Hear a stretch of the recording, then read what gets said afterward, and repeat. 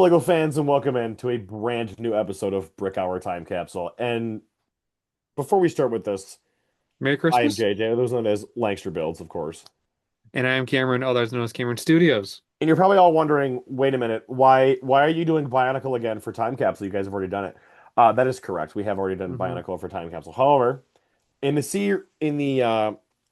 spirit of giving for this Christmas season, we decided to give you guys a second episode of Time Capsule this month. hmm This one being, of course, if you're watching us well after Christmas, this doesn't matter to you. No. But in actuality, we have taken all four parts of our Bionicle retrospective series that we did with Eljay Johnsen.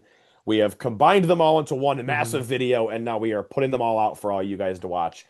If Can I you, just say, I'm really glad we did split it into four parts because trying to film that all at once, one of us would have fallen asleep. yep, We probably would have lost track of time, or yep, it, I'm glad we split it into four separate parts, but this is what it was kind of meant to be, to kind of have it all in correct. one video because if we tried cramming the entirety of Bionicle into one actual episode, Hmm. it wouldn't have done it justice. So like this is like the Yeah, perfect medium. We split it up, but now it's time to bring it together for season's greetings, holiday yeah, spectacular, it'll gift be of giving. it'll be great. So if you have already watched all four parts, great. Now you can watch them again in a giant, probably 6 hour long video. Um, Six, probably seven, seven, six or I think seven. I, I probably like six or seven, maybe seven. But That anyways, one episode three was pretty episode three long. was long. But I'm not gonna waste too much time with this. hmm We thank everybody for watching those four again. Having LJN was a blast, and Yes. really we wanted to just be able to put all this together into one massive package and release it. So if you are finding us for the first time, this is the full hmm bit. If you want to go back and watch the other four parts, you can. Or in the essence of, if you've already seen this before, you can watch all four together. Yeah. And if you want to go back and just look at certain specific videos with certain specific areas, you can do that. So We'll have without those link further in the ado, description below as yep, well. all those will be linked below. So without further ado, please enjoy the full Bionicle retrospective. Hello, Lego fans, and welcome into a brand new episode of Brick Hour Time Capsule. I am JJ, otherwise known as Langster Builds on Instagram. I am Cameron, otherwise known as Cameron Studios. And joining us for this very fun series we're starting off with here is none other than Mr. Eljay Johnsen. Hello, everyone. A lot of you will How's it? probably recognize LJ from TTV, but I will let him introduce himself quickly and say a quick little something about himself. Certainly. Thank you guys so much for having me. I've been looking forward to this. This is going to be a lot of fun. I'm Eljay Johnsen. I've been in the Bionicle community. It's going to be 20 years in September. So I've Wow. seen a whole bunch of stuff. I've been following the theme since late 2002, early 2003. In that time, I've been a part of a channel called the TTV channel. We've been heavily involved in the Bionicle community. We were there when Lego brought the theme back. We've been covering the theme. We've been making analytical content, set reviews. I myself have reviewed every Bionicle set ever released. Mhm. And right now, to my knowledge, I'm the only one that has done that so far. So I've been around for a minute and I've made a whole bunch of stuff about it, know a whole bunch of stuff about it, and I like to talk about it. So I'm glad to be here. I'd Which is say we picked exactly the right person to come on here. yes, which is to say, which is exactly why LJ is here because Time Capsule for the month of August is all around Bionicle. Of course, August 10th, Bionicle Day is a huge deal. So some of you are probably wondering, why is this part one? Why, how many parts is this? Well, Bionicle went for 10 years, G1 did at least. So there's no way we can get 10 years worth of content into one video. I mean, we So could, it'd just be pretty long. yeah, you're going to sit here for 5 hours. Well, some of you might.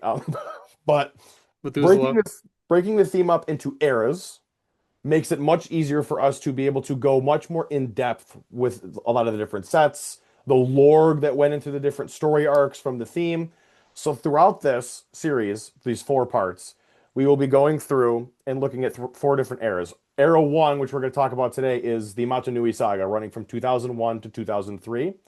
Era 2 will be Legends of Mecha Nui from '04 to '05. The Ignition trilogy, which was 2006 to 2008, right? Yes? Mhm. Yep. And then the Barra Magna saga, which was the cap of the theme going into its original retirement in the mid 2000s ish. So, starting off here, if you've never seen Time Capsule before, obviously the general flow is we talk about the what the theme was, how it kind of started, the general information about it. We look at some sets, break down some highlights, and then we go through the overall legacy. For Bionicle, we're doing a different route. Obviously, we're not going through and talking about everything all in one. So each era will get that treatment. And then at the very end, we will go over the theme's overall legacy after we've gone through every single chunk of the theme. So starting off with 2001 and this first saga, LJ, would you like to take us and kind of give us a quick little intro to that, since you are the all knowledgeable one here, of course? Absolutely. And you guys are joking about having like a really long video, like 5 hours for the Bionicle lore. Hmm. Uh, right now, there is a video by Ben Saint that is 13 hours long that Oh covers my God. Yeah, everything let's about, not and I aim for think that. Duck Bricks made one that's 9 hours long. So there's a lot to cover. Yes, there is. Here we go.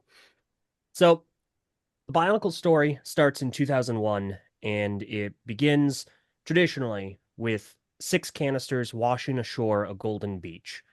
And from those canisters emerge a whole bunch of pieces, literally like opening a original 2001 Bionicle canister. You open it up, dump the parts out. It's how the story begins. And from those pieces, a biomechanical warrior builds themselves. They place on a mask over their face and they get charged up with elemental power. There are six, there we go, I can count. There are six elemental heroes known as the Toa, and they are there to defeat an evil that has befallen the island known as Makuta, who has enslaved the local wildlife population of large bulls, scorpions, wasps, and so on, and are attacking the villagers known as the Matoran. And so these six heroes, it is their quest to gather masks of power and defeat the evil Makuta. Such a simple way of getting going. And I loved how growing up with the original canisters, the actual commercials of the canisters washing up and building it replicated how you actually got the toys when you first got them, which was really Mhm. cool. And it almost draws you into the story a whole lot more. The story, of course, was huge for this theme, especially getting started. Was a lot of people, it's large, Bionicle is largely credited with saving Lego from Yeah. bankruptcy, and having a theme that had that much lore put into it to really draw people in strengthened it in its early years. And the toys only went to go even a step further with that. Does Yeah. anybody have any original thoughts that they have on the original Toa Mata? I myself do have six of the original, oh, sorry, five of the original six. I am missing Anua. I've been trying to hunt him down for quite some time. I was gonna say, as long as you have Liwa, I'm Yeah, okay. first set ever, believe it or not, was Liwa Nuva. He was Oh, a that's a hand-me-down from cool. a friend of mine, so or from my family member. But yeah, My first Bionicle set was Galak Kal from 2003, and my first Toamata. Like a lot of people associate me with Liwa. It's my favorite Lego set. It's my mhm. favorite like character. Hmm. Uh, but he wasn't. He was like my fourth or fifth Toamata. My first one was Gali. So that kind of takes people off guard a lot. Actually have my first Bionicle set here, and I gotta tell you, I'm not that well versed in Bionicle, so all the names are gonna fly right over my head. I'll be honest, but like, I remember having this one when I was younger. My brother had the blue one, and I just thought it was like really cool, just having sort of like an action figure sort of thing within Lego, like the feature with like making his head bounce back and forth. I always thought that was really cool. And actually just collected the rest of these, like the original of this six, The like Bow Rock. within the past year. Cause like at a local um antique store, there was like a Lego guy and he had all of them. I just grabbed them up. But Those like are my good. first impressions of like I didn't see a whole lot of Bionicle growing up, except for some of the sets in the stores. So I'm like really looking forward to like this episode, the next few to really get better versed in Bionicle. Yeah, Bionicle, it has a long and dense history. There's a Mhm. lot that went into the theme. JJ, you had mentioned that Bionicle is credited for saving the theme frequently. Yes, And the actual history behind how Bionicle came to be and the history of how it got that reputation is fascinating to just really briefly condense it. it's a great story. Story well worn. Many have heard it over the years, but for those that haven't, Lego in the late 1990s was facing bankruptcy. They were in dire financial straits. They were trying to make like just this hit theme, something to work. They were trying so many new and different things that they were kind of watering down what Lego was as a brand, as a concept, as a product. Mhm. And they were just throwing spaghetti against the wall, seeing what would stick. Well, in the late 1990s, of course, Lego acquired Star Wars as a licensed brand, an intellectual IP. So they started to produce Lego Star Wars sets. These were a smash hit, hugely popular, especially since a new Star Wars movie was coming out, I think, 99? Yep, Yep, Phantom Phantom Menace Menace was 99. 99. There we go. Yep. So huge hit, really did a lot for the company. Well, the company was like, well, we're making money hand over fist here with Star Wars. But as part of our partnership with Lucasfilm or LucasArt, one of the two, Yeah, Lucasfilm. Lucasfilm. there we go. They were like, well, we have to give a whole bunch of it to them. And so we could be making more money, and that would really help us out right now. So they began to produce their own original story IP. At some point, they also acquired Harry Potter, and obviously that has been massively successful. But that came a little bit later. So they start to develop their own in-house original story concept. And the first theme that was born from those efforts was a theme called Throwbots. In Europe, it Hmm. was called Slicers. And that ran for about, I think, two wave releases, roughly about a year, maybe a year and a half. So they're like, all right, hey, this is doing really well. This is great. Let's do another one. And then they made, I think it was Robo Riders. Yep. Yes. Robo Riders didn't do quite as great, but it was still extremely important in the actual development of Bionicle as a concept.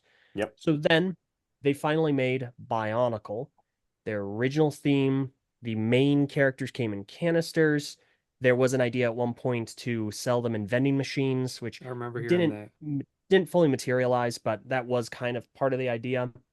And Bionicle was a global phenomenon. It was a Yep. smash hit. They had Bionicle was everywhere.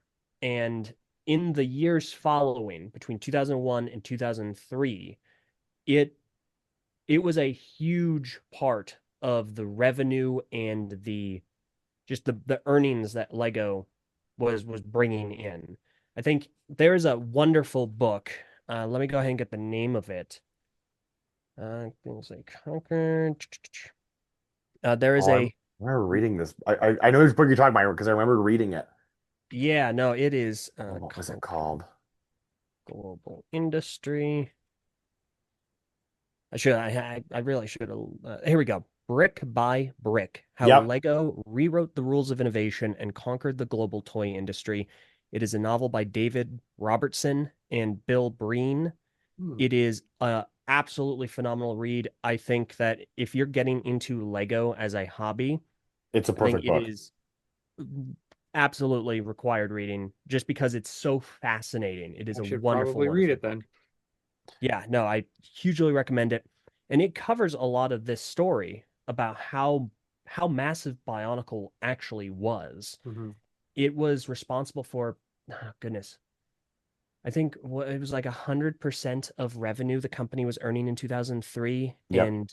and a significant portion of their profit too. It was a financial anchor when the company was about to basically sell off to someone else. And it's always been in the family. It's a privately owned Hmm. company-ish. Hmm.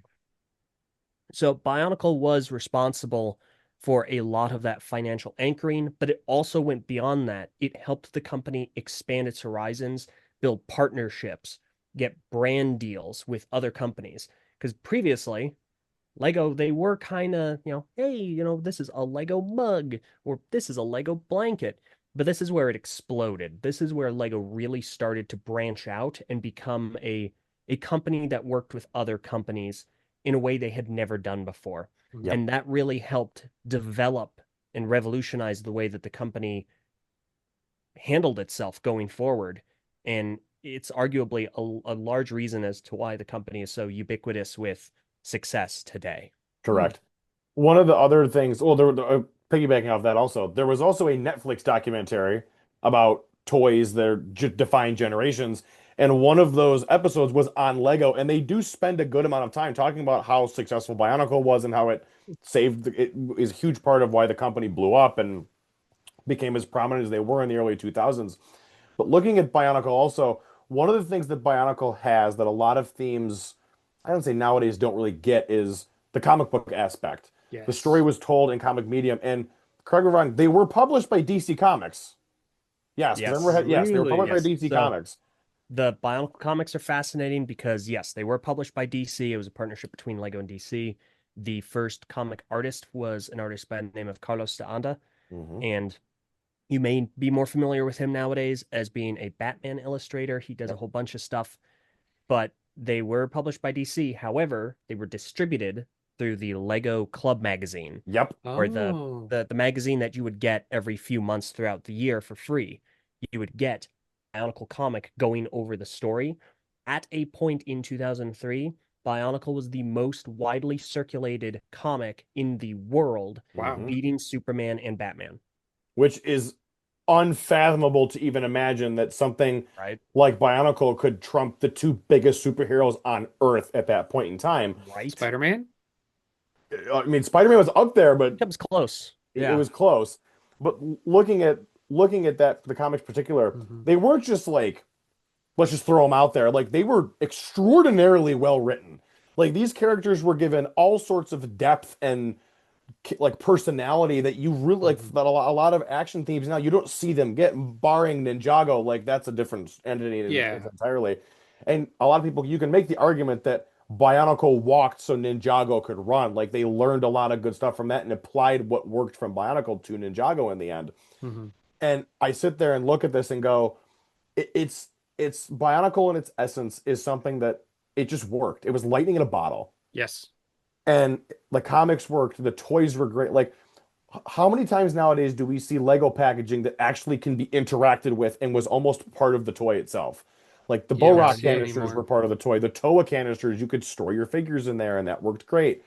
There was all kinds of interesting things. I think this is a good segue to go looking at the sets now, if we want to go to Brick Set and start taking a look at that. This is where it Oh. really gets fun. I wish I had my collection out right now because then I could just set up in front of it. I know, Oh, right? geez. The man who has everybody. Yeah, so I think we can't not start with the McTorrin, not just because they're first, but because of the fact that these were literally Lego sets given out in McDonald's Happy Meals, Yes. which was crazy cool. Yeah, no. So these are the Matoran. However, because they were released by McDonald's, they have kind of a fandom name of Mictoran. Yes. There is That's another awesome. name that they are called frequently in the early story. However, that name is subject to a great deal of controversy Hmm. because it we can't talk about Bionicle without talking about some of its controversies.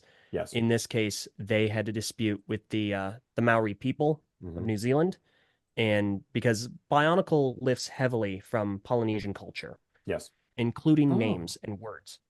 I did not The know name that. for villager was a misappropriated name from the that culture, and it was misapplied to a common villager, and that, along with several others, greatly upset the Maori people. So they did file a legal dispute, and Lego did settle with them appropriately and developed guidelines to better address and better handle cultures that they may be interested in lifting from Correct. going forward. Hmm. Uh, but that they had a positive outcome, but that was something that did happen, and you can't ignore it. No, Hmm. I was gonna say we have to make sure we bring that up because that was a big part of the early years of the theme. Absolutely, You can't grow without recognizing the past. You know, Correct. 100%. otherwise history repeats itself. Absolutely. And Lego, as far as I know, they've done significantly better since Hmm. then.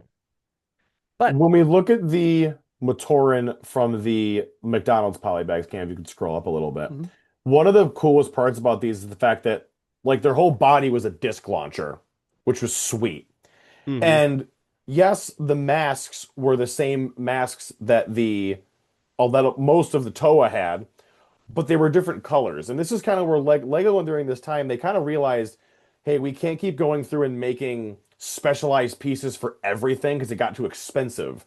And Bionicle was one of the first themes that they applied this like reusing molds for certain things, but doing different colors to make it work. And with Bionicle, it worked because they made them all collectible. And you wanted to get all the different masks in a different color because each of them, not only was it cool to have each one different color, story-wise, they all had their own special powers and abilities that applied to different mask shapes. Like everybody, like Tahu's the How is Mask of Shielding. Like some people don't realize that, but that mask had like an actual ability that would be used with Tahu. But the other Toa also had the same kind of mask in their own color scheme that had the same power set as well. Yes, there was a heavy push for collectability when it came to Bionicle, Hmm. because there was at a point a time that Lego wanted to compete with another popular kind of item collection theme. It was a little indie at the time. It might still be a bit niche. I'm sure you guys have heard of it. Pokemon. Hmm. Lego wanted to go head to head with Pokemon, and they did. And it was Yeah. extremely successful. They released mask packs. And the idea was you have your six main characters, and the way they're constructed is they have gear functions. So they're Hmm. equipped with tools, which was revolutionary for Lego. They were weapons. Lego was the whole bunch. There's another whole story there. But they were equipped with like axes and hooks and swords and shields and stuff. And the idea was you turn a gear on their back, they're armed like chops, and you can knock off an opponent's mask. With these Um, Mictoran, you can take the disc and you can launch it at your opponent, and you're trying to hit the mask to knock it off and claim victory. So mask packs, which is something Lego released in 2001, were basically blind bags. They yep, were collectible minifigure series there they are. before the collectible minifigure series was a thing. And you would get one and you'd have two masks in it, and they would be one of 12 different colors. Yeah, this was like again, this was almost kind of like CMFs before the CMFs, but it was Mhm. with these masks instead. Because it was, if I remember correctly, entirely random what you got. Yeah, completely. You had a 2 in, I think, 36 chance of no. The final number of different masks is unknown. 73 types should come with this bag. Wow. Yeah, okay. I think that's accurate because they're so they were supposed to release in two main colors. The primary color of the main characters, the Toa, and then their secondary color. So like if you had Tahu, you would get you would get 6 of his masks in bright red, fire engine Hmm. red. And then you would also get another 6 types of mask that belong to some of the Matoran and some of the village elders known as the Turaga in lighter shades like orange, light blue, lime, light gray, stuff like that. Well, in Europe, these mask packs were a little different. There were misprints that were included. So you would get masks in the Turaga shapes, but they would be in the Toa primary colors. So Yep, they're extremely valuable, extremely sought after. correct. Speaking of the Toa, and actually speaking of the Tarago, we can look at them first because they're right here. These builds were a little more sophisticated than the original Matoran. A couple extra pieces, but again, parts usage they're great. Really intricately molded weapons, especially for 2001. Um, they had posable arms, the heads could move, the legs could move, the weapons could be posable because they weren't like just permanently stuck in place. You could slide up and down to get a different kind of posing with them. So again, and like the head was also a foot, so they could do that. So it just goes to show more part usage. And they were all uniform minus the masks and the color schemes. Yeah, and one quick note about the arm function. So they weren't entirely posable in the sense that, like, that pose that Dragamata was doing there, you cannot replicate that without swapping out some parts because that left arm is on That's a true. loose pin axle.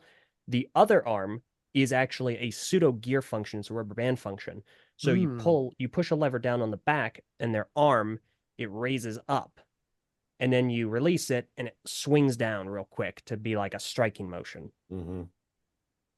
Yeah, these But they're were. fun. They're really fun. The Turaga are really cool to have all together because you have these village elders. They're like a council.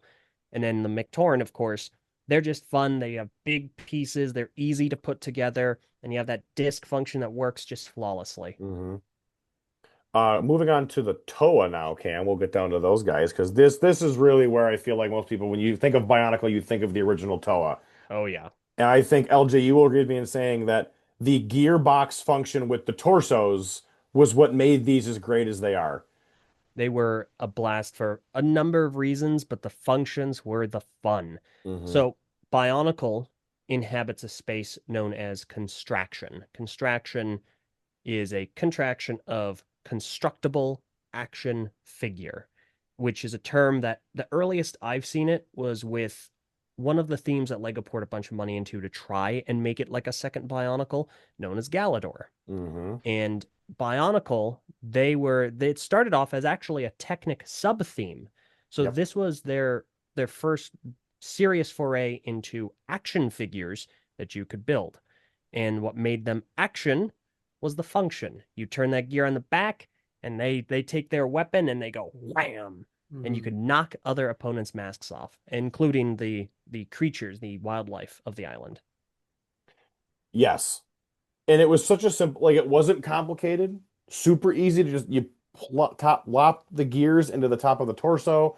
And what was also cool was that you sure like five out of the six had moving arms, but Pohatu had a kicking feature where Yes, his and a his little rock. legs were modified. Oh wow. Yep. His And he torso had was that. just inverted. Yeah, it was just flipped upside down. Bionicle did a really good job in terms of reusing and repurposing pieces, which is a Lego staple. Hmm. Especially nowadays, you see botanicals and they're using butterflies as petals and pirate hats as leaves. It's extremely impressive. Bionicle is no stranger to that. Unfortunately, part of the theme's demise was the fact that Lego produced so many specialized Hmm. pieces for the theme, it became unsustainable for it. But Correct. that's probably a better subject for toward the end. Yeah. There we go. There's the Um, best one. oh, Liwamata was one of my, I mean, Liwa Nuva was my first set, but I got him shortly afterwards. And his axe to this day is still one of the coolest minifig like not minifigure weapons, but one of the coolest Mhm. weapons Lego's ever done. I I think agree. Tahu's mask and sword are probably super iconic, but Lee was up there in terms of how cool that was. Yeah, there it is. I agree. Wow. Look at that. That thing is hefty. And that needs to go into the bat cave now. Yeah, the giant Batcave build. Hey, there's a couple Bionicle masks in my Batcave mock. Um, So the Toa obviously were the main attraction. But then we get into the Rahi. They were 2001's like villains. This is who the Toa were primarily fighting these guys at this point in time. We hadn't yet gotten the Borak. So these builds are sweet. And all of them had action functions where like um the Kane Ra, the Muaka and Kane Ra, love those. They were basically like Rock'em Sock'em robots. If you go up one more cam, right to that one. Yeah, yeah. Yeah, They were I basically think like Rock'em Sock'em robots. Their heads would jump out and had like a bite feature. They were sweet. there's one. If you scroll down a little bit further, you'll see a set called Tarakava, and those are some Rahi that released in '01, of course. When I reviewed those, I coined the term. I don't know. There they are. I mentioned this. I'm sure other people said it before me, but Rock'em Sock'em Rahi because they have I literally remember that. the arm function. Yeah. Hmm. And the fact that they used the big missile pieces as like fists was also genius too, Yeah. Yeah. because no one's getting hurt with those. No, no, not at all. I mean, Not you got some punch power behind those. They're they hit pretty fantastic hard. though. There was another set of Rahi up a little higher that literally had they were remote control, if I remember correctly. Yes. Yep. Yes, The these the are mo the only remote control Bionicle sets. They are the Manas, and they're like little tanks, and they come with controllers, and you just they drive around, and also they have a punching feature as they Mhm. move, and it's extremely impressive. They are tied for the most expensive Bionicle set. They would later be tied with a set from 2009. This Mhm. retailed for $90. Yeah. And That's $90 in crazy. '01 is pricey. Yes. Yeah. It's reminding me of current Lego prices, 400 pieces for 90 bucks. Wow. Yeah. 350 value new now. That's wild. Oh yeah. The Bionicle secondhand market is insane. There is a great deal of expense to be found there. I think one of the other, before we go on to O2 and get into that, was these very early action figure style builds have so many incredible like play features that you look ahead to like the CCBS contraction figures later on with like the Star Wars line and even the buildable figures now. None of that is present. None of it's present. But the value here was you get the cool action figure that actually has a playability feature and could swing and attack, and you had the collectible mask that went with it. So it was like you're combining like a G.I. Joe with Pokemon cards, and what kid's not gonna go nuts over that? Hmm. Oh yeah, and they did. This was Oh just yeah. the possibly the first real evergreen theme Hmm. Lego concocted, story-wise at the very least. You mentioned this theme walked so Ninjago could run. I feel there's a great deal of truth to that. Yeah. I would 100%. Yeah. So going into O2, this is when we start getting the Bo Rock, who were kind of the first, I'll say, other like action figure style villains that were more scaled with the Toa. We had the Bork Va. They were kind of like your Matoran adjacent-ish kind of figures that went there. Super cool still. They very creatively would use the Borak like hand pieces as heads, which was really fun that they used those. Surprised this guy Yeah, didn't get the axe. Yeah, right. the so 2002, story-wise, it takes Hmm. place directly after the end of 2001. The heroes believe they have saved the day, and now a new threat has made itself apparent, and those are the Borak swarms. So this is if the Rahi were wildlife, these are purely mechanical destroyers. They are Hmm. coming in to just mow down the entire island, all the vegetation, all of the villages, everything. Yep. And of course, our heroes have to stop them. And with that, brand new sets, brand new large characters. We've now moved on to mechs. Obviously, the Exotoa there, the Boxor. I love the Exotoa. Yeah. That suit is so cool. I'm a huge fan of the Boxer because it has that little walking feature. You would Yep. basically like lumber it along, and as it moves, as it puts a foot down, an arm punches out, and it has a hook on Wow. the end, and that interplays with the Borak really well. We'll get to that when we look at the Borak. Hmm. Yeah, the Exotoa was because you could physically put a Toa character inside of it. Like it was literally it was a reuse, like you bought that set, you put one of your Toa figures in it, and it was like a souped up like Iron Man suit for the Bionicles, which was cool. Yeah. We of course got some more Rahi, which is always great to see. So these are actually not Rahi. These are Oh the my, queens of the Borak swarms. yes, that's right. Oh my Yes. God, I'm finally They forgetting that. All they right. have speech, they talk, they're like, "What are you doing? We're gonna do our thing. Don't stop us." They are sentient. I gotta ask, like, you keep talking about like Rocky and stuff. Like, where are you getting these names from? Because like, obviously, I'm only seeing like Kadok and Godok, and then I'm seeing like Exotoa, Boxer, Mhm. Nuvak Va. Where are you getting the additional names from? So Right the additional underneath. names come from story material like Okay. comics, guides, novels. Bionicle had a great deal of reading material to Yep. engage with. If anyone were to engage with the story, just getting into it, if you want to get into Bionicle, just bear in mind nothing new is coming out. It is very, very over. But if you want to enjoy the story, start off with the Matanui online game. You can find that at the Biomedia Project, and they have it for download. It was a Flash game that came out through the duration of 2001. It is credited as being the reason Bionicle was so unique and so special and kept people invested Hmm. because that's where the story was told, or at least a part of it was in that Flash game. And that's where you'll also find a lot of additional names like Barag, Rahi, Turaga, Got it. Matoran, and so on. Okay. That pops up there to start. This 2002 also introduces the Krana, which was another interesting collectible feature where you would kind of like not you use the bow rock to knock the masks off the Toa, and then you would kind of infect them with the Krana, which would attach. They were little rubber pieces, and they attached to your Toa's face. Another ingenious collectible feature that worked just as well as the masks. Yes, the Krana were the next in the line of collectible items.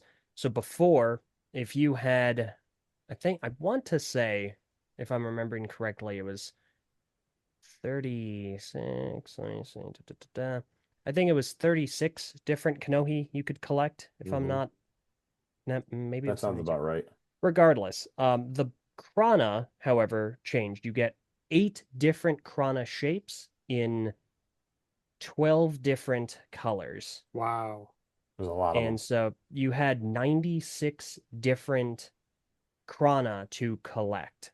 Jeez. Additionally, they introduced 2 new mask colors for the original 6 Toa masks. So you can get them in now silver and gold. And if you look online, those colors were specific to those masks. They are referred to as Bionicle Silver and Bionicle Gold. Hmm. All right, now I gotta ask, how many of them do you have out of the 96? I have no idea. I didn't focus on collecting the Krana. I was really big on the masks. I loved the Hmm. masks, but the Krana, they weren't something that I spent a great deal of time trying to get. So not Got very it. many. So getting it in the Bow Rock, because now here they are. The ones These that I guys have. were sweet. These were such fun builds. Again, you had the feature where the heads would pop out. They had almost like a punching feature or like a headbutt feature, I guess you could say. And they also had the ability to they could launch the Krana, correct? Yes. Yes. Yeah, yeah. Yes. I don't know why I'm forgetting that, but I had a bunch. These I had all these growing up. I was missing most of the Toa. I had like two or three of them growing up. I had all the Bow Rock because I loved the head feature where you could launch and just punch with them, and it was genius. It was so fun, and you could, like I said, you could throw the Krana, you could swap them in or out. Yep, here we go. Yeah, Yep. So that's the headbutt feature. And in order to launch the Krana, which kind of like a brain sitting inside, you unlatch the face piece and then you launch again. There and we there it go. goes. And it flies out. And then you can just take it and stick it on whichever character it's affixed to. Yeah, that's This is like again. my original one all the way back from 2002. That's So, so cool. No, the so Borak were exceptional. The marketing for Bionicle in 2002 really increased. And of Yes. course, so did the earnings. Bionicle exploded in this year. It is one of, if not the highest earning year for this theme for Lego. Hmm. And you talk about like also with like marketing for this. Commercials for these early sets are elite. Some of the most iconic commercials Lego's ever done. Multiple variations, really kind of dark undertones. Like this, these were not like bright, funny, haha, look at us, like Lego City commercials. Like this was like they were very edgy and something that Lego probably would never do nowadays. But back then, you're pushing maybe they would a little bit. I don't know. I think I would I was ready to agree with you right up until Ninjago Monstrosity came out because I mm, think Okay, that's true. Ninjago Monstrosity because what these commercials did, they took themselves seriously, and I Hmm. think that's the differentiating factor between Bionicle commercials and most other Lego commercials because the other commercials focus purely on product, action feature, thing. But the Bionicle commercials had a lot of atmosphere. They were like small movies. And that Yep. was a lot of the goal behind them to make these small cinematic experiences that would really grip people and bring them into the theme. And I like to see that Lego is kind of dipping their toe in the water with that again with Monstrosity. I think I that's really good. I will say as somebody who was in the room at Brick World when they like showed that for the first time, my God, it was awesome. And it's not until you bring it up now that I'm kind of like that was kind of a very early 2000s Bionicle commercial asking the way that animation was done.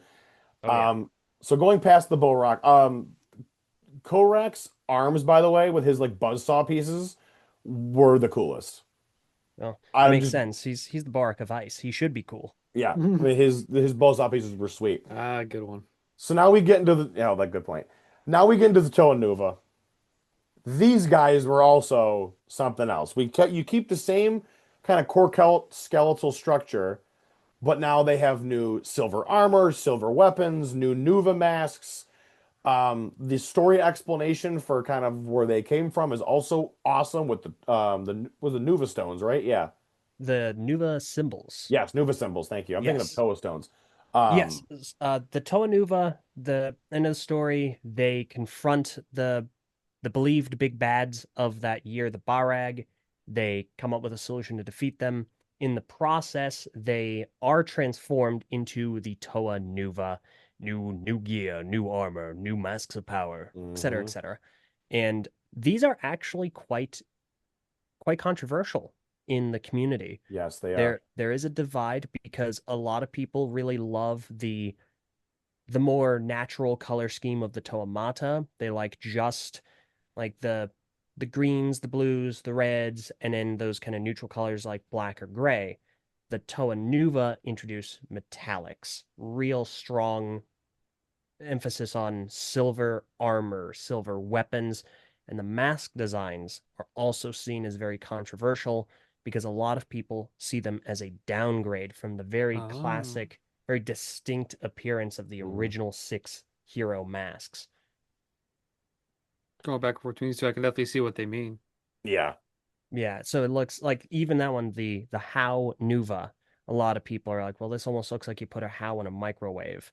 it It kind of looks melted just it. melted, which does technically work for the character and the kind of Hmm. aesthetic, but the Toa Nuva are not without their really wonderful features.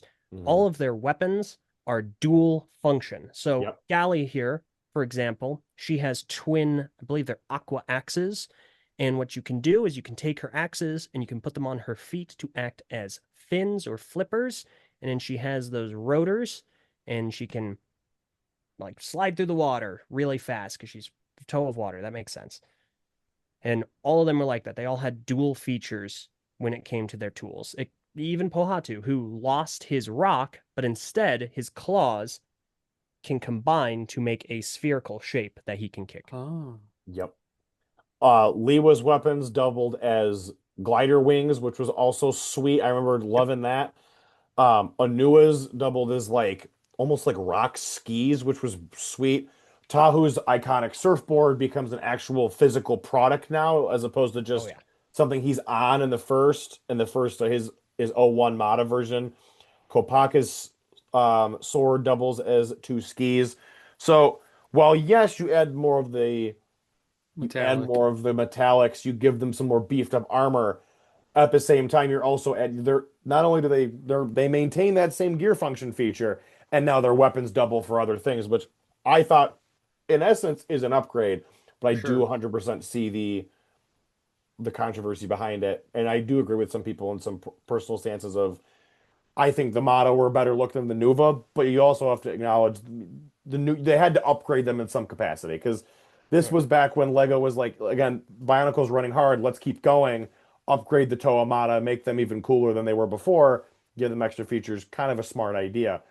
Also, the image of them rising up out of the protodermis in the Nuva gear, yeah, it's just that was a great image. Oh my God, it was so cool. Oh yeah. No, they are iconic. They carried the theme for a few years and Mhm. they are really cool. Yes, very much so. The obviously the canisters still stick around. The bow rock we kind of mentioned earlier. The bow rock canisters worked as like hibernation pods for them. There was a little piece you could kind of slide them onto the lid, screw the lid back on, then you could see them from the inside. Yep, just like that. Ingenious use of the packaging.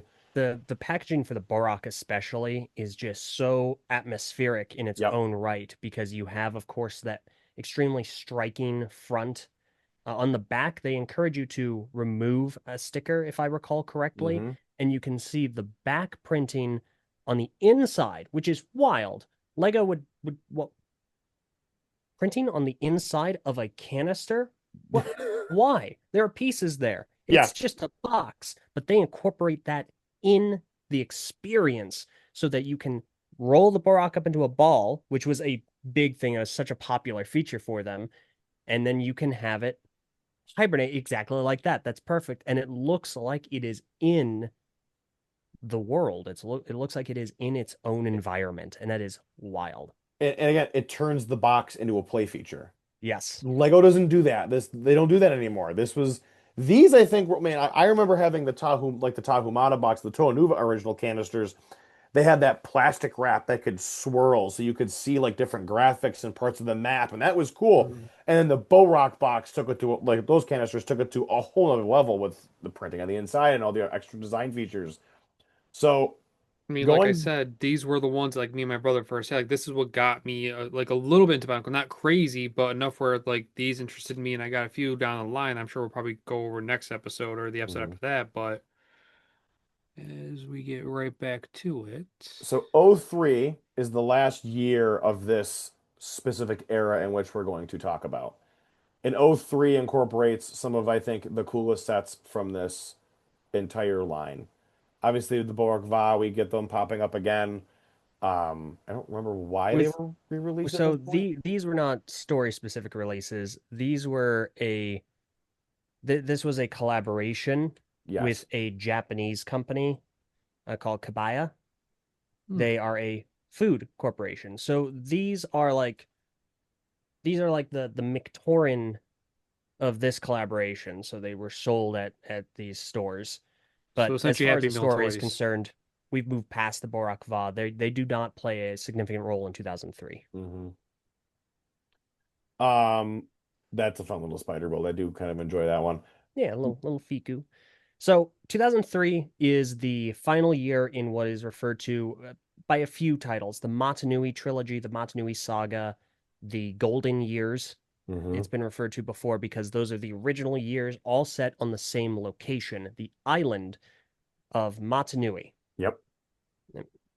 There we go.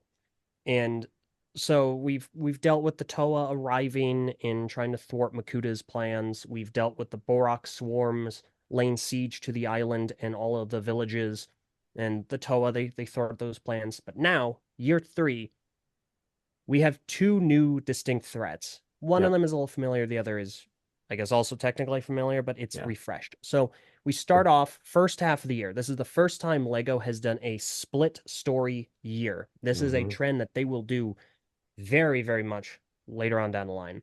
The first half of the year focuses on the Borak Call. Yep. And the Borak Call are an elite squad of Borak. There are only 6 of them, and they all have unique powers. So if Tanakh from 2002, the red one, if he was the Borak of fire, Tanakh Kal here is the Borak Call of lightning. I think it's, I want to say it is lightning. And they all have unique powers: magnetism, gravity, plasma, vacuum. They all have sonics with that one. They all have very unique abilities, and of course, they're the exact same build. Also, it was electricity, my bad. Yep. They all have the exact same build as the Borak, but we get new face prints in silver. We get all the Borak pieces in new colors, so solid colors like brown and green instead of lime or tan. And we have new shield pieces, so he's got those kind of, I don't know, mitt looking things. Hmm. And and yeah, it's a brand new experience. The Borak call also come with Krana call. So all of the same 8 designs in 6 new colors. So you Wow. have a whole bunch new metallic colored pieces to collect. 2002 also saw new mask packs because the Toa Nuva all came with new masks, and so they get new mask recolors. So now you get to get 6 new designs in only 6 new colors. And so you have these new mask packs that have Krana Call and Kanohi Nuva. I apologize. Kanohi is the in-story name for these masks of power. Yep. And I remember reading the comics and the Bora Cow being like absolutely terrifying because of the crazy powers that they had. Like they were scary. Mm-hmm. No, they were extremely efficient, and the Toa were up against new threat. They lost their powers at some point, and they could only rely on their mask powers and the power of friendship. And those Pretty much. masks, the depowered masks, were actually also released in mask packs. So you get an additional 6 mask designs, the same 6 designs for the Tonuva, but all in silver. The funny thing is that they are extremely hard to come by, except for Liwa Nuva's mask, which was released very in just a high amount. There's just a lot. So Liwa Nuva's silver mask is extremely easy to get a hold of. It's very inexpensive. Every other Toa Nuva mask in silver is extremely expensive. Hmm. So then we move on. Obviously, we move on after that to now we get some more fleshed out Matoran builds, which I like these a lot. I don't. I think I like the Mictoran style more, but the weapons that this included here, they weren't really weapons. It was more of like a hockey stick. I forget what the name of the game is, but they were more like hockey sticks. Yes, so these Matoran, I'm a big fan of these designs. I think they're a lot of fun. They have a gear function where they hold their stick. It's a sport, an in-universe sport called Coley. And Thank you. so it's kind of a mix between hockey and lacrosse.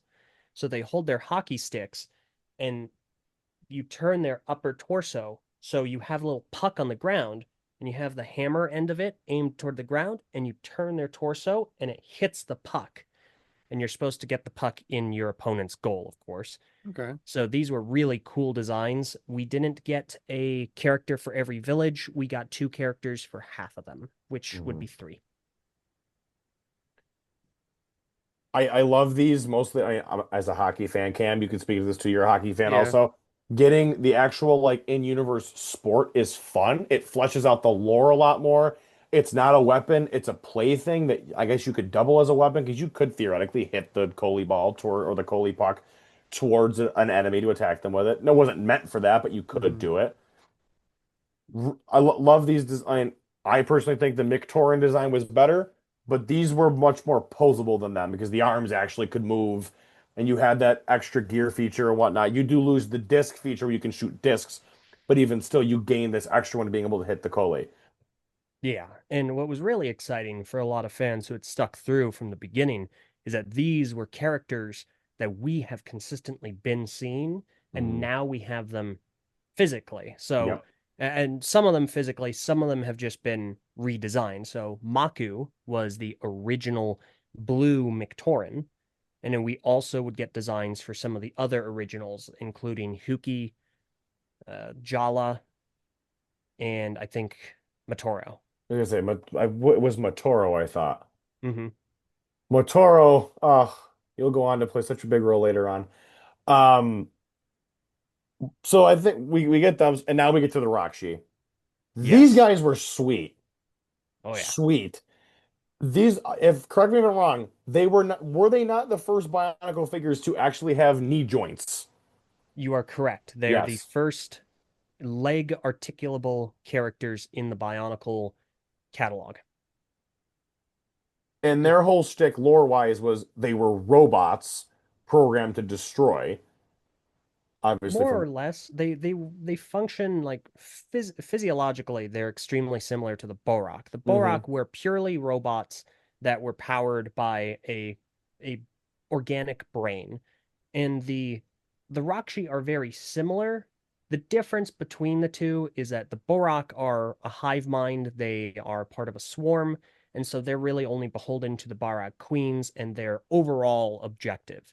Rakshi are specifically, and this is the second half of 2003's Yeah. story, the Rakshi are otherwise known as the Sons of Makuta. So Makuta is back now, and he has children somehow. And these are basically suits of armor that are being piloted by slugs known as Krata. And Krata are the new collectible for the second half of 2003. There they are. And this is really where collectibles and Bionicles start to they kind of overstay their welcome in a sense because they get really watered down in their utilization and also there are a whole lot of them. So there are six different shapes for the Krata. However, there are how many was it? There are 36 color combinations. So it is an obscene amount of collectibles. There's so many colors. There are I mean, it so says many. 259 of them, which 216 of which were in this set alone. Yes, the Krata pack. Yeah, it's obscene. And what's crazy still, and this is kind of a sneak preview on how dense this story can be, every single one of them had a power because you Oh, had geez. 6 different forms that had 6 different levels of that power. And the idea was that you had 42 different unique Krata powers. Hmm. So there was a lot to it. But the Rakshi were fantastic. They were really cool. They were these tall, menacing threats. You had the Krata piloting these suits of armor, and they had knee articulation. They still had a gear function akin Yeah. to the Matoran of this year, where the upper torso would rotate. They were awesome. As I we've been think going through all these, like I just gotta say, sorry to interrupt, JJ, like you're good. the prices on all of these were relatively affordable. So like I can't imagine being a kid back then. You could have a birthday party, you could get the entire wave from just a few of your friends, and then you get to your family, you can get a lot more. Like you get to these being like $20, but like even still, a $20 gift from a family member, you're gonna have a lot of Bionicle. Like compared to now, like there isn't really a theme today that equates this where you can just spend below $20 on a few sets, on a couple sets, let alone a few of these. And it's just insane to me how the pricing of this back then, I can't even imagine what it would be like in today's economy for Bionicle. Yeah, Bionicle, a lot of the idea behind it was that it's extremely affordable.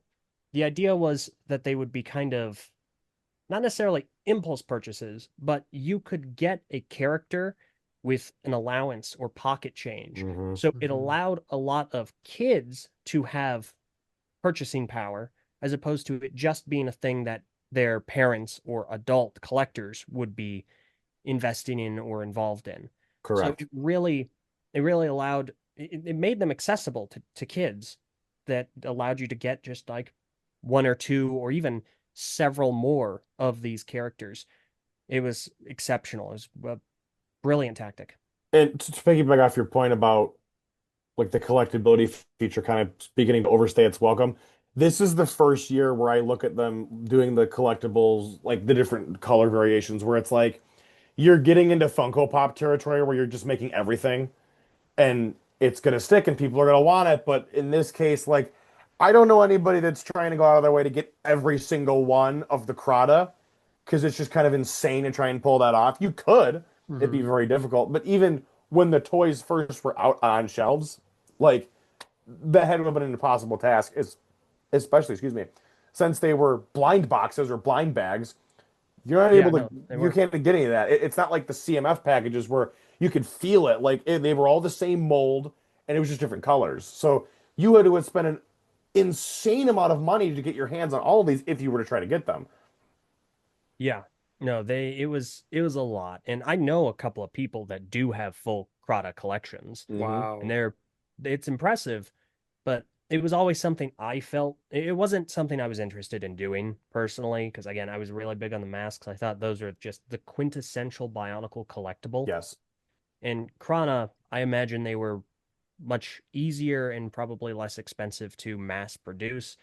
And a lot of them were like blended colors, so they're multicolor. So like you'd have one half of a Crata that's black and the other half that's orange, and it kind of just mixes together. And yeah, it just there was so much. They do curb back, they overcorrect, in my opinion, after this point with the next year. But yeah, the Krana, there was a lot to them. Yes, there is. Looking at the kind of the big flagship sets of this last wave of the era, you obviously get Makuta, you get the big bad. This is the first of what the Bionicle community refers to as the Titan builds. Makuta is terrifying. The Mask of Shadows is I believe this is the first time it ever appears in a set, which is sweet. And this was also unlike the other masks, was a one of one in terms of like it wasn't scattered about anywhere else. It's here. There was a gold one later on. Was it the gold one was this year, right? No, As I remember when that one came out, but Makuta is a big, beefy villain. He had elbow articulation because they used the Rakshi legs as his arms. You had the Takanuva mask. The Mask of Light was used for his hands. Just ingenious use of pieces, and you find like you get the big like Darth Vader level villain finally, which is a huge draw. Um, we looking at Jala and the is it was it Gaku or Guku? Gecko bird. The Gaku bird. Yes, thank you. Mhm. He's great. You get another one of those more beefed up Matoran builds, but in a larger set, which is cool that you introduce him there. Takua obviously shows up. He's massive to the story in terms of his importance. I can let LJ go into that in just a minute. Mhm. His creature he's on, sweet. Another really good one with a good feature for rolling around. And then there's Takanuva, who is just this. I mean, people complain about the metallics. The metallic gold with the white on the original Takanuva just is unparalleled. He looks so good. Oh yeah. His craft is also sweet. The fact that he can actually be attached to it. You can angle his head so he sits better. Um, this was one of, again, some of the early vehicle builds for Bionicle that we don't really see much of until, well, like '07 when they go for Mari and they do the terrain crawler. Well, that was more minifigure scale, but Yeah, we start seeing the return of vehicles pretty heavily in 2008, but it yeah. starts like seeping back in 2007. You're right. Um, these obviously these were kind of like best of the best in terms of your larger builds, in my opinion, at least, especially Takanuva and Makuta. And the story significance of Takua is huge, which obviously drew many people to his set. Oh yes. So second half of 2003, Makuta's back. Rakshi are on a quest for something. Makuta is sending the Rakshi not just to randomly destroy stuff, but to find something. Because 2003 is the year of the very first Bionicle movie. It is Mhm. also, as far as I'm to understand, the first proper Lego film. And Oh. Yep. Bionicle Mask of Light. It's a huge deal. They have like a screening for it at Legoland. It's direct to it's a VHS release, right? It's direct to DVD, but Hmm. it was a really big deal. It did extremely well, well awarded, plenty of accolades, and the film is about Takua finding a new mask of power, the Mask of Light, and that takes him and his friend Jala all across the island of Matanui to try and find the seventh Toa. Because at this point, there are only those six, and now we're learning about a seventh, a Toa of light. And that is Takanuva. What I really love these big sets, specifically Takanuva's and Makuta's, Mhm. is that they have a brilliant mixture of parts utilization and story explanation. Yep. And this is something Bionicle did a lot. And of course, set designers build a thing, and then the story is like, well, this is actually what it is. But I think the way that they do it in, excuse me, those two sets specifically is exceptional because Makuta is the father of the Rakshi. What is he mostly comprised of? Rakshi parts. Yep. His legs are Rakshi spines. His arms are Rakshi legs. His torso is a giant Rakshi spine. And all of those, the Rakshi spines, they hold Krata. And he can produce Krata from himself. It's just a brilliant utilization of those pieces and an explanation given to him. Same with Takanuva. His craft, the Usanui, it is built literally from Rakshi pieces. And that is, and specifically, six Rakshi are used to build that in the story. And you can see the Usanui, Takanuva's craft, is Yep. built with six silver Rakshi spines. Which is again the way that all the sets tie into the story is incredible. And of course, spoiler alert for people who don't know, Takua ends up being Takanuva, which is pretty sweet. The fact that he gets to become that hero in the end. The movie, by the way, while the animation is dated, is still really I good. feel like I It's remember so Um, fun. watching this on Cartoon Network when it came out. Like I've seen it when it first came back. I feel like I remember watching this story on Cartoon Network, and I think it was actually pretty cool. And I remember being so surprised I feel like I remember the scene vividly in my head where he's holding the mask when everyone's like around him talking to him, trying to like have him give it to him or something maybe, and then he Mhm. puts it on, and then I that's pretty much all I remember from the movie. Yeah, it's a really good scene. I certainly encourage if you're a fan of Lego and you want to enjoy some of its history, and even if you're trying to get into Bionicle or learn a little more about it, see what it was like, Bionicle Mask of Light is a really good time. It brought a lot of people into the theme, and it's fun. It's a lot of fun. Not a perfect film, but what film is? True. We also get, I said also twice there, sorry. The combined build for Takanuva and yeah, Takuta Nuva is awesome. I think there's a better picture of it above. I guess we can stick with that one too. The combined build of both of them together Where you is see sweet. that, I think it's up a little higher, I'm pretty sure. Like maybe towards the top a little more, right above the Rakshi, I want to say. Yep, Um, nope, that's correct. It is right above the Matoran, the Nuvat, the Borakal, actually. So yep, keep all going the up, way Cam. toward the top. Yes, so Takuta Nuva is what is referred to as a combiner, a combination Mhm. build, and this one is utilizing Makuta and Takanuva. And this starts a trend that goes on for a few years where Lego from the get-go, they've been doing combination models for Bionicle. And these combination models are meant to be either characters in the story or wildlife in the story. They are meant Yes. to supplement hmm and add to the world, which is awesome and a great way to help fans, kids engage with the sets beyond just what's packaged. Hmm. Takutanuva has a role to play in the story. He's in the movie, and what they do here is they allow you to build Takutanuva just like that, just as you see there, but they also release a special two-pack set containing Makuta and Takanuva and an exclusive mask of power that you can attach to the figure, and it gives it this unique feel to it because it's something exclusive to that set. Which is sweet. Like again, that's something you don't really see them do much nowadays.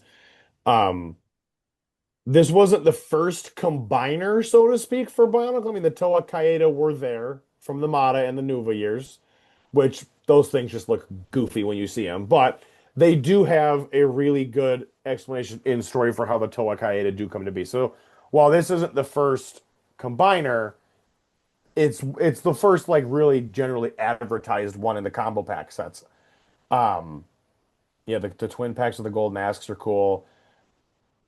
Yeah, I mean, this was, and obviously story-wise, to end this saga was the revelation of the underground city of Metru Nui being underneath the island, and the revelation that the original that the Turaga in the story were actually Toa themselves in this underground city, which then spins off a whole prequel series that goes for a couple of years.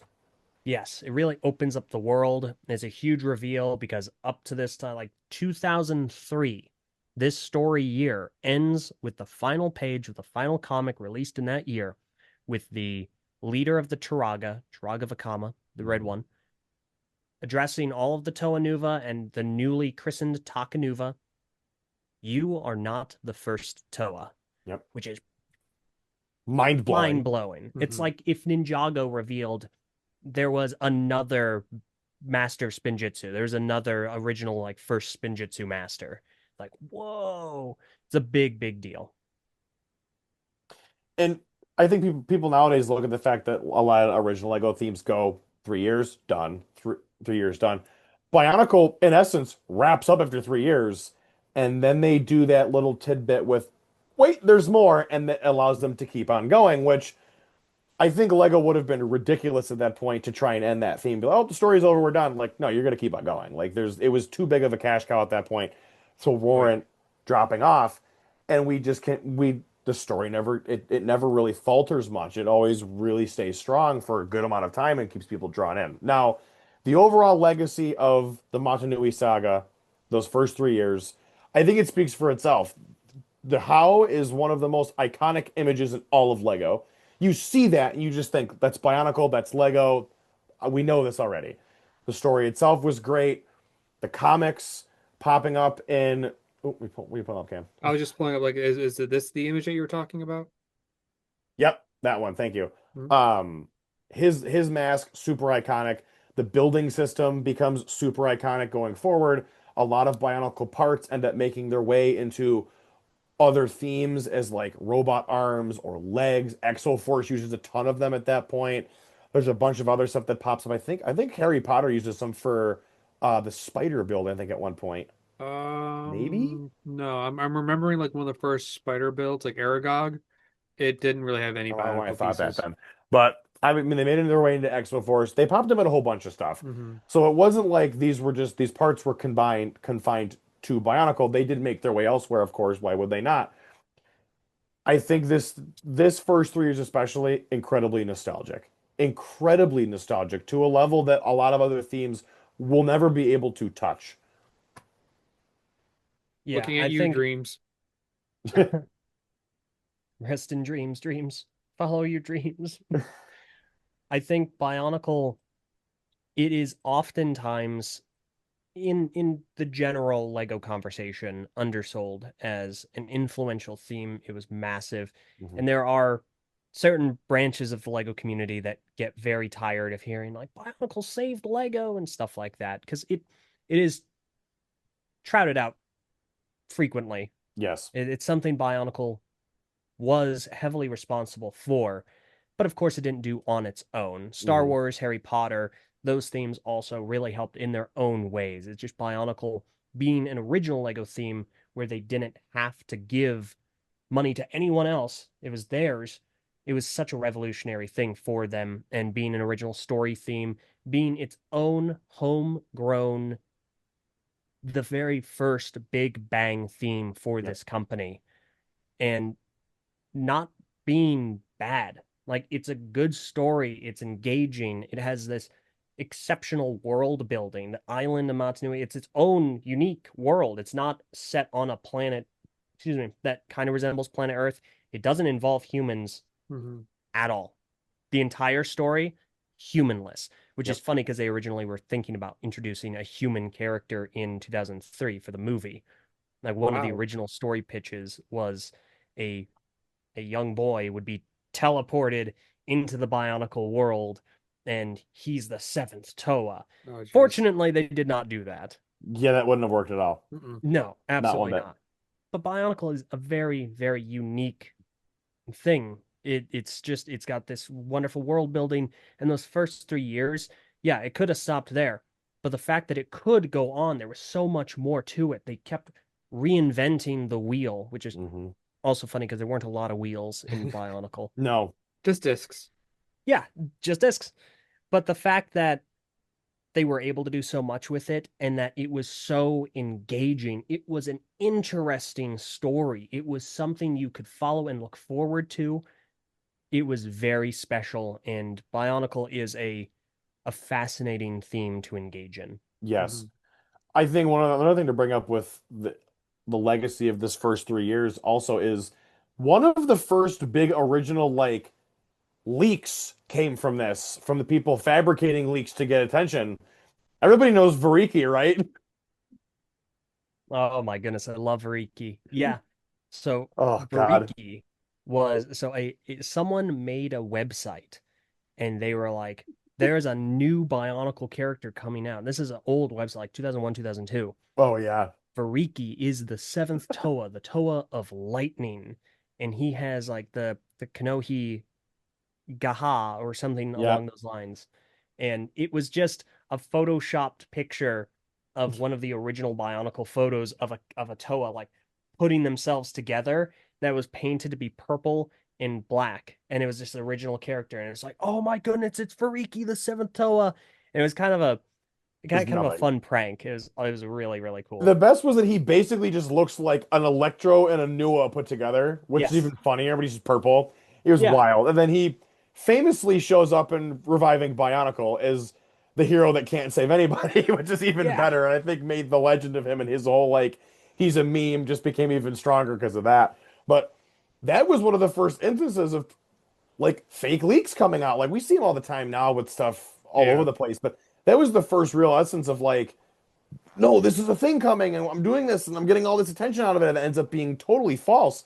And a lot of people don't realize, like, he's kind of just forgotten about, but he was a big part of the community hype back then. And people think, oh, here's this is the seventh toe. No, it's no, some guy just whipped it up on Adobe, and people believed it for some reason.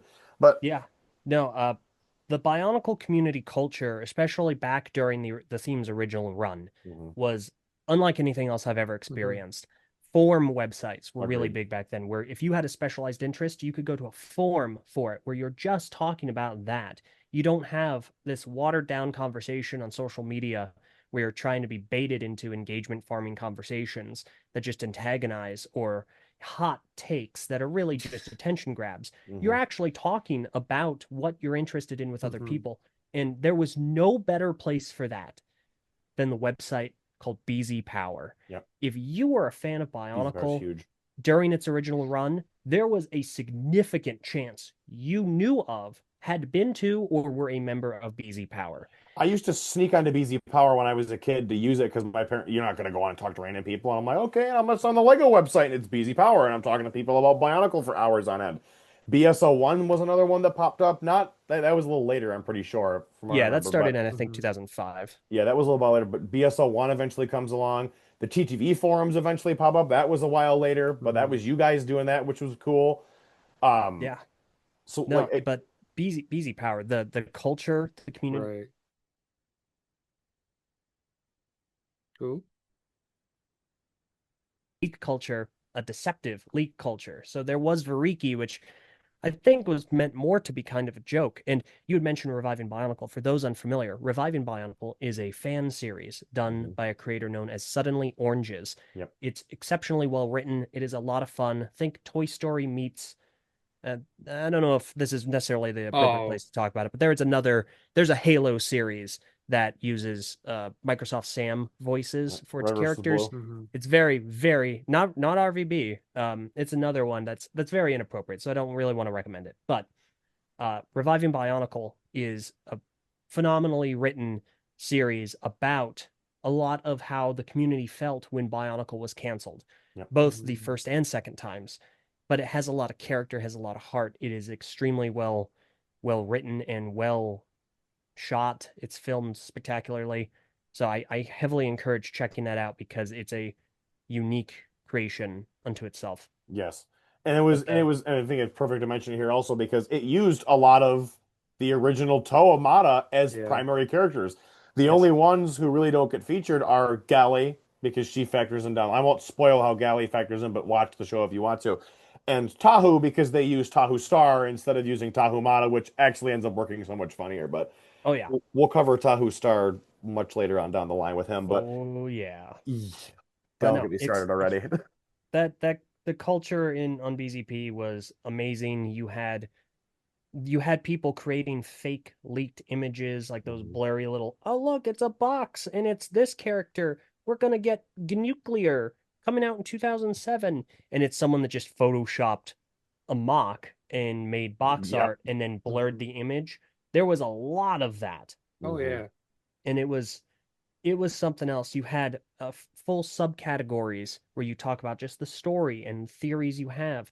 You have a subcategory where you're making comics, pixel comics of your own, and then another subcategory where you're making sprite kits for those pixel comics, Hmm. and then another category where you're making general artwork, and then you had another for comedies, another for serious fan written stories. Hmm. It was so varied. It was incredible. BZ Power, excuse me, is still around, but it is nowhere near as active as it was back in the day. But it was Yes.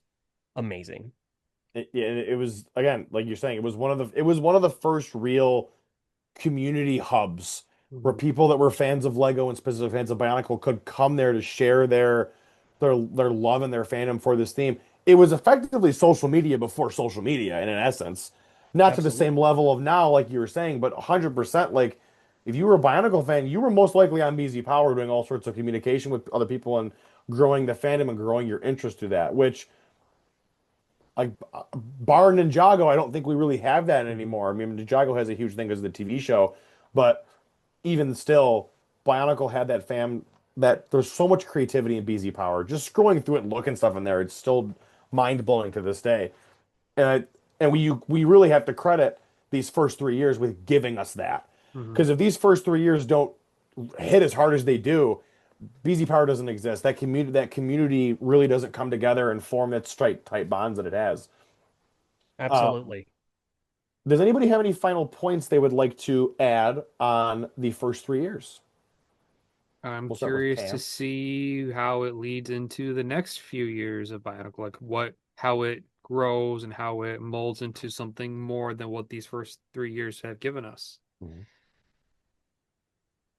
Yeah, I think the first 3 years are my personal favorites. I'm a big fan of them. They were where I really got into the theme, and most of the time, a person's favorite year is whichever year they first got into the theme. Mhm. So you have a lot of people that are big fan of 2006, 2008, 2005, and so on.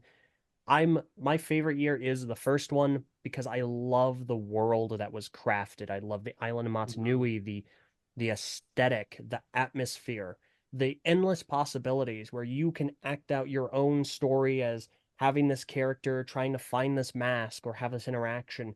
And Lego gave you the building blocks, building bricks, same thing. Mhm. They give you the ability to craft your own stories, but leave the world open enough so that you can be a part of it. You can be a part of that world while Mhm. still tell a really engaging and interesting story with a lot of nuance and a lot of interest and intrigue. I think the aesthetic is awesome. I love the coloration of all the Yeah. sets. I love how they all look together. They're so much fun. I grew up with these. They're a blast, but the story is genuinely so fascinating for a lot of reasons. And if you're interested in a story, definitely play the Matanui online game, Yep. otherwise known as Monog. It's so much fun. It's a point and click adventure game. It doesn't take terribly long to get through, and it's just really something different. And these first 3 years, I think, do a really good job of giving so much iconography to a world that we got to explore for the first time. I think it's that I think the world building in these first Mhm. couple years is really what cements this as one of the best Lego themes ever. They spent so much time fleshing out this world, giving each region their own different cultures and giving all the different characters their own personalities. Like they could have just put the toys out and put the sets out and it would have been, here we go. They're robotic characters with weapons and cool looking masks that are collectible. They took that extra step that only the best is good enough is seriously applied here.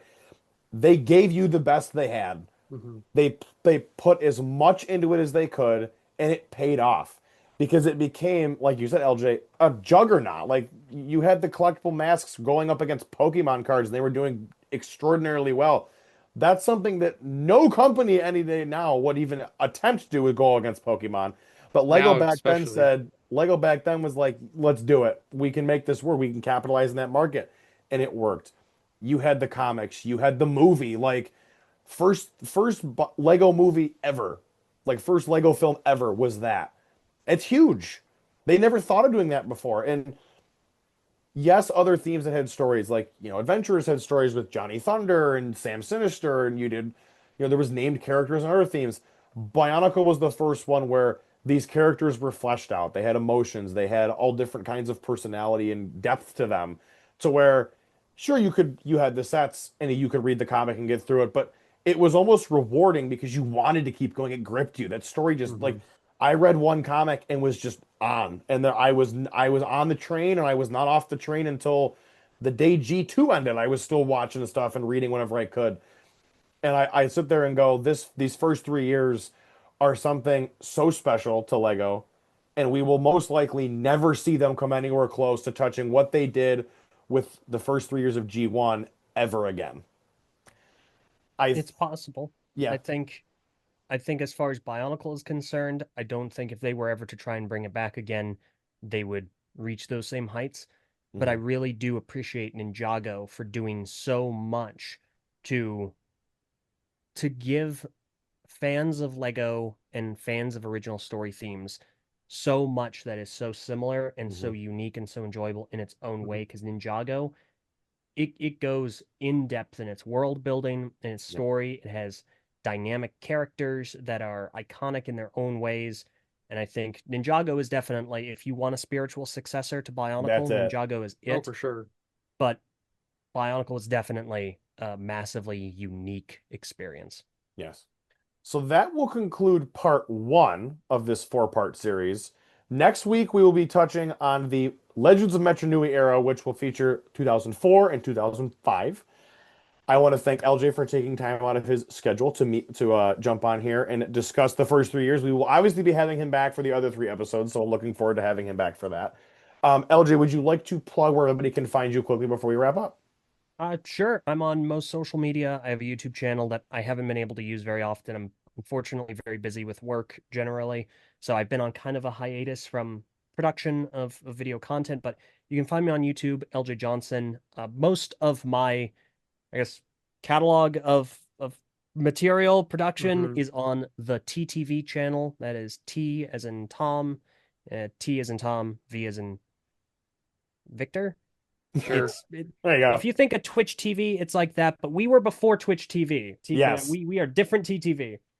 And other than that, I'm on most social media. I'm on Blue Sky. I think it's just at the LJ Johnson or at LJ Johnson. I'm also on Twitter at the LJ Johnson.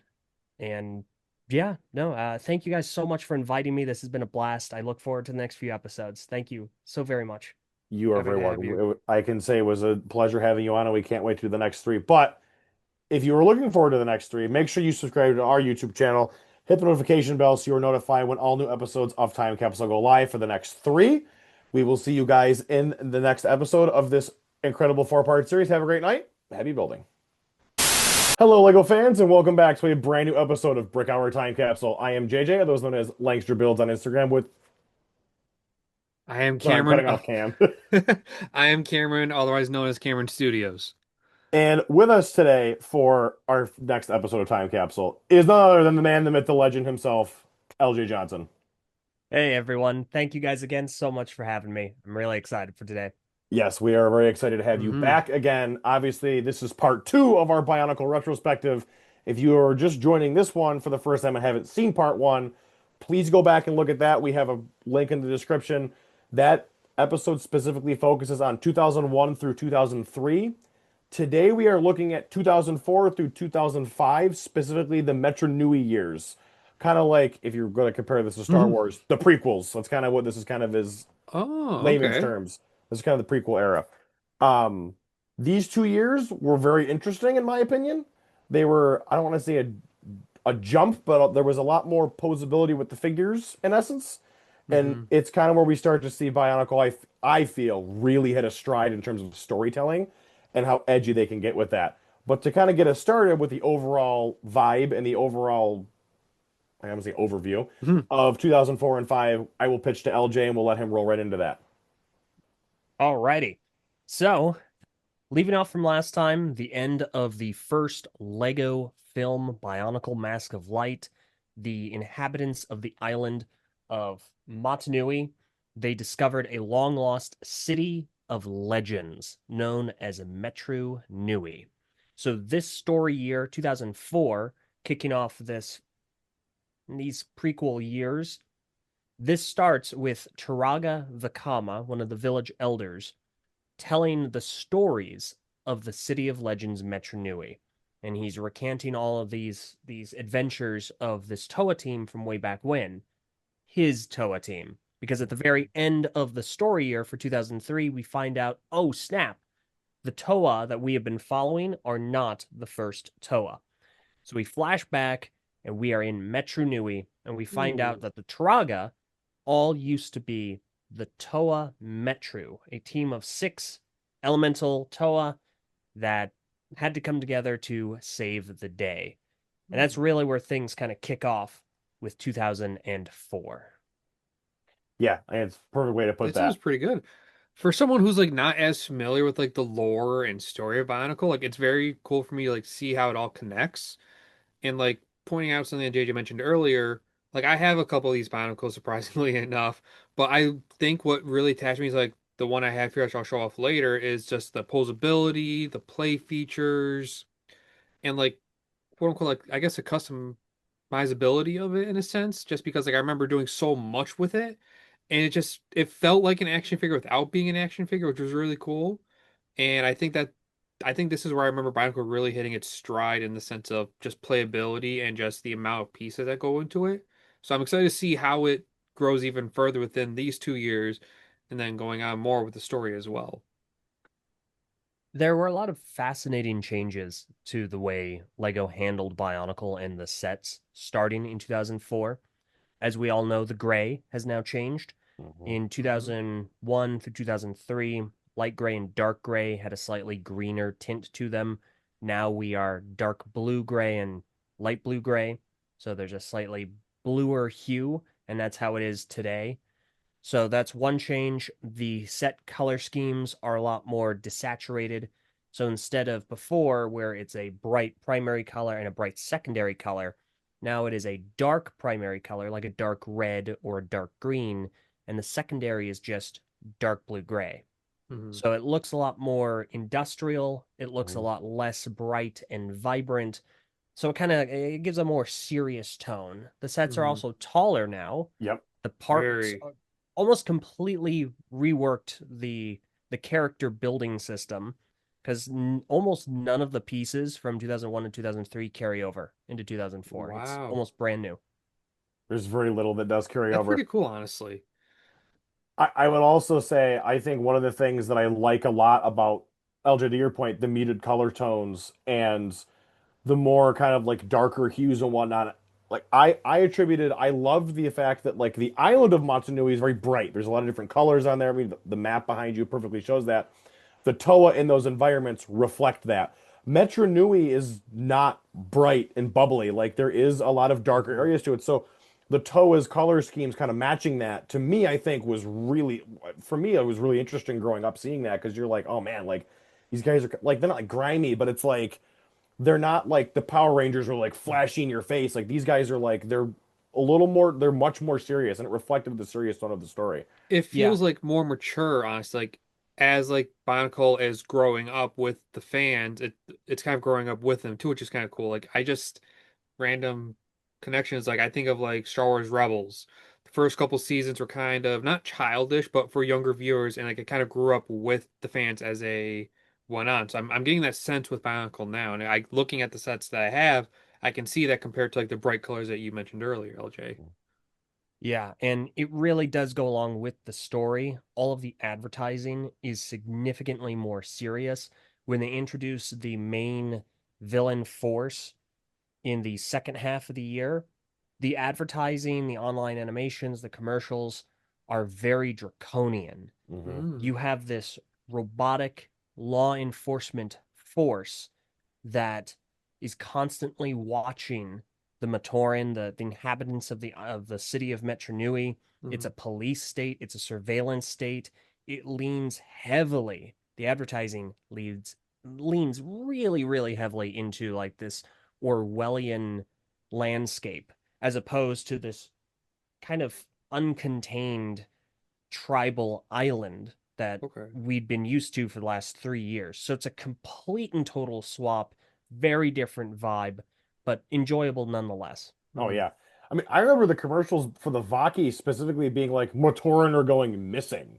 And Yeah, they and very the much allude to like, yeah, they're abducting the Matoran. Like that's literally what's Wow. happening here.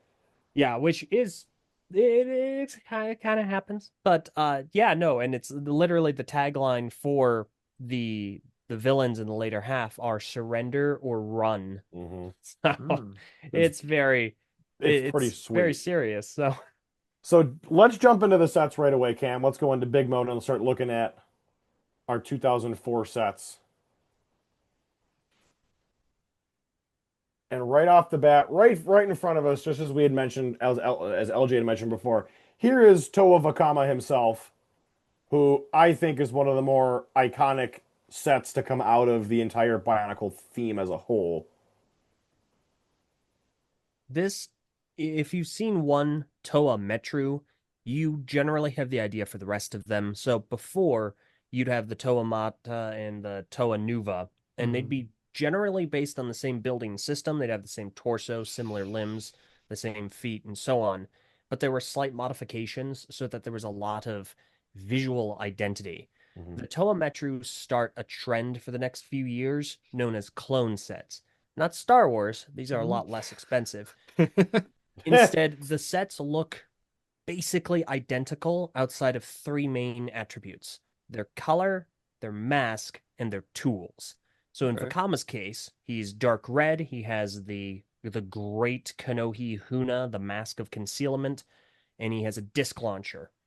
And the articulation has improved significantly. Now the main characters have knee articulation. We now have elbow articulation in a mainline canister set for the first time. They have posable hands, which I mean we'd had before, but we're keeping, which is wonderful. But Hmm. what's really cool about the Tometru is that they maintain a gear function. Hmm. There is a long time conversation about form versus function when it comes to Bionicle sets. So where you have a Toametru, which looks really posable, it's very action figurey, so it's got a lot of nice form to it, but it maintains that action from the original sets. So Hmm. you can turn a gear on the back and the arms will swing forward and back. Which I think I like that. I like the. I mean, Hmm. obviously, in later years, the functions do get ditched. Spoiler alert. Hmm. But the fact that they were able to increase the size of the figure, increase the posability of the figure, without sacrificing that function, to me was a huge plus of these. Huge plus of these. Hmm. And I also think Vakama's disc launcher is probably one of the coolest tools that any Toa set ever got, in my Hmm. opinion. Because like it looks awesome, and it actually worked and fired pretty well. Oh yes. Yeah. Hmm. The small sets for this year, they all get disc launchers. Vakama gets this big heaping one, and it's awesome. The disc launchers are great. Kanoka discs are the new collectible. However, they are not quite Hmm. as fleshed out as previous year's collectibles. So you're Hmm. not going to have a full series of every single type of disc, but you can get a handful of them in the six main designs, not looking like the one Vakama has here. This was exclusive to him. Yep. I just like I love like the color scheme, the style of this one. Like I can tell what you mean by the more mature tone, especially with like the colors. And I'm really curious to see what the other ones look like. Yeah, we can scroll And down and see some more. interesting, there's a SCCC one. Cool. The that one is actually really funny because they did do an SDCC exclusive canister for Vakama. So the canister is the Oh. exact same, except it says it's exclusive to the convention and that it contains an exclusive Kanoka disc. And the Kanoka disc, which is the exact same part as the Hmm. discs used by the Mictorin in 2001, that disc has like the SDCC logo printed on it. It's not actually in the canister. So you would get the SDCC canister and it say includes exclusive disc and it isn't there. So you technically have two collectibles when it comes to that specifically. That's funny. That's funny. All right. Toa Nakama, I like the Nakama. fact that Nakama's mask kind of maintains the same vibe that Galley's did, Yeah. where it was the transparent. I think Galley's mask, the transparent blue, is so cool, and I Hmm. like. I was kind of. It's kind of bumming me out that her Nuva mask isn't that way, but they bring that trend back with Nakama, which I loved. And her the trans blue effect just looks very watery to me, which is why I think I love it so much. I Yeah, love no, like the it's really stingrays here nice. too, honestly. I know they're probably not, they're like supposed to be like a weapon, obviously, but they look like stingrays, which is really cool to me. Yeah, no, the oh gosh, I can't off the top of my head remember what the name of those are. It's like it's not aqua axes, it's not protopinions, it's hydroblades. That seemed obvious. There we go. Yeah. Yeah, no, it's actually a little unfortunate that this mask is actually the last mask that they continue this trend with. It's Hmm. seen one more time in 2006, and after that character uses it, they don't continue with this trend of having the blue characters have that translucent mask effect. Hmm. Keeping on going here. Winua, love the tool that. Ooh. Yeah, the cutters were always like that. Like, they always look like shovels to me. Hmm. I feel like that's definitely what they are. But that was one of my favorite ones. I had him growing up. I loved him growing up. Um, That's a cool looking helmet. It yeah, reminds that me of was a scout trooper, actually. I can see that. Yeah, Yeah. that's got the vibe a Now, little bit. those pieces, the proto-pinions he has, I think they're pinions. I can't remember Something the like name of that. those exactly, like pitons, Hmm. proto-pitons. Pitons. I'm really bad at pronouncing things that aren't just Bionicle names. Um, they're actually like a flexible plastic, Oh, so cool. you can actually, the one in the back looks like something you can actually do if you hook it onto something and then just swing the figure. It'll bend in a very similar fashion. Nice. Oh, Maddow. My boy Maddow. Oh, they're wings. Okay, they're like swords, but for wings. Okay. Yeah. No, this was always Cool. one of my favorites. All the tools do have a dual functionality, or at least most of them are supposed to. So Hmm. in his case, obviously, yeah, his swords become wings, and the Lego will use this piece again in the future. They recolor it into a bright red for Exoforce a Hmm. couple of years after this, and all of them have kind of sort of dual functionality, but it is a trend that they do kind of move away from after this wave. Oh, I don't know why. I always found Nuju was like, I don't want to say the most boring looking Toa Metru, but the characters that are predominantly almost all white just aren't as interesting to me. they like blend in a sense. I don't know why, but Kind of like a default coloration, like you see like a yeah. Yeah, Gundam kit before it has been like decaled and that's a good way to painted. put it. Yeah, I understand that. All right, keep on going. So now we get to some of the crazy Titan sets, which this is the year I feel when Bionicle, like with the Titan sets, they really start to just kind of go crazy with how elaborate and how intricate these things are. So Taraga Doom and oh God, I'm forgetting. Is it Nivawak? Nivok? Neva. Nivok, Nivok. thank you. Taraga Doom, first of all, huge to the story. Um, the fact that he was basically impersonated the entire time is huge. And that much of an important character being included is a big deal. In this, like this, I mean, obviously we see it with 2003 with Takanuva and with Makuta, but we start getting now these larger Bionicle sets that start including either more desirable like one-off masks that are like crazy, like legendary, crazy Hmm. powerful masks, or incredibly important characters to the overall story. This is one of the first ones that really starts doing that at a larger scale.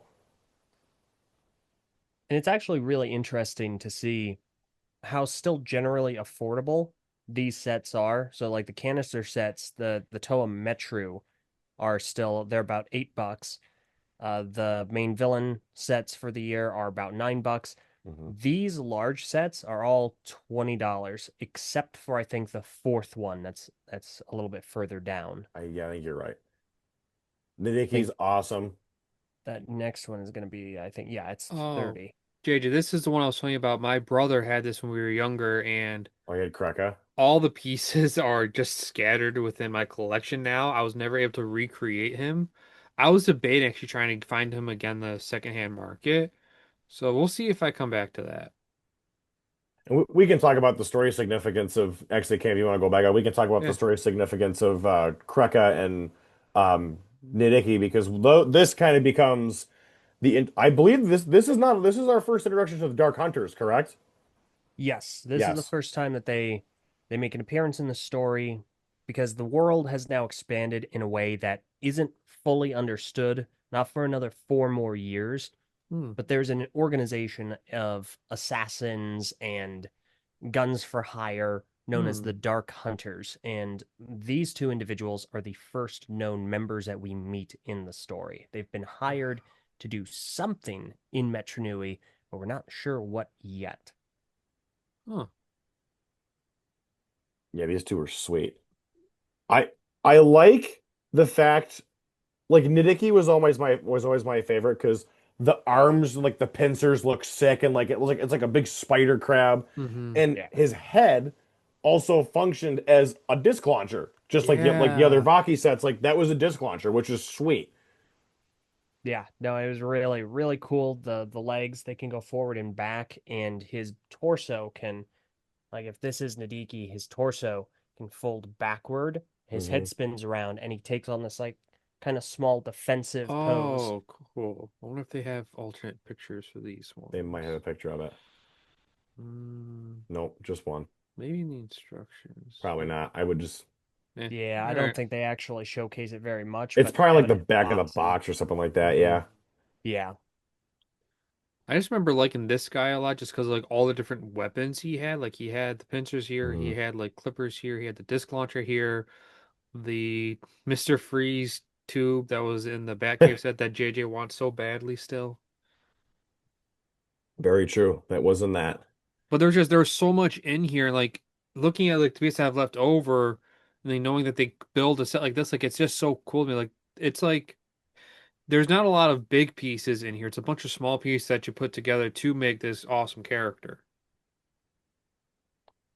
Breck is a funny one because he looks really cool, but the last time I like interacted with that model, it's very stiff and things aren't operating as smoothly as I Mm, remember them. Hmm. And it was very eye-opening to me. It's like, wait, what the heck? Why is this doing this? It shouldn't be doing this. I don't remember it doing that. But as an actual figure, Kreka looks really cool. mm-hmm. Yeah. And now we get to the Vaki, the robot police force. These were the big bads of this Wow. year. They do have a couple like reused parts in terms of their arms and the feet they have, but each of them had a really cool feature, from what I remember at least, of they could stand upright on two legs, or their heads could rotate backwards, their limbs would rotate around, and now they're walking on all fours, which Interesting. sick. Really cool way of doing that. And these also had gear functions too. Yes, they function very similar to the Rockshi from 2003, but their main thing is they can look like this kind of spider-like crawling where they Mm-hmm. use those large staff pieces as kind of forearms, or they can look bipedal and very similar to a Toa in stature. And what's Mm, really cool about the Vaki is that they also had Kanoka discs, so their Mhm. heads function as disc launchers. awesome. Like they already looked intimidating as it was, but the fact that their head actually had that dual feature, it to me is cool. Like Mm-hmm. it's like again this is really when Lego starts doing like projectiles Yeah. in most of the sets. Like a lot of them, this is when that trend begins with Bionicle. They start introducing a new projectile launcher practically almost every wave. Yeah, and I think this is the first time they introduce specifically projectile launchers that are handheld. Hmm. Now, in Mm-hmm. the Vaki's case, they're obviously just a component of their head design. Mm-hmm. However, when we get to the small sets for the year, the Matoran wave, then you'll see that these disc launchers are generally held, and that is a trend that kind of kind of doesn't reappear next year in 2005, but it comes back very heavily in 2006. Yes, it does. Yeah, we These are get just to so the fun. Yeah, yeah, they are story cool. wise, these are plain, pure, and simply robots. So the characters in the Bionicle universe are supposed to be biomechanical. It is a Mm. component of people's understanding of what Bionicle means. It means biological chronicle, Mm-hmm. but these characters are purely robots. And they run strictly off of programming. They have no personality. There are no like individual motivations for these characters. They are very pure, plain, and simply law enforcers. They do not have any sentience. Hmm. Which made them even more scary in my opinion, because it Mm-hmm. was just they didn't have a soul. They just went around destroying stuff. Yeah. Toilet Khan, Wow. huge character in terms of lore. Very cool. Likan is a renowned set for a few reasons. First, of course, we have another Rahi, another creature, another item of wildlife for this world. In this case, it's the Kikanalo. And as you can see, Toa Lee Khan is riding on the Kikanalo. Hmm. Never happens in the story. This is a Oh. completely fictional. Like Lee Khan specifically never rides a Kikanalo in the story. Others do, but Mm. not him. Lee Khan in the story is a Toa fighter that led a large Toa team in Metronui. It Hmm. was a team of 11, and they were all brought from different places in the world to fight a massive threat called the Kanohi Dragon. So they managed to quell the threat, and one by one, these Toa Toa Mangai, they start getting picked off Hmm. one by one by one. And 11 eventually ends up being just one because Wow. one of Lee Khan's teammates becomes Nidiki. So he is left to herald the next wave of Toa in that city, and that is his role. In this set, we get a lot of those new Toa Metro pieces in gold. This picture is a smidge misleading. It's not bright and vibrant like that. It's the gold, that kind of muted gold from Takanuva. Yep. Hmm. Okay. He he is probably my favorite of this year's Toa builds. I think he looks very distinct. Hmm. His mask is awesome. Obviously, story-wise, there's implications with it later on down the Right. line. But this set was always just so cool. And Lee Khan is such an awesome character, especially in the movie, and the comics, where they go into that a lot with him. I always liked the implication of him as a character because, like, obviously Metro Nui, we get, oh, there was six other Toa characters before the Toa Nuva and the Toa, like Hmm. before them. It almost felt very like Jedi Order. Like, no, there was a lot more than just six. Like, there was like Lee Khan's team was 11, and then they all got picked off, and one by one they disappeared, and he was the only one Hmm. left. And you're kind of just like, man, like it makes the world feel so much larger than it originally was, and it expands it to an extent where it's like there's been so many Toa over the years, and we're just seeing a fraction of them Hmm. right now. Yeah, For the sure. world building really takes off after this point.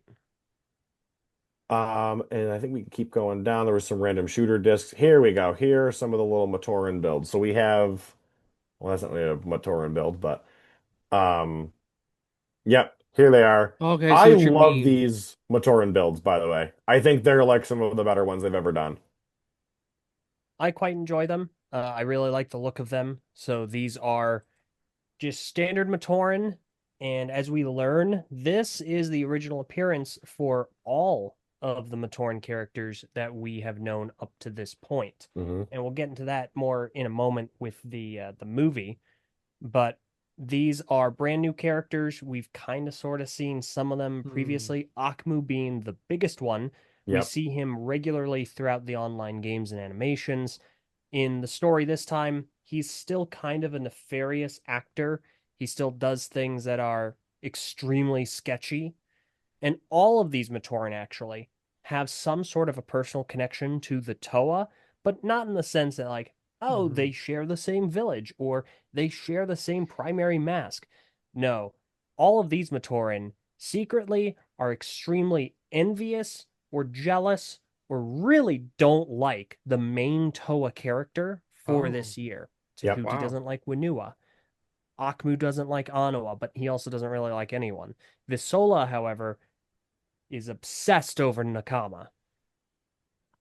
All in all, the dynamics are completely different. Before, the Matoran really looked up to the Toa, they really depended on them. But now, it's kind of like if you know someone and they get a job somewhere and they become like really, really famous, and you look at them and you're like, oh, how could Hmm. you? How could you do this? It should be me. That's the dynamic with these characters. Interesting. Very funny. Like I like seeing like the cheaper sets, like the forward. I was like, you spend $24, you got an entire little army right there. And like I wish Lego would bring that back somehow. Like I know it's harder today, but like that must have been amazing as a kid. Like you could get $50 for your grand for like all your family for your birthday or something, and you can buy so much with it for Bionicle. Yes. So we Yeah. got the ultimate Bionicle set. That thing, 702 pieces. Wow. $20. Yeah, no, Yeah, for these were that. really cool. They do these for a few years where they're literally just parts bins. They just have a whole bunch of specifically Bionicle pieces from most of the previous years. They just shove them in a box and are like, "Here you go." And they're just really cool.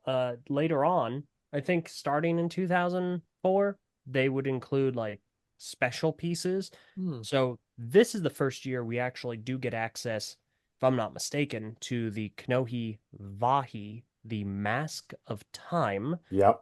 which plays a large role in Hmm. this specific story. It is also, chronologically, the first mask designed by Lego for this theme. Oh, was this like? This might be a dumb question. Was this essentially like a set that was just all the extra pieces that they had that they didn't really know what to do with? Like they just made too many. They just want to kind of toss them in a bin and just kind of sell them, make a little profit, or did they specifically make these without them being in any other sets, really? No, these are all pieces, pre-existing pieces. There aren't Mm, any new exclusive recolors or exclusive parts outside of like the very rare few, like a one mask or one disc or stuff like that. got it. These are all they're just bulk pieces. Yeah. Can you Which imagine if is they did nice that that? they did that because it Yeah. lets you be able to kind of build your own figures if you want, or build your own creatures without having to buy sets and kind of mutilate them for parts in the end. Can we bring this Um, back? Like, I know we got Pat, but like this would just be like a way to kind of invest in creativity while also kind of being with like a specific theme. Like, true. obviously, we don't got Bionicle, but like if you get one for Ninjago, you can build like your own temple or something, or maybe Star Wars, maybe not IP, but like if they were able to get a new theme back that's like their own Lego theme, maybe a JJ, not a word. If they were able to do like a Dreams one where you can kind of create your own heroes and villains alternatives, like you got the good and the bad, and you got both colors. JJ, stop smirking. But it's just a way to bring back the creativity that I feel like Lego's kind of losing, and I'm getting off on a tangent. We'll save for another episode, but you see what I mean. They did do that a little bit with Ninjago, I think around the core wave, where they had like a build your own temple set. Hmm. I equate this to being very similar to the crafting boxes from Hmm. Minecraft. Okay. I think that falls into a very similar vein where you have, like you were saying, a lot of theme specific parts and components that just kind of allow you to build your own thing. That's a lot how these were. I view the crafting boxes the exact same way. I think they're great ideas. Hmm. All right, So moving on. before we go to 2005, Oh. we do have to talk about the movie Yes. because the movie's great. I love the Yes. movie. Mhm. Yep. Nope. This is my favorite of the Bionicle films. Hmm. It's just such a good time. So, Bionicle Mask of Light releases direct to DVD. It's extremely well received by both fans and critics. I don't think it was massively critically reviewed because it was a direct to Yeah, it DVD or wasn't direct something to like that. VHS. Yeah, but did very well. Good stuff. So of course they're going to make another one. Same animation company, same directors and writers and so on. Bionicle 2: Legends of Metronui. It's where we get introduced to the Toa characters. This film comes out later on in the year in October. Hmm. So we see these original characters, the Turaga, we see them as Matoran. And this is where we find out that Matoran turn into Toa and Toa turn into Turaga. We now have that system in place. So we're introduced to all of them. These Toa don't like each other. They're not No. friends. They're not really wanting to Hmm. be a part of a team. They all kind of have their own lives. So it's very much they're doing their own thing. And then Lee Khan drops a Toa stone off as like, here, inspirational quote, and then just flies off.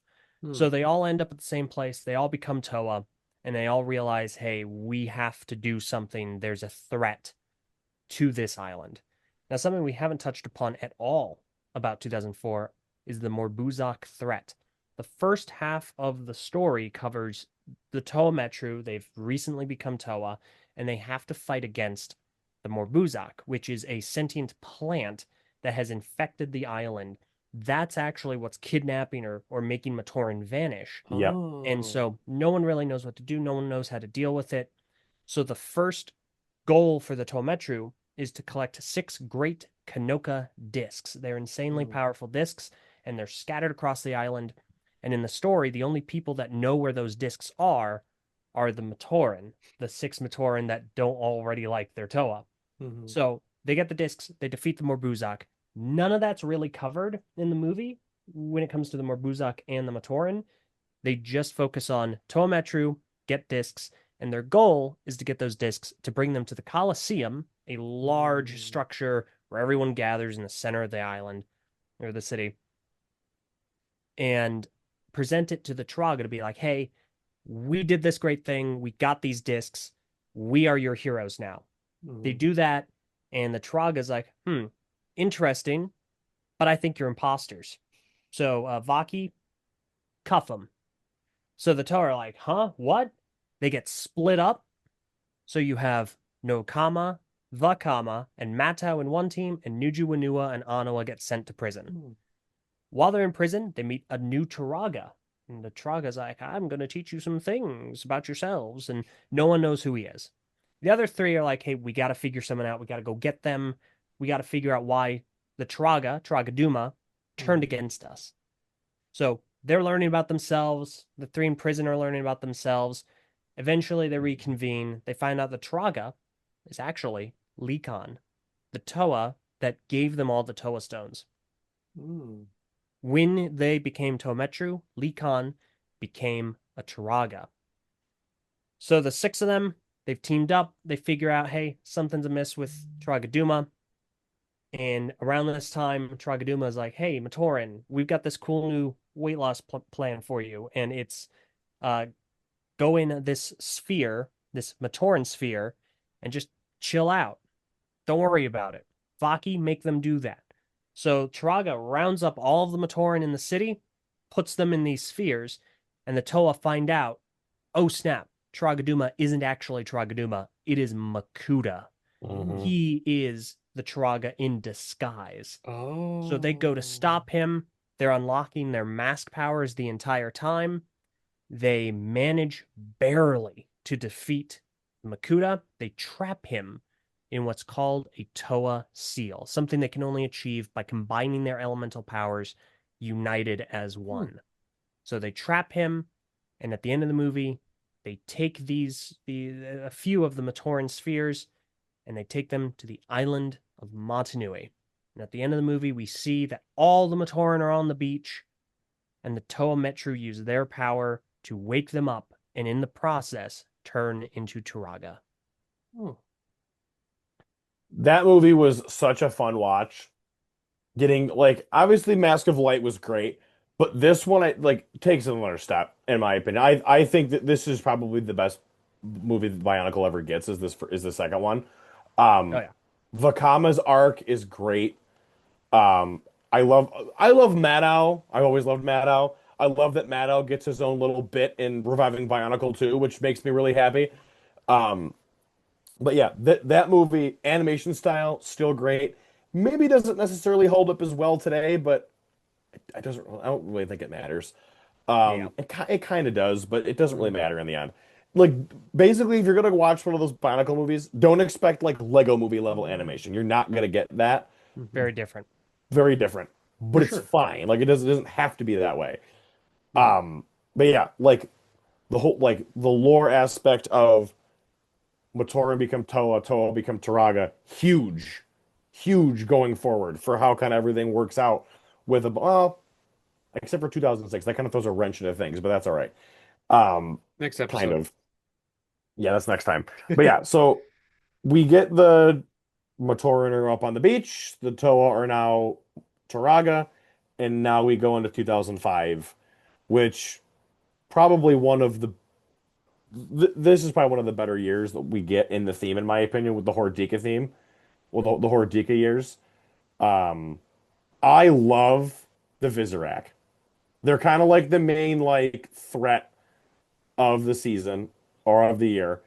And I don't know why. I just always loved the Vizirac. I think they are probably my favorite, second to the Baraki in terms of like Mm. just like enemy force you're fighting. Love the Vizirac. The Ratuka spinner feature where you can like literally launch, like you can launch the spinner out of them is a really interesting projectile, almost kind of like Beyblade style. They had ripcords, did they not? Yeah, Yeah. like they look sweet. They're all clone sets, sure, but like I don't even care. I I remember seeing the um the Vizirac and just loving them. I don't know why, I just loved them. No, I completely understand that. The Vizirac are cool for a couple of reasons. Obviously, the Rotuka launcher. That's the new launching function for 2005.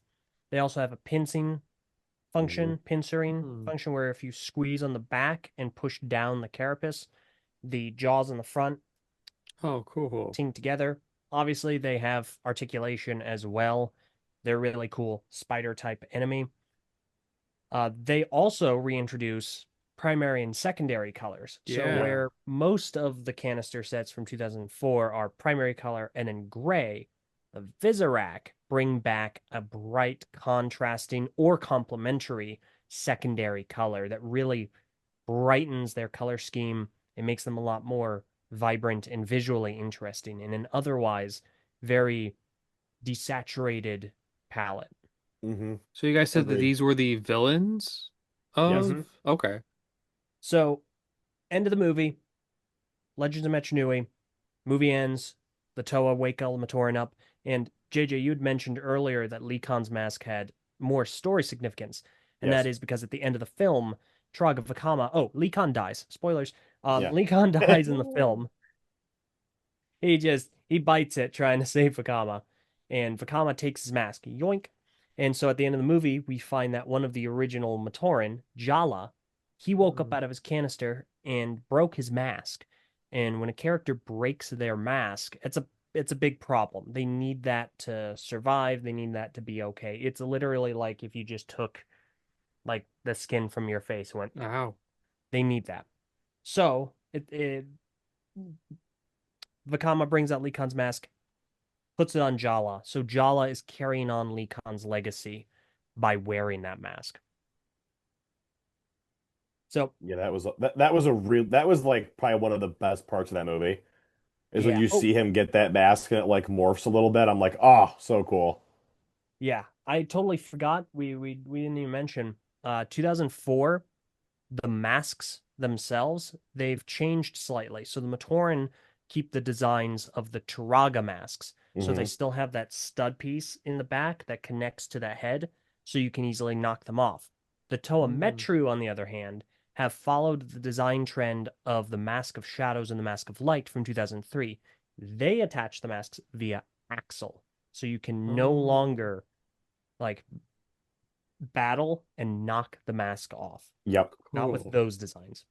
Which I that feature was always cool in the first couple of years, but I almost like now that the masks are just permanently affixed. Like Hmm. I don't know. The feature where you can knock them off in battle, awesome.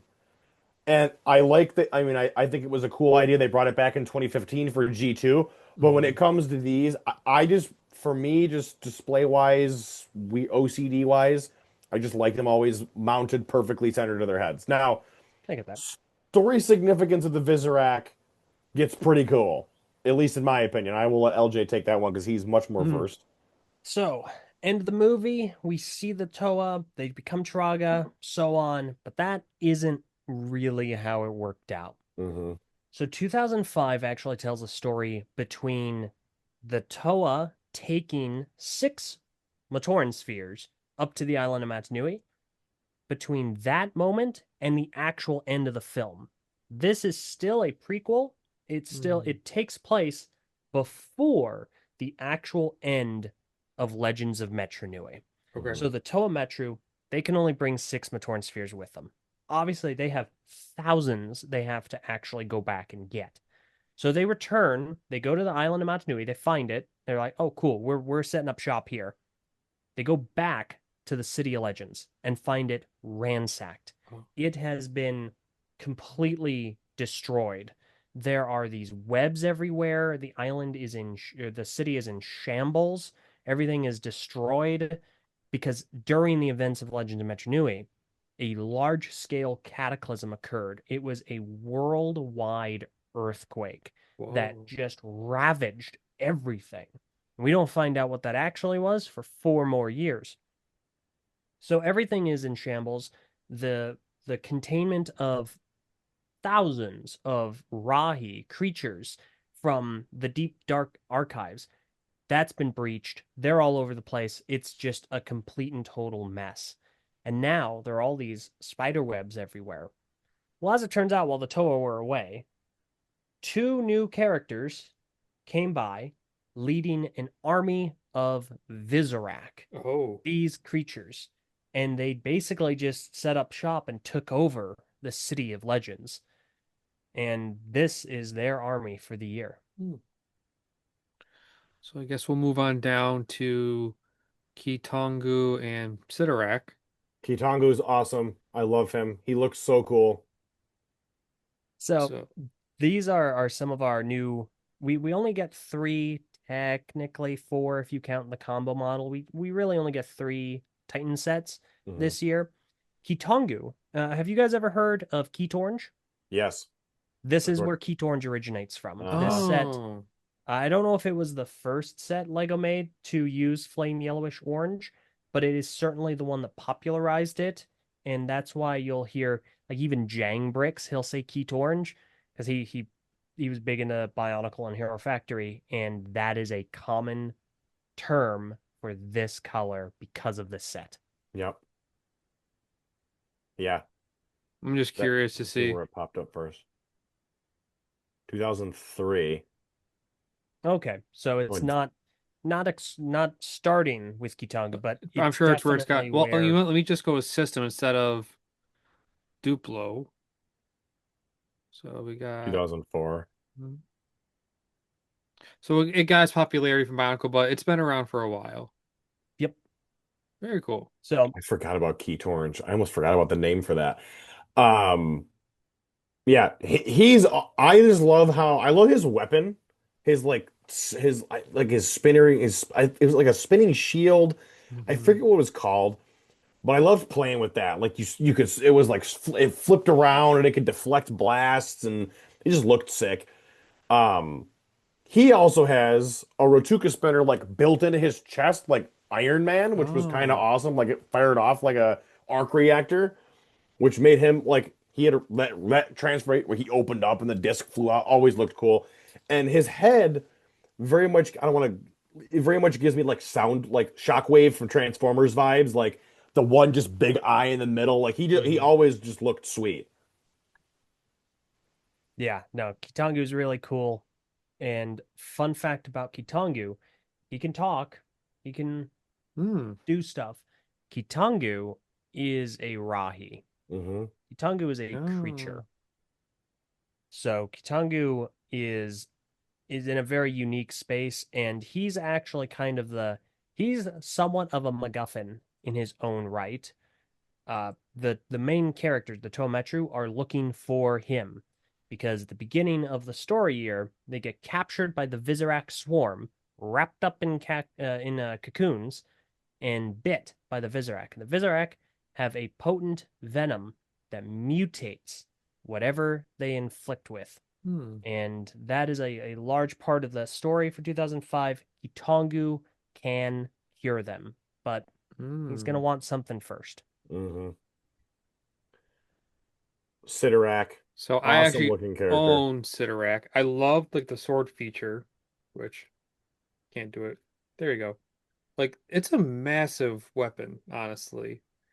And then he's got a spinner in his arm as well. Like he was just one of my favorites. Like so, in a sense, LJ, correct me if I'm wrong. He's a villain. Yes, 100%. My childhood is ruined.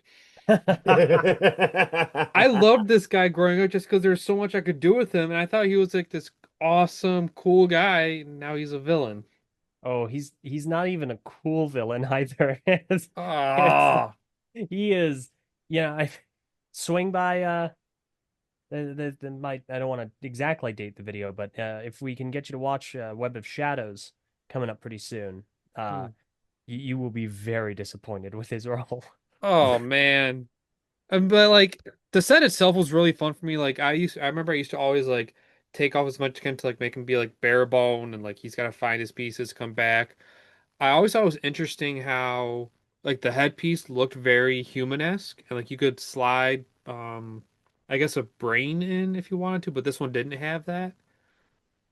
Yeah, that's actually the Toa Metru headpiece. Mhm. So it Okay. is designed to have like the eye, that's an eye socket, and you put the eyes in. It's an eye Hmm. stalk, and it gives them their eye color, and it makes them look really cool. Hmm. And he uses the piece, but his eyes are on the side. They're the large Yeah. red translucent horns.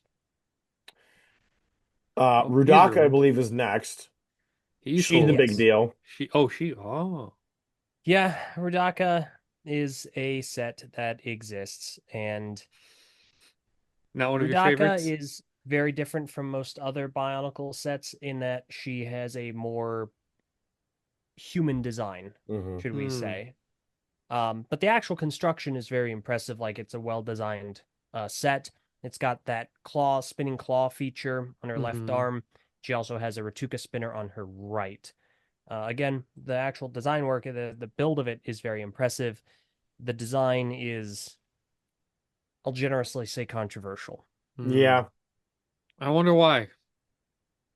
Yeah. Yeah. Yeah. Shall we move on? She's a sick villain though in the movie though. I'll give her that. Yes. She's a sick Yeah. villain in the movie. Okay. 100%. I'll have to see it Um, soon.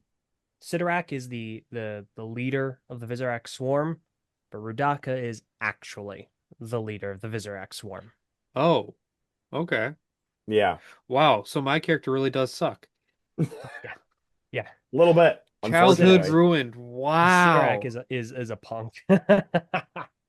He basically just gets bullied the entire time in that I'm whole just movie. gonna erase this past like 5 minutes from my memory and like I'll just remember all the good times as a Yeah, kid. really cool set though. Yeah, He yeah, is a cool yeah. set. Moving on. Iruni All and right. Norik. Yes, the Toa Haga. Yep. So these two tie into some of the small sets for this year. The Rahaga, we'll get to them Hmm. in a moment, but two of the Rahaga were made into these canister figures. These are Toa Metro designs. They are the Toa Haga. You have Toa Iruni and you have Toa Norik. Toa Iruni was generally sold on his own. Norik kind of sort of was, but was more commonly found in a two-pack with both of these figures. They're Hmm. special limited edition Toa, which you can see because of their metallic armor. Oh They have yeah. those really sick shields that are exclusive to these two sets. They have a handful of recolors, and Iruni has a new mask design, and Norik has a recolored mask from Tragaduma. So they're really cool. They're really elite looking characters. They make additions to the Toa Metru design. And despite there being a team of six, LEGO only released the designs for two. It wasn't until I think 2022 that there was a canon contest to design the other four characters and what they look like. And that was done and it was approved by the author of the novels, Greg Farshty, while he still worked for Lego. So the actual canon design of the rest of them exist, but these were the only two Lego produced as sets. Hmm. Yeah, these guys are. I love the special edition markings all over the Yeah. boxes. Like, Yeah. okay, So I see what you're doing there. obviously this is the one I have. Like this was like the brain piece we were talking about earlier. Hmm. Yes. Very interesting. So you That just kind of actually, slide that in. Yeah, does it let light me up at jump all? out of big screen mode real quick. I don't Make it know easier if for you. that's his brain Uh, okay, yeah. No, that's the right one. Yep. because there's two So different types of the brain socks. There's one with the really? bit and there's one without the bit. Yeah, Oh, okay. I always thought this one was cool, and it kind of for some reason reminded me of Thor. Maybe because of like the lightning of the set. I don't know. could be. But no, he was the smaller one I have. I lost the green spinner. Had a lot of fun with this one. For some reason, I don't have the design right. I have him a little shorter for whatever reason. Maybe It just is like a slightly. crying shame that these shields were only in these two Seriously? because I love how they look and the fact that the spinner is like built into the shield like seamlessly Yes. makes them even better. And the fact that I can hold the other one in there as well, which Yeah. did work out for me because I lost it. But no, this one was really cool growing up just because like all the gold with the green mixed in with it. It was Hmm. just a really fun one to have. Oh yeah. Norik So and Rooney were really cool there. Certainly fan favorites. Oh yeah. And now we get to the Hordika, the Toa Hordika post getting morphed by the Visorak Venom. I love these things. I know some people kind of think they're ugly. I hear people Mhm. complain about them before. I love them. I think they're awesome. I think the design work is interesting. I think they maintain the gear function in the one arm, Hmm. which also still makes them look like mutated at the same time. Like the arms are like asymmetrical, and usually I can't stand that when you do something like that. But in this Hmm. case, it just really works, and they look sweet. This one looks got some really cool weapons here. Yeah, the jackhammers are awesome. Yeah, and they do function like that. You can actually Hmm. like make them do that. So these are the Toa Hordeca. Hordeca means something along the lines of half Toa, half beast, or it's like half Rahi. Hmm. So essentially, the big theme of this is that the Toa Metru were partially mutated and have now become the Toa Hordeca. Hmm. And so they are constantly battling animalistic urges. They have been transformed, and so they are struggling with who they are, their normal hero selves, and these primal instincts because they are partially transformed in these creatures. And they all go through their individual story arcs, but primarily Vakama and Matau are the big focus of the year as far as Hmm. characterization. Vakama feels like a failure for Hmm. leading his friends into this trap. He feels like a failure for not being able to rescue all of the Matoran. And Matau is an insanely vain character up to this point. He cares a lot about the vanity of being a Toa, the appearance, the publicity, like, I'm a Toa hero. And now he's been mutated into this kind of grotesque, not really traditional Toa, and he's struggling with that immensely. Wow. It Uh, like story wise, hmm, like how like the fact that they give a lot, like they give those two main focus. Obviously, Vakama goes back and forth with those animalistic urges. Eventually, he takes on like he basically joins the Vizirac swarm as like a general at one point, from what I remember at least, Wow. yes. from reading the comics and from watching the movie. Um, like they flesh out the characters. They're not just the good guys. Like they're struggling with this. There's a real inner conflict with them, which is again something you don't see as much from Lego original themes anymore. Is characters with depth. I think Bard and Ninjago they do it really well with that, but Bionicle again just shows where just how strong the theme was. They had great toys, but the story behind the Hmm. toys was just as strong, if not stronger in some cases. Um, moving on past these guys, there's a couple other ones past it. This is also the year that we start getting quote unquote minifigure scale Bionicle sets, which Yes. depending on who you either love them or you hate them. So I think these are fascinating for a handful of reasons. This is a trend that Lego starts in 2005 and carries out through until 2007. Hmm. So these are system playsets, and there are a few interesting things happening here. As you can see on screen, you have these unique figures for the characters. Yep. There are no minifigures in any of the System Bionicle sets, technically speaking. This is the only year that Lego does these like little statuette things. Yeah. Hmm. Fortunately, because these things I cannot stand them. They are so specific and they are so limited. They have no articulation. They hold battle staves, which aren't the weapons that the actual canister sets hold. Hmm. The molds themselves are interesting, but I just ugh. They also There's have no these Vizerac. posability to them at all. What's up? There's no posability to them like Not a whatsoever. Like they're chance. just stuck in None at place. all. They are statues. And they are not in scale with like really anything. They just kind of do their own thing. Hmm. They are on a base plate of sorts, so you can like stick them on stuff, but they're extremely limited. Hmm. They feel very out of place. The actual playsets themselves are very interesting. Oh, they also have the Vizirac, which are partially glow in the dark, and they Yeah, all that was have kind of unique cool. molds. Hmm. But the actual playsets are varied. This one's the Vizirac Battle Ram, so the little Vizirac head in the middle, it like moves forward and back like in a ram, and it has a catapult on the top. It's like it's being pulled forward by all these Vizirac. It's kind of fun. You have the Tower of Toa, which is also kind of fun. It's more of a play set. That giant mask piece is a large molded piece, Hmm. Oh. and this would be also a trend that these sets kind of carry with them. They'd have these large molded masks. Two of the four that Lego makes are in 2005. There's this one, and then there's a red one. I And like also I, this. This is okay. It's fun. Yeah. I don't love these. I think the ones in 2007 and 2006 are way better. I do love that the giant molded mask here looks like Duma's mask, which is sweet.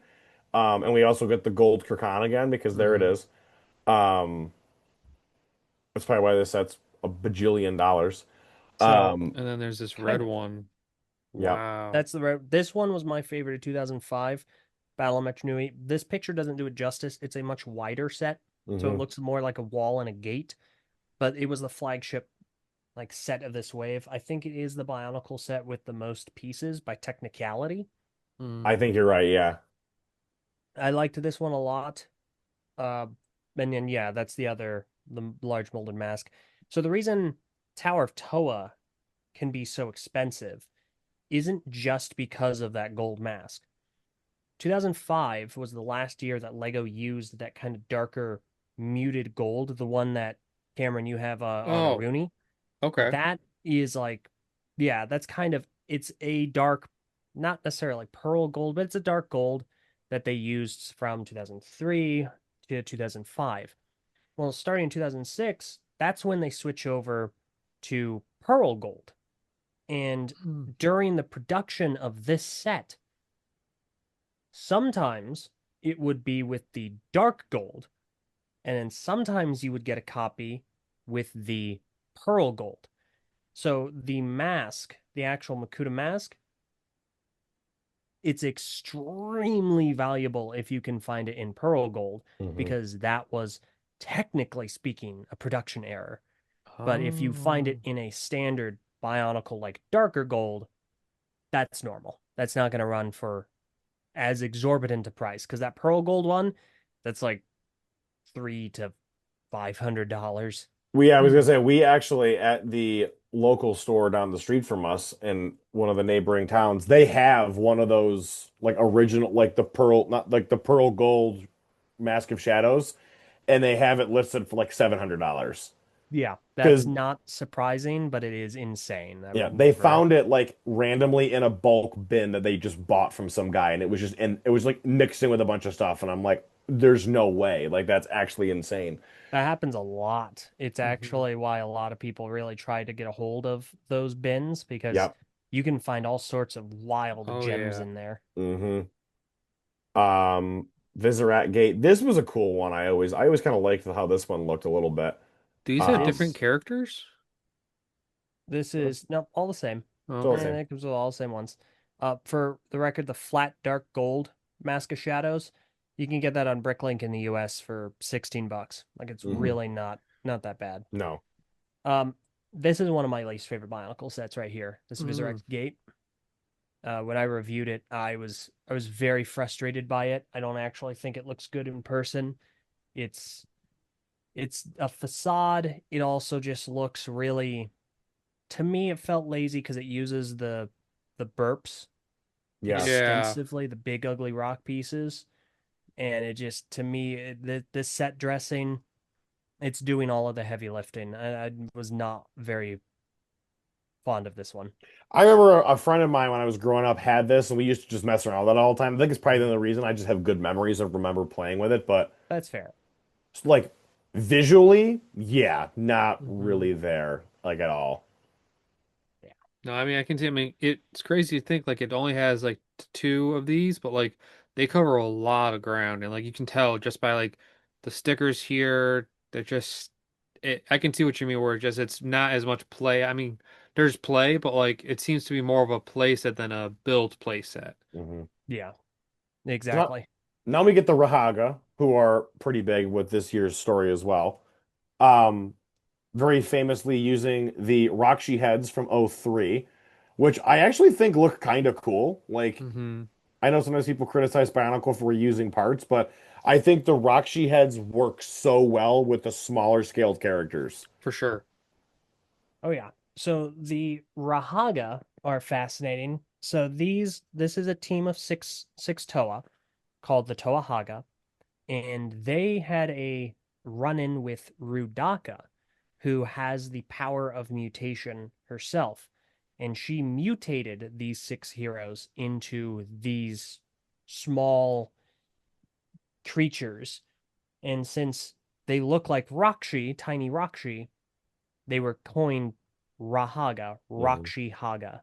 Hmm. So they do have a handful of recolors, namely the headpieces. We have the colored Ratuka in the back, and they're quaint. I think their articulation is restricted, and the orange in the middle is downplayed heavily in these photos, but it's very Hmm. bright on all of them. Hmm. Yeah, it is. And the only one it really works for is Norik. But yeah, they're fun, quaint the sets. They help the Toa Hordika on their quest, and they are their own characters. And eventually they do get turned back, not in this story, but way, way, way, way later, they get turned Hmm. back into Toa. Okay, cool. The Then. Haga are very interesting in the world because we find out in 2005 the world expands again. You know Makuta, the Makuta we've been dealing with this entire time? Hmm. Turns out Makuta is actually a species name. Yep. Makuta is a Oh. species, and there are a bunch of them. In fact, they have an organization known as the Brotherhood of Makuta. Oh. And we find out that the Toahaga were actually teams. There were a bunch of them that are teams of Toa that are hired specifically by members of the Brotherhood of Makuta to act as bodyguards. Hmm. This team was the team that guarded the Makuta we are familiar with. And Pterodax Oh. himself. they actually ended up betraying him when he stole the Mask of Light. Oh. So they're very, very interwoven in the story and very important characters. Yeah, they're pretty big. And like you Cool. said, the movement on them is very restricted just because of the limbs they have. For like from that aspect, they're not the best. Hmm. For me, their importance and their significance is more lore based, less than Sure. Oh, this is a fun toy. Like it's a cool toy, but it's not the best of them. But it's not. I mean, I would still rather have these over the Matoran, but that's just me. And I mean, they're only Um, $4 too. Like you get all of them for 24 bucks. mhm, yep, it's not bad. yep. Um, but yeah, so then we get Bionicle 3. We end with a couple of Yep, sorry, Bionicle accessories, but then that's it for 2005. yep. Yep. So then we get the third movie, which is based around this specific year, specifically around the Hordika and that whole end of the story leading up to where we leave off in Mhm. 2003. I love this movie. This is personally my favorite Bionicle movie that they ever did. I love this one. This I've my feelings on this movie have softened Mm. greatly over the years, but it continues to be of the movie, like of all of them, it's my personal least favorite of them Mm. because it takes Interesting. a much darker tone with just everything. It's a lot more serious, it's a lot angstier, and it wasn't something I vibed with a whole lot, Mhm. but I wouldn't call it a bad movie by any stretch. It's certainly a really dramatic time. Like it's an enjoyable, entertaining experience. Mhm.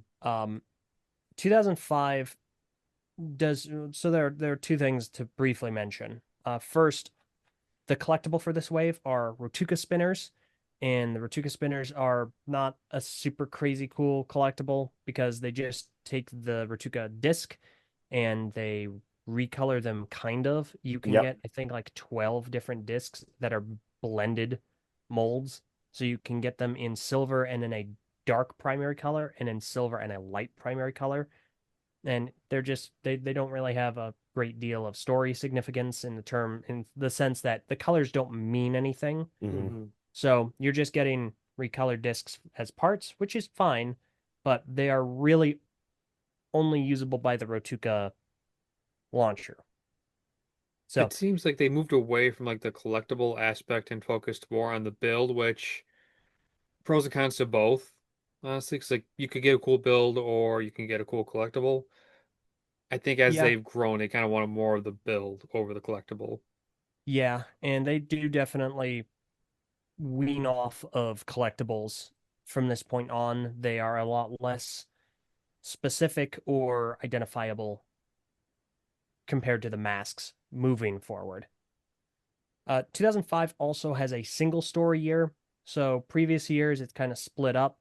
So in 2003, you have the Borak Kal in the first half, and you have the Roxy in the second half. 2004, you have the Toa Metru versus the Marbuzak in the second, more versus the Vaki. Mhm. 2005, it's pretty strictly the Toa Hordika versus the Visorak all throughout. The third movie follows them arriving to the City of Legends again, finding it in this horrible, destroyed state. They walk into a trap. They get turned into Toa Hordika. They're trying to figure out what's going on. They meet the Rahaga. The Rahaga are like, hey, you've been mutated by Visorak venom, and we might be able to help you if we find Kitongu. And Kitongu allegedly knows how to fix Visorak venom. So we got to find him. But here's the deal. We'll try and find him with you, but we also got a lot of work to do here. The city is a mess. So they go on this quest. They're struggling with themselves. They find Kitongu, who at that point was actually believed to be just a legend. So this is like a monumental, like, oh snap, he's real. Santa is real. And Kitongu's like, yeah, you know what? I can fix this. I can turn you back into Toa. But here's what's going to happen. We're going to save the city first, and you have to do it looking like this.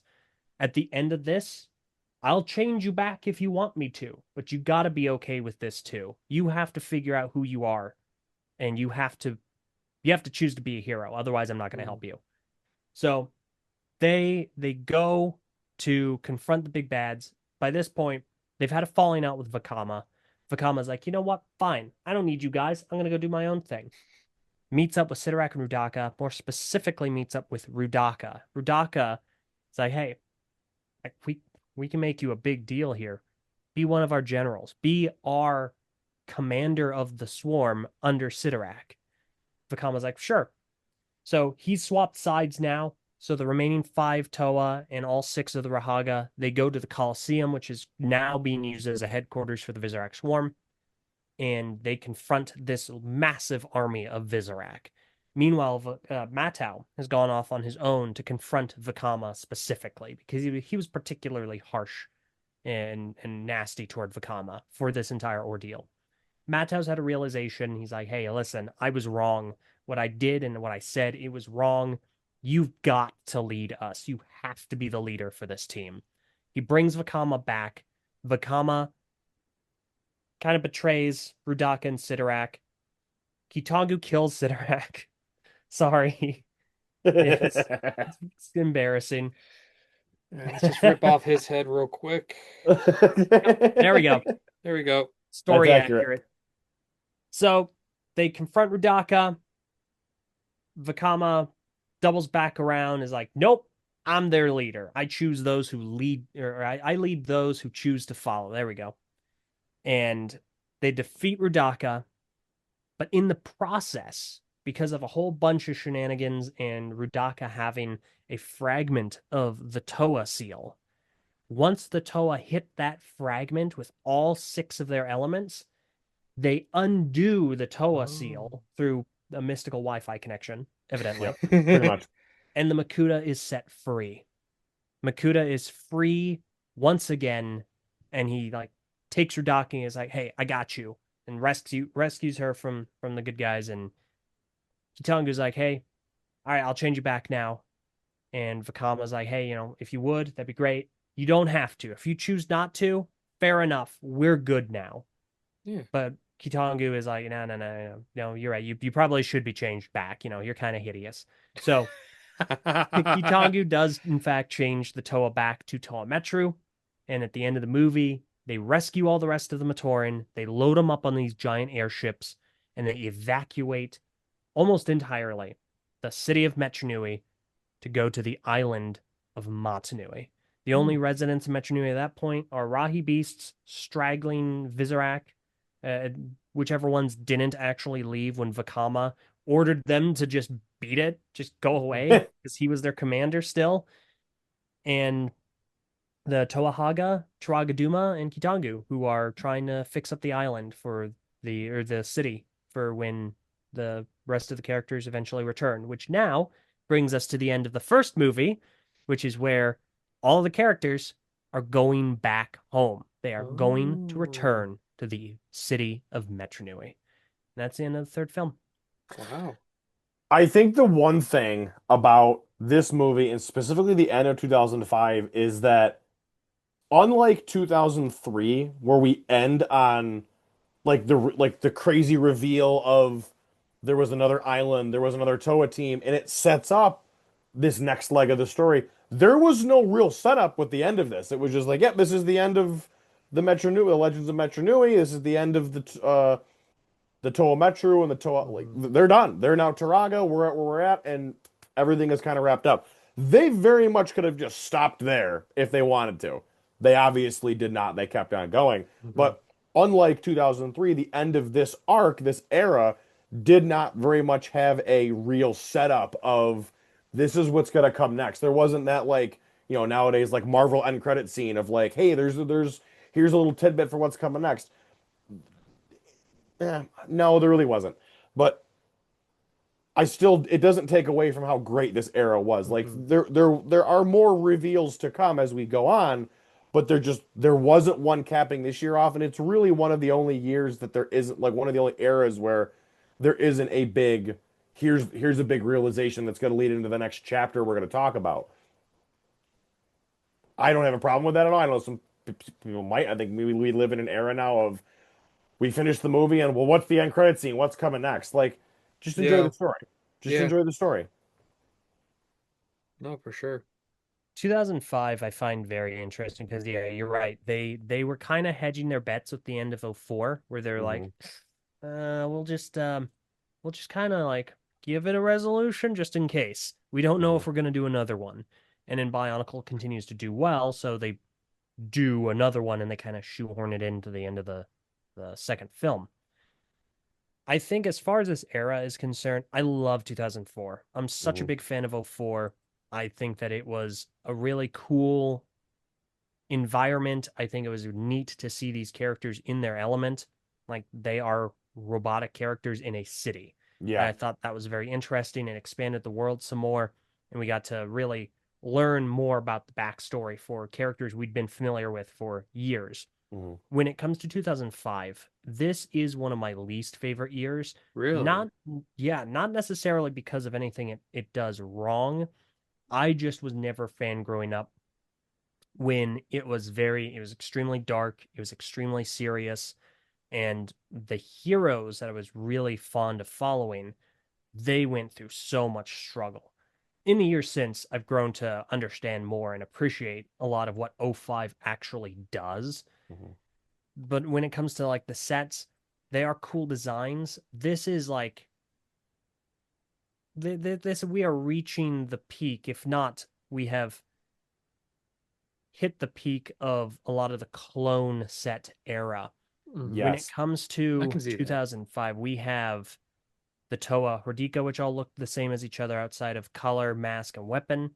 We have the Visorak, which admittedly do look more different because they are using different pieces from each other. There Hmm. Hmm. are greater differences with the Visorak, and also their carapace piece looks a lot different from one another.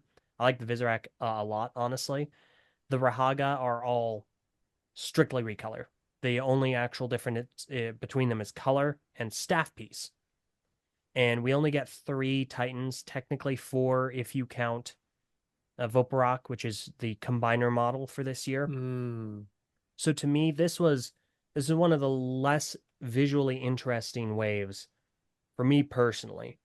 But the actual story itself, it does a lot. It expands the Yeah. world more. We get new novels, not necessarily Hmm. novels in the sense that like they're like a novel, but we get new books. So we get 2 really influential books. We get the Dark Hunter Guide, Mm. which allows fans to create their own models, their own characters, Oh. and those end up being made into actual Dark Hunters and cataloged in this book. Okay, my Hmm. timeline is a little off. The contest ran in 2005. The Mm. book released in 2006. Hmm. Got it. There is another book that did release in 2005, and that is the Rahi Beast Guide. Mm. And Got it. that was Got it. also one where fans could submit their creations to be included in the Bionicle story. So that's a significantly influential book. There are a bunch of books that were released in 2005 that expand the story of these characters. There's one at the very end that is extraordinarily influential. It's very popular. It's called Time Trap.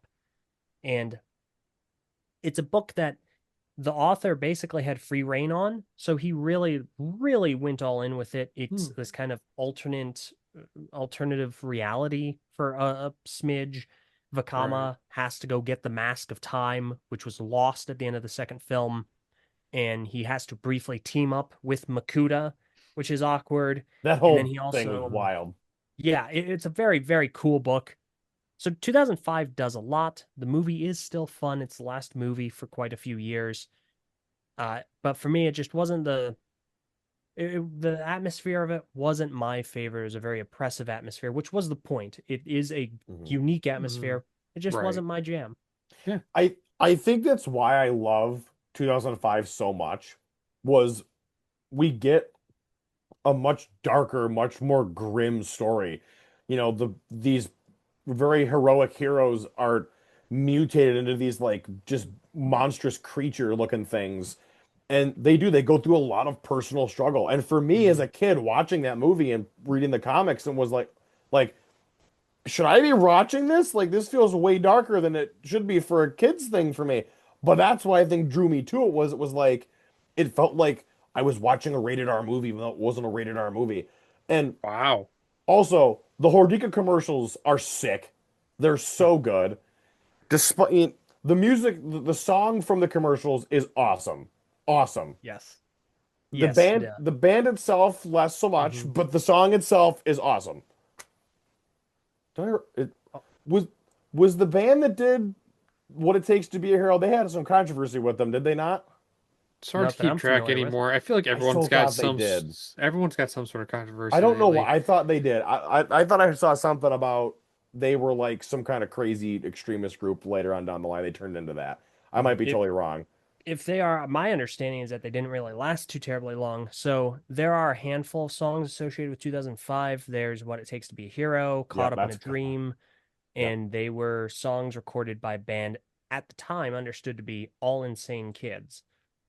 And Yes. I am not familiar I'm like with a lot of their other discography because I'm pretty sure they only did these songs and then did other music as a different band.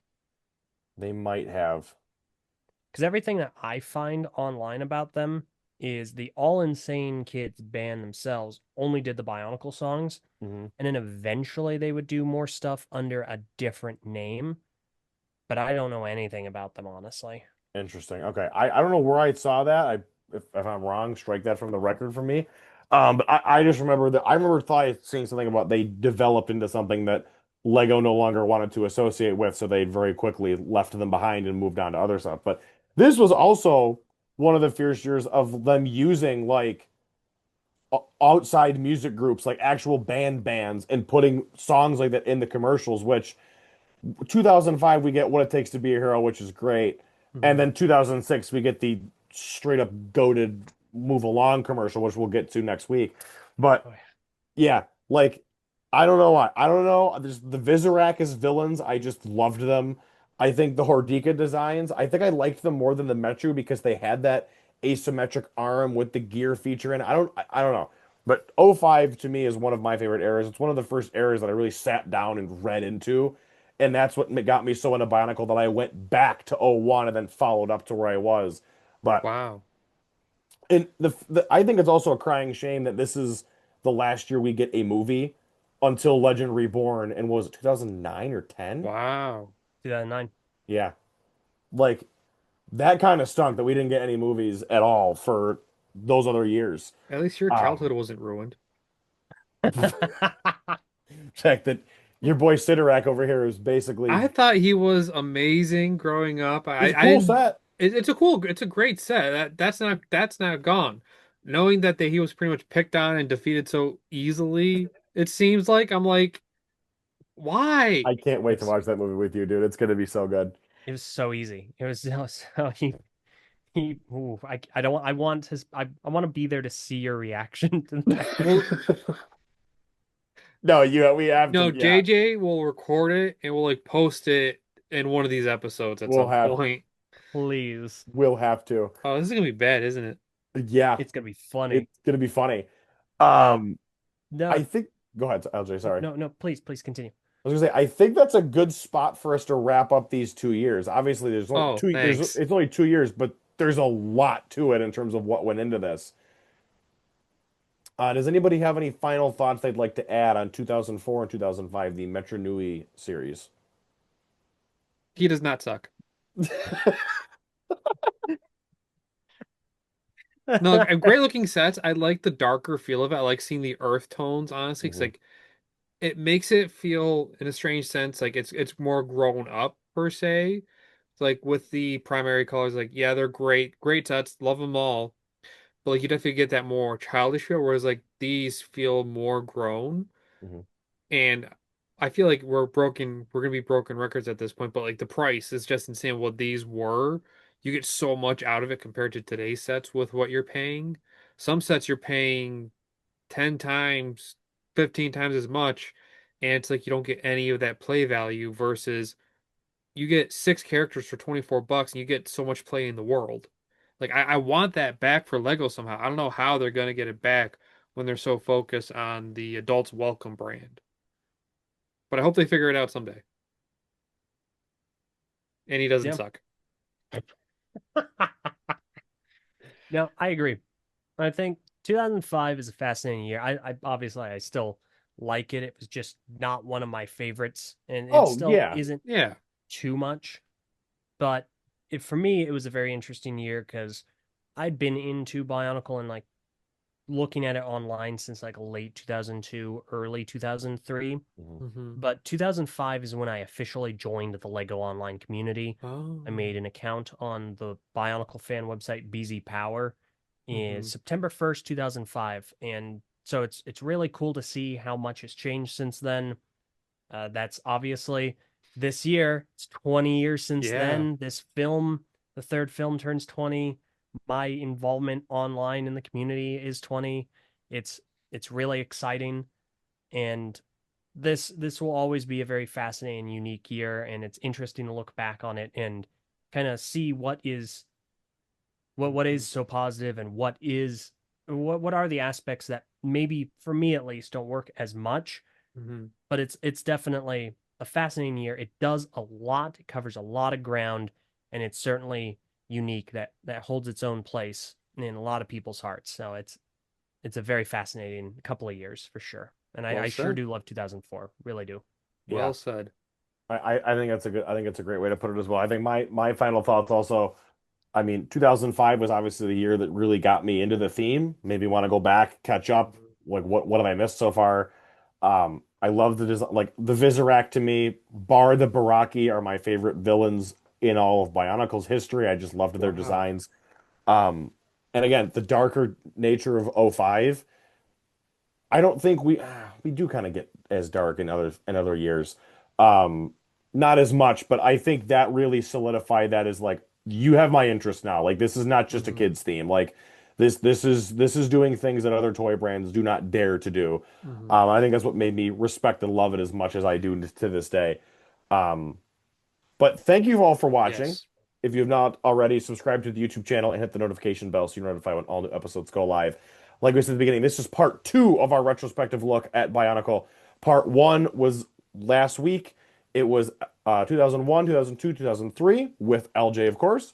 We will be back next week talking about the Ignition trilogy 2006, 2007, and 2008, which is my personal favorite era of Bionicle ever. Hmm. Speaking of your presence on the internet, LJ, where can everybody find you?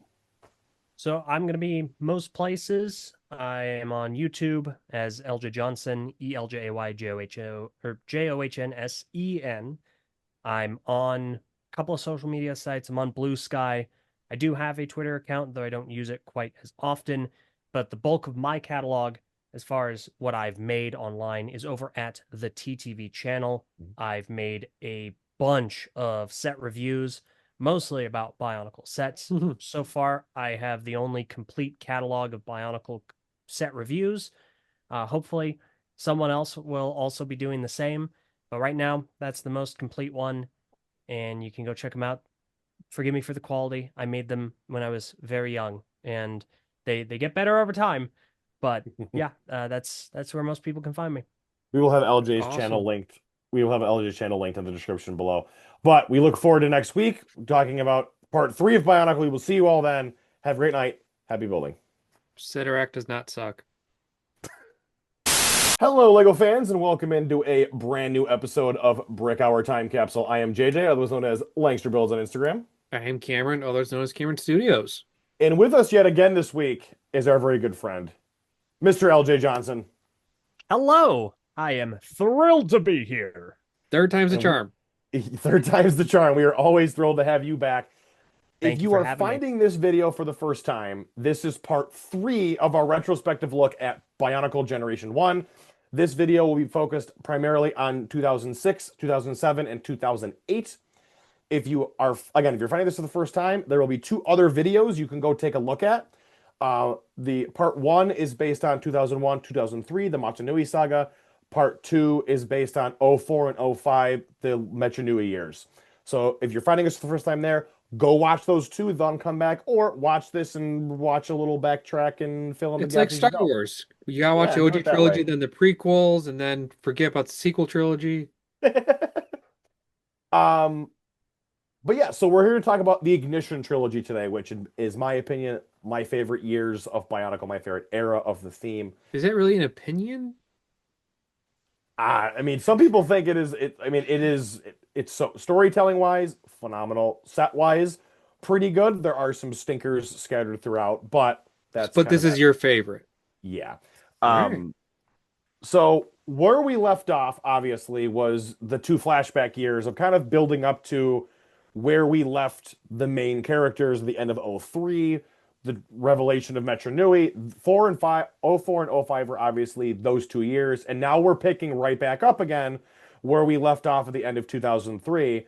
So to start with the Ignition trilogy, I will give us to LJ so he can get us going here. So this really is Star Wars. We've Yeah. had an OG trilogy, then the prequel trilogy, now we're the sequel trilogy. Okay. Yes. The main notable difference is this is if the sequel trilogy was like just consistently good.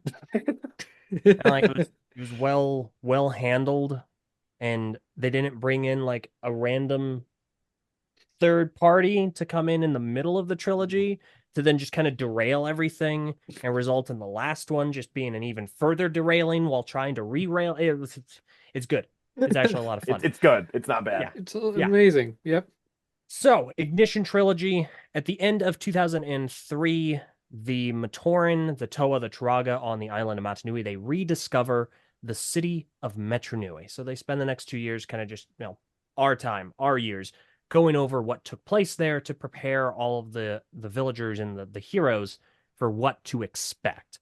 So they are going back home. They're in the City of Legends. They are reintegrating, repairing what is still being repaired from the great cataclysm that occurred, as we saw in 2004 and the aftermath in 2005.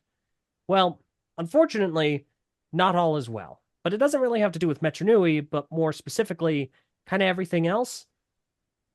This entire time, all of the villagers on the island of Matanui worship this deity they call Matanui, who they named the island after. Mhm. And we find out that Matanui is dying. And that's a pretty big problem. So, the village elders, the Turaga, they task our main heroes, the Toa Nuva, that we started this series off with, they task them with the acquisition of a legendary mask of power known as the Kanohi Ignika, the Mask of Life. They have to go find the Mask of Life and use that to save Matanui's life. Otherwise, they are all toast. Mm-hmm. So they journey off to this island known as Voyanui, Island of Doom. Ooh. The marketing is a little heavy-handed, and by marketing I mean anyone that's doing PR work for Island of Voyanui. It's rough. So Pretty the much. the Toa Nuva, they land on the island. They're like, all right, where's this mask? And they are greeted with a gang of thugs known as the Paraka. And the Mm. Paraka rock them silly. The Toa Nuva are unequivocally defeated. They're That literally is the beginning. smacked around for a good Oof. little bit. 100%. And bear in mind, the Toa Nuva are technically speaking the most powerful Toa team in existence.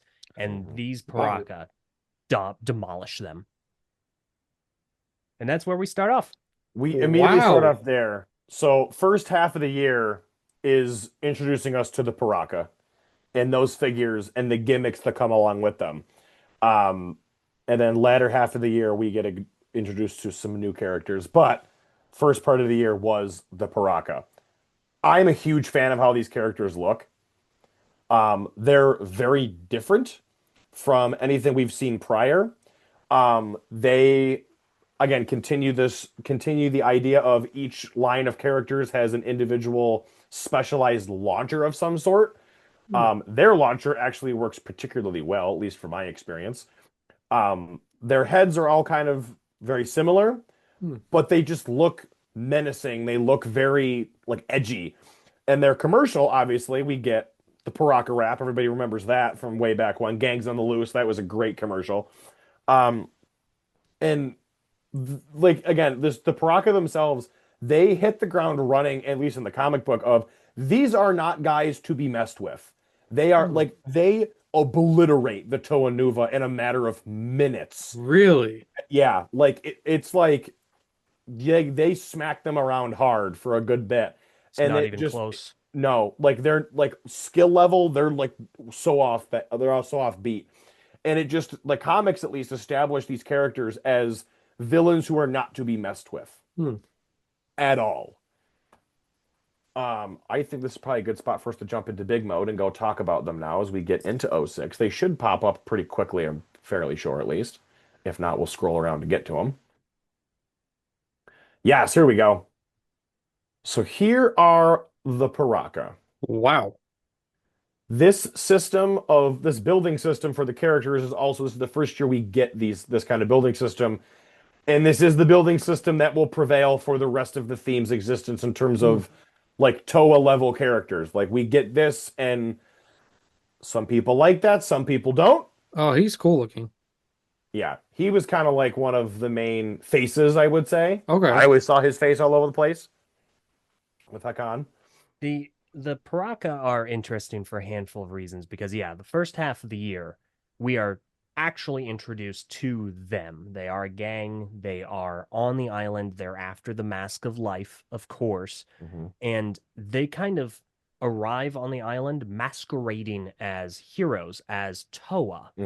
And so Oh. they kind of trick the inhabitants of the island, the Matoran, into thinking they're good guys, when in actuality, they are there to massively enslave the population and employ them to help them further their goals, to find the Mask of Life. So they're all very, brutish and evil in their own unique ways. When I first saw them, I was very perplexed because they're super cool. Yeah. As JJ mentioned, this is the building system. There are two systems that are introduced this year, but they're extremely similar. They're basically the same, but they Hmm. are called slightly different things. So this is a Paraka build Hmm. because of the torso piece it uses. We are introduced to a whole new catalog of pieces in this wave. It's unlike anything that Lego would ever do now. The spines are rubber. This does away with gear functions almost Yep. entirely. Oh. Wow. So we have now transitioned fully into basically constructible action figures Ball without the joints. action. Wow. The Zamor launcher is the new blaster for the year. It's used for both the heroes and the villains. And the Zamor spheres, which is that little green orb there, those are the collectibles for Mhm. the years. So they have like little Zamor packs. The issue being that the Zamor packs are pretty boring. They're just a bunch of plastic marbles, and they come in packs of six. So Hmm. two of them are Hmm. gunmetal, two of them are this new pearl gold, and two of them are silver. That's all you get. I'm looking at these now, like I could really see them coming off as like the Toas because like they have like a similar color scheme. So like I can see them being mistaken like for like a island of new people, like they don't know any better. And I Well, feel like I'm a broken record again though, but again, all these are $9 each. It's mind-boggling to me that like you could build a story with pretty much it's just insane that you can for like 54 bucks you get six bad guys of a team to versus your Toas, and you could just do so much. Like, that's unheard of in today's Lego world. and two Oh of the yeah. things with the Paraka that I did love was that one, their all of their weapons are dual feature, from what I remember. You can flip them back and forth, and there was different features depending on what you had. And story-wise, yes, they tricked the Matoran into believing that they are the Toa, and then when the Toa show up, the Matoran think that they're evil. So it's kind of like they're able to use the Matoran against the Toa, which is pretty sweet. Um, yeah, I I think I love these. Like when I saw them and like read the comics and whatnot, I loved these guys. They were such interesting villains. Um, all of their motivations are different. They all have different personalities. So like, Mm. sure, they're working together, but they're all constantly turning on each other also and like forming alliances, which like made them just a crazy wild faction of characters to go back and forth with. But yeah, like the Paraka building system, like LJ said, hits the ground running, and this is what we expect. No more gear functions. The playable feature is the as either the weapon or the launcher. That's kind of what we have going forward. Some people, like I personally miss the gear functions a lot, but I can also see why they do get rid of them in favor of doing some more intricately molded characters that you can just kind of do. I don't want to say do more with because you can't, but like it makes the builds I think a little more slim and not as bulky. Yeah. 100%. And there's actually another feature I completely forgot about. It's all in the head. The teeth glow in the dark, Yep. Oh. and the eyes light up. Hmm. Oh. Wow. So basically, in today's Lego world, these would be covered with those battery warnings that ruin the box art of every single set we get with the battery now. I think they are. I don't know how prominent they were, but they definitely had warnings of some variety. There was on there. They just weren't as prominent as they were for this. Hmm. Well, as they were in the past. Speaking of batteries, right below these guys This is funny. is good guy, gold Yes, good guy. Gold Good Guy. This is a fascinating one because this is obviously just a little like, you know, throw together for Duracell, and they have an additional one, of course, right below it. But the interesting thing with Gold Good Guy is that he was retroactively canonized Oh. as Mhm. being a set representation of Turaga Lee Khan from the second Bionicle film. Yep. Hmm. It's just crazy to me that it's with a freaking pack of batteries. Like I could just see these being like Toys R Us or something. Like it Yeah. would make perfect sense in a Toys R Us, but like and then this looks like a battery pack as well, I would assume. Yep. He was Yes. with batteries. Wow. Yep. And there are a bunch of little small figures released in 2006, and I don't think any of them hold any story relevance outside of Mm. Gold Good Guy. Yeah, just him. I mean, Yeah. fandom wise, we obviously get good guy and good guy '08, but we'll get to them later. Yes. Um, Especially if you're a reviving Bionicle fan. Um, But now we get to some Titan builds. Axon, yeah, this is like one of my favorite sets of all time. I'm not gonna lie. Really? Yeah, I remember getting him for Christmas um, when I was a kid and playing with him for hours. Hmm. He was one of the first Bionicle figures that I saw personally at that age Hmm. that had articulated fingers, That which is was pretty cool. sweet. Obviously, there had been some other ones that had some hands that could mess around with, but his giant axe weapon is incredible. It also could be taken like out of his hand. It didn't have to be actually held. You could switch hands that it could be in, at least from what I remember. Hmm. His mask is sweet. And they kind of use the newer with the like the Paraka torso at least, but they beef him up to no end and he just looks sick. Hmm. It's basically the closest we ever get to a bodybuilder as a Hmm. Bionicle set. He's just ripped. And story-wise, he has some pretty huge significance as well. Yeah, in the story, Axon is a guardian on the island. He is guarding the mask of life. He knows where it's at. So he is definitely at odds with the Paraka pretty consistently. Mm-hmm. I'm just blown by the fact that it's going for over $300 new, Yeah. and it was originally 200. That's No, it's insane. 20. Nope, 20. 20. What'd I say? You said 200. 200. Oh, geez. Yeah, I'm reading. 20 bucks. And now it's wild. Even used, it's hard to get This guy's for going for 134 used. Brutaka is also equally as cool as Whoa. Axon. He looked sick. That helmet Brutaka. alone. He's Yeah. a friend of Brutaka or of Axon's or former friend. It's kind of a Mm. Lee Khan Nadiki situation. And so initially he was also supposed to be a deity, or sorry, not a deity, a guardian on this island. However, he was swayed to the Mm. side of evil kind of by the Paraka. Mm-hmm. And so he's kind of on their side and he's insanely powerful. Mm-hmm. This set is regularly revered as one of Bionicle's finest. It's a Ooh. very dense build. It's very tall and imposing. He towers over Axon, and it introduced this color scheme of dark blue and pearl gold. Ooh. Sharp, really sharp color scheme. Brutaka, if you kind of want to talk about what he is in terms of the story this year, he's basically just Bane because his whole thing is he's Huh. being fueled by the Zammer spheres that are giving, they're basically acting like venom. Like if you're comparing this, like Bane with his venom is Brutaka with Zammer spheres. Like they are steroid, like juicing him up so he's even Hmm. stronger than he normally would be, which Yes. makes him even scarier in the comic because like you thought the Paraka were powerful. Yeah, this dude's like them times four. Like he's up Wow. there. He takes out in one scene, he takes out 12 characters in one swing, Yeah. just Jeez. one fell swoop, just like bowling pins. Yeah, he's just that strong. That's pretty cool. All right, we We got get our bucket here, so move on from that. Race for the Masks of Life. What do we got here?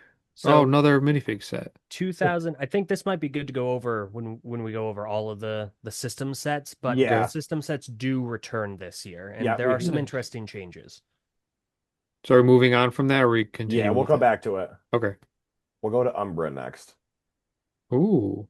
So Umbra's interesting. Umbra is an exclusive, I want to say, to Walmart. Hmm. Hmm. And Umbra is fascinating because he's basically just a parts pack. Yep. He doesn't introduce like after the hero characters get introduced, which is where the end pieces for the spear come in. After that, Umbra has no exclusive parts. Hmm. There is nothing specific to Umbra that is worth seeking. What is interesting about Umbra is that he is, as far as I know, the second non-system Bionicle set to utilize wheels as a mode of transportation. The Hmm. first, Hmm. not technically being like a canon implementation, but Puku from 2003, Taku and Puku, that set uses wheels to move, Hmm. but it's still supposed to be a crab. So technically speaking, this is the first wheeled character. Hmm. Yes. Which Interesting. he is And pretty cool, but I always thought like Umbra to me just looks, I don't want to say sloppy, but he looks very like thrown together with whatever was left of the Yeah. drawing, like of the on the cutting room floor. Like that kind of was yep. his weapon especially just looked Every Yeah. funky. set that I've looked at has looked like somewhat familiar, like I recognized it. You could have showed this to me, and I honestly would have said that it's like a knockoff Lego or something. Or it's a mock somebody built. That too. Yeah. More knockoff though. It gives off knockoff vibes. We get some more good guys and bad guys. Quick Nope. good guy. These are Quick just tiny bad poly guy. bags. Yeah, they're No just kind story of there. relevance Quick whatsoever. bad guy yellow. Red. Yeah, they're just kind of here. Here we go. Now we get to Ooh. The Toa Inika. So That's pretty cool looking. yeah, LJ, I'm letting you take this one so you can get into the nitty-gritty with these characters before we start talking more about them. So the story continues. The Toanuva are defeated. They're not coming back home. And several of the Matoran in the city are like, this is bogus. The Trog aren't telling us something. We need to know what's going on. They get the scoop from one of them and they're like, we need to do something. We're going to go do something. So these villagers, many of whom we're familiar with, because this is Jala. This Mhm. is the little red and yellow Matoran that was released in the McDonald's promo back in 2001. Mm. So several of those, in fact, most of them, all except for two, actually come forward to become heroes. So they travel all the way through many trials and tribulations. They travel to the island of Voyanui, and during that process, they are struck by lightning that Mm. derives from a star that we have been familiar with since 2001, known as the Red Star, that is hanging in orbit. And it strikes them with lightning and transforms them into the Toa Inika. Mm. And they are imbued with lightning powers, Oh. which is why we have such cool functions from these characters, such as their swords, their weapons. They light up. They have a flashing strobe effect for Mm. Mhm. I don't know, maybe 5 to 8 seconds, and they're just really, really rad. Awesome. So obviously they get the light up weaponry with has the strobing effect. Their Zammer launchers also have what's effectively like an ammo like Yeah. shaft, where unlike the Paraka who only get one shot, the Toa and Ika literally have four Zammer balls that will load in. So you could theoretically rapid fire four off if you wanted to, and that made them a little more playable, in my opinion, because you're not like Hmm. shooting one and then having to put on like you're like, no, I can take this and go boom boom boom boom and fire a bunch off. Um, I think the iconicness of these characters comes from their commercial, which if you're just a Lego fan, everybody knows the Move Along commercial. It's Oh yeah. it that commercial. Like I remember when that came on TV, I was like telling people in my house to stop talking Mm. so I could hear it. Like it was that good. Like the shot of them while walking and the lightning strikes and they light up a little bit like is sweet. This year really leans into super edgy tones and like marketing wise, and also like bringing in those third party like bands, musicians, and applying them to the theme, which just marketed it like crazy. But this also, kind of like LJ was alluding to earlier, gives us the Anika builds for the Toa. Mm. Yes, this is the secondary building system, which is just a slight modification from the Paraka building system, and it is traditionally known as the Anika build. Uh, it's a slightly different torso, but the limbs are almost always the same. Mm. We get a slew of new pieces again. It's So like we just Wolverine got one. claws. We just got one full building system. We now have a whole new catalog of pieces. Yep. The the knee armor, the upper thigh armor rather, the legs are new, the torso is new. There are two new torso components. The shoulder armor is new. We have new blaster magazine extensions.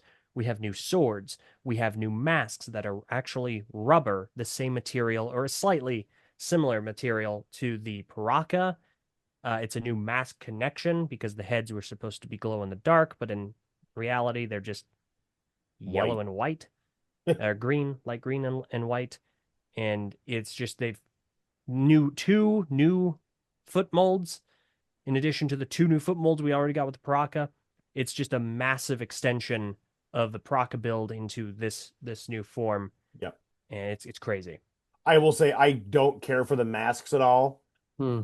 from this. Not because of the fact that they look bad. I think they actually look really cool. My problem is they're rubber and they have a proprietary head. Whereas most of the other masks, you could take the masks from '01 to '03 and you could put them on the heads from '04 and Hmm. '05. Well, from '04 at least pretty easily. So it made the versatility of those older masks work. Now you can't put the newer masks on the older heads, but older it's kind of like nowadays when you buy like a PS5, you can still play some PS4 games on the PS5. Like it Right. kind of works that way. So for this, it felt I didn't care for them as much because it's like I can't put my other masks on these characters at all. Like these are proprietary masks that fit on this specific head design. If you want a different mask, you have to put a whole other head on it, which that kind of becomes annoying. But it's also the fun of Lego, I guess, if you look at it that sense. Looking at Motoro, these, they're my like boy Motoro. they're like very humanoid, like the most humanoid I feel like I've seen. Yeah, they Yes. very much are. Yep. Basically, from here on out, a lot of the main characters, a lot of the canister sets, they get a lot more streamlined.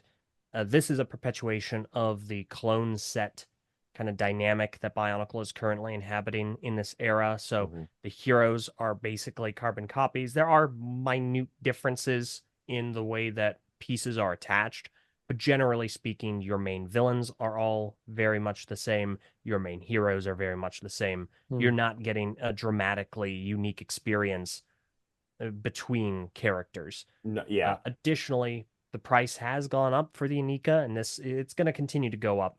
These are $10 a pop, which is still you're still getting it's a $10 figure that has a light up function and a Hmm. blaster. yeah, So that's better It's than most insane to that's better see. than most action figures you're getting at this point in time.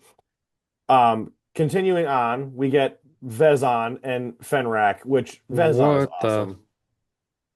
I love how he looks. That looks terrifying. Yup. yeah, yep. In the story, Vezon is actually a half of the blue Paraka Vezok. At one point, that spear he's holding, which is called I think it's the Staff of Fusion, Hmm. Staff or Spear of Hmm. Fusion, it struck Vezok, the blue Paraka, and it split him into two distinct beings, Oh. Vezok and Vezon. Vezon scrambled. He got the heck out of Dodge. He bounced. And he made his way to the island of Voyanui, where he found the Mask of Life. And the Mask of Life chose him as a guardian for it. So it Hmm. affixed itself to the top of his head, and it welded him, basically. It Hmm. chained him to a gigantic spider known as Fenrak. Yep. Fenrak's build always looked kind of funky to me because it's got like the giant teeth at the front, but also kind of made it look super gnarly. Oh, And the yeah. fact that he could ride the top of this giant spider was also sweet. Um, I do love the fact that the creature builds, at least to me in this era, start to get a lot more, I don't want to say realistic looking, but they're able to use a lot more of the character, like the building system from the characters to flesh out some joints. So they look a little cleaner, at least in Hmm. my opinion, at least. Um, but yeah, Vazon and Fenrak are sweet. Vazon's mask looks awesome. Like the fact that the mask of life is kind of like on the top of his head is also kind of sweet, and that design feature is awesome. This technically is the first time we do get the mask of life, if you want to think of it that way. It won't be Yes. another couple of years till we do actually see it. But yeah, he's just another sweet. Again, Titan builds this year are just on point. There has not been a bad one yet this year. Like, and I don't. There really wasn't any really bad ones, like, except for Umbra, but that's different. Hmm. Yeah, Umber's kind of just a taller character. Like Yeah. I don't know how much I would describe him as a Titan necessarily. There's also one other one I don't know if we've seen yet, by the name of Ernak. Oh, he hasn't popped up yet. I think he's probably farther down. Yeah, and he's more of a combo model in It any looks like case. we got some more play sets. Yes. So now that we've seen all the main characters for this wave, we do start getting more minifig sets. So we can start taking a look at some of these. I like these ones mostly because I like the fact that the actual figures have posability, unlike '05 when you couldn't move them at all. Like in this case, they have interchangeable weapons. They get really cool looking helmet molds. Cam, you Hmm. remember that headpiece is in the Batcave mock? This one? No, yeah, Jala's headpiece from this is in the Batcave Huh. as a trophy. All of the Paraka, they all get cool spine pieces. Um, we get a lot of those like intricate head molds. These are cool. I love these figures in terms of like what they are. They look awesome.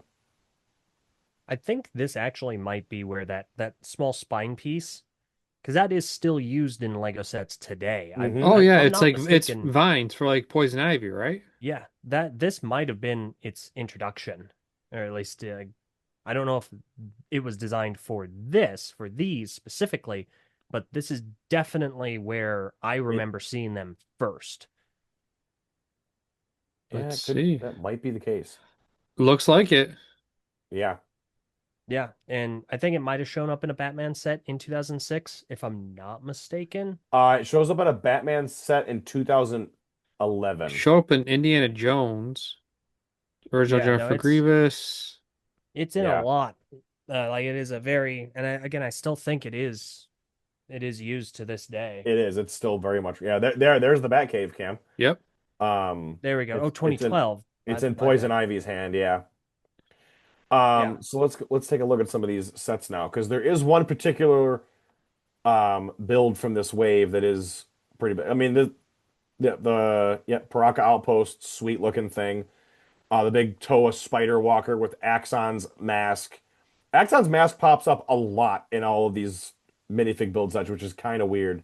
So they're fascinating sets, and I do think that of the 3 years Lego was doing these system Bionicle sets, this is the strongest year for it. They come out with four, just like 2005, but I think the minifigures are definitely a lot better. They are Mhm. definitely Bionicle minifigures.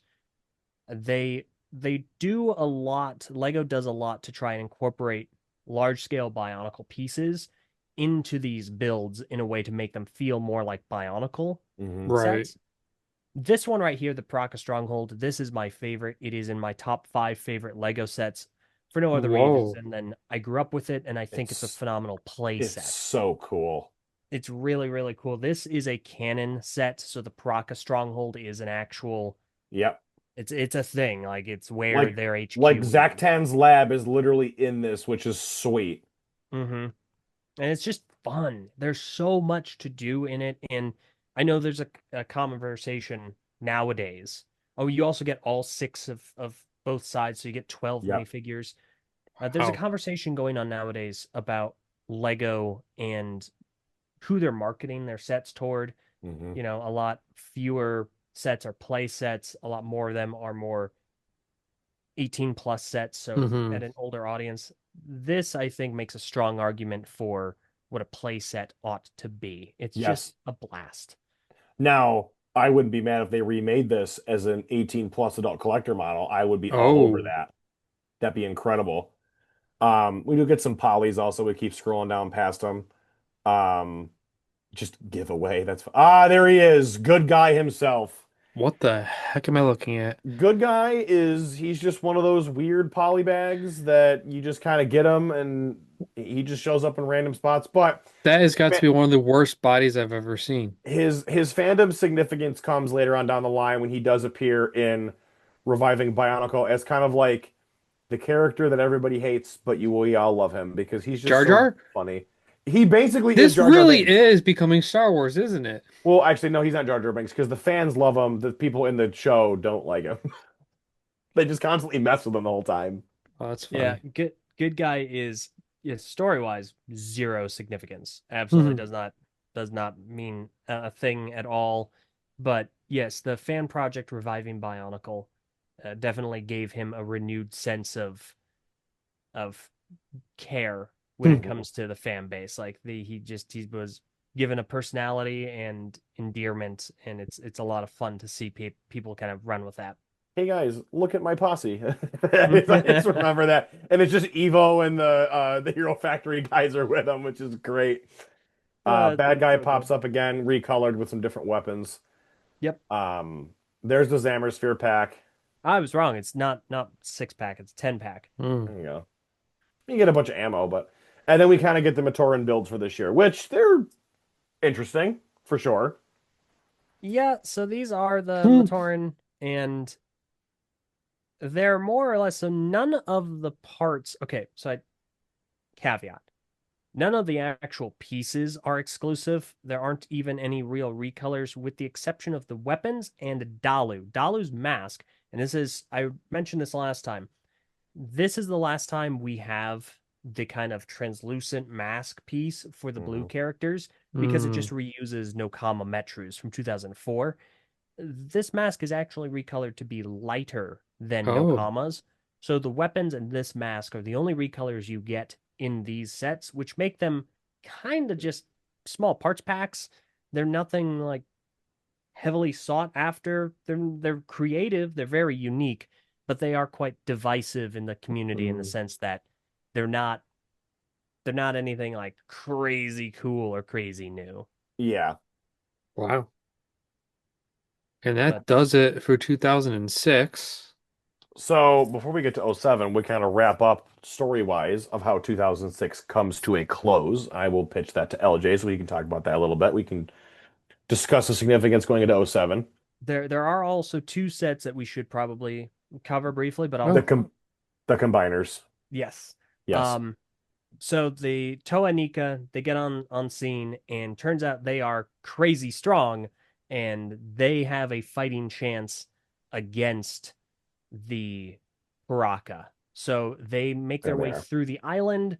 They manage to find Vezon and Fenrak. They defeat him with the help of Axon, and they get the Mask of Life. Oh. Unfortunately, in the process, they encounter two kind of hiccups. One of which was that first one all the way at the top. That's Ernak.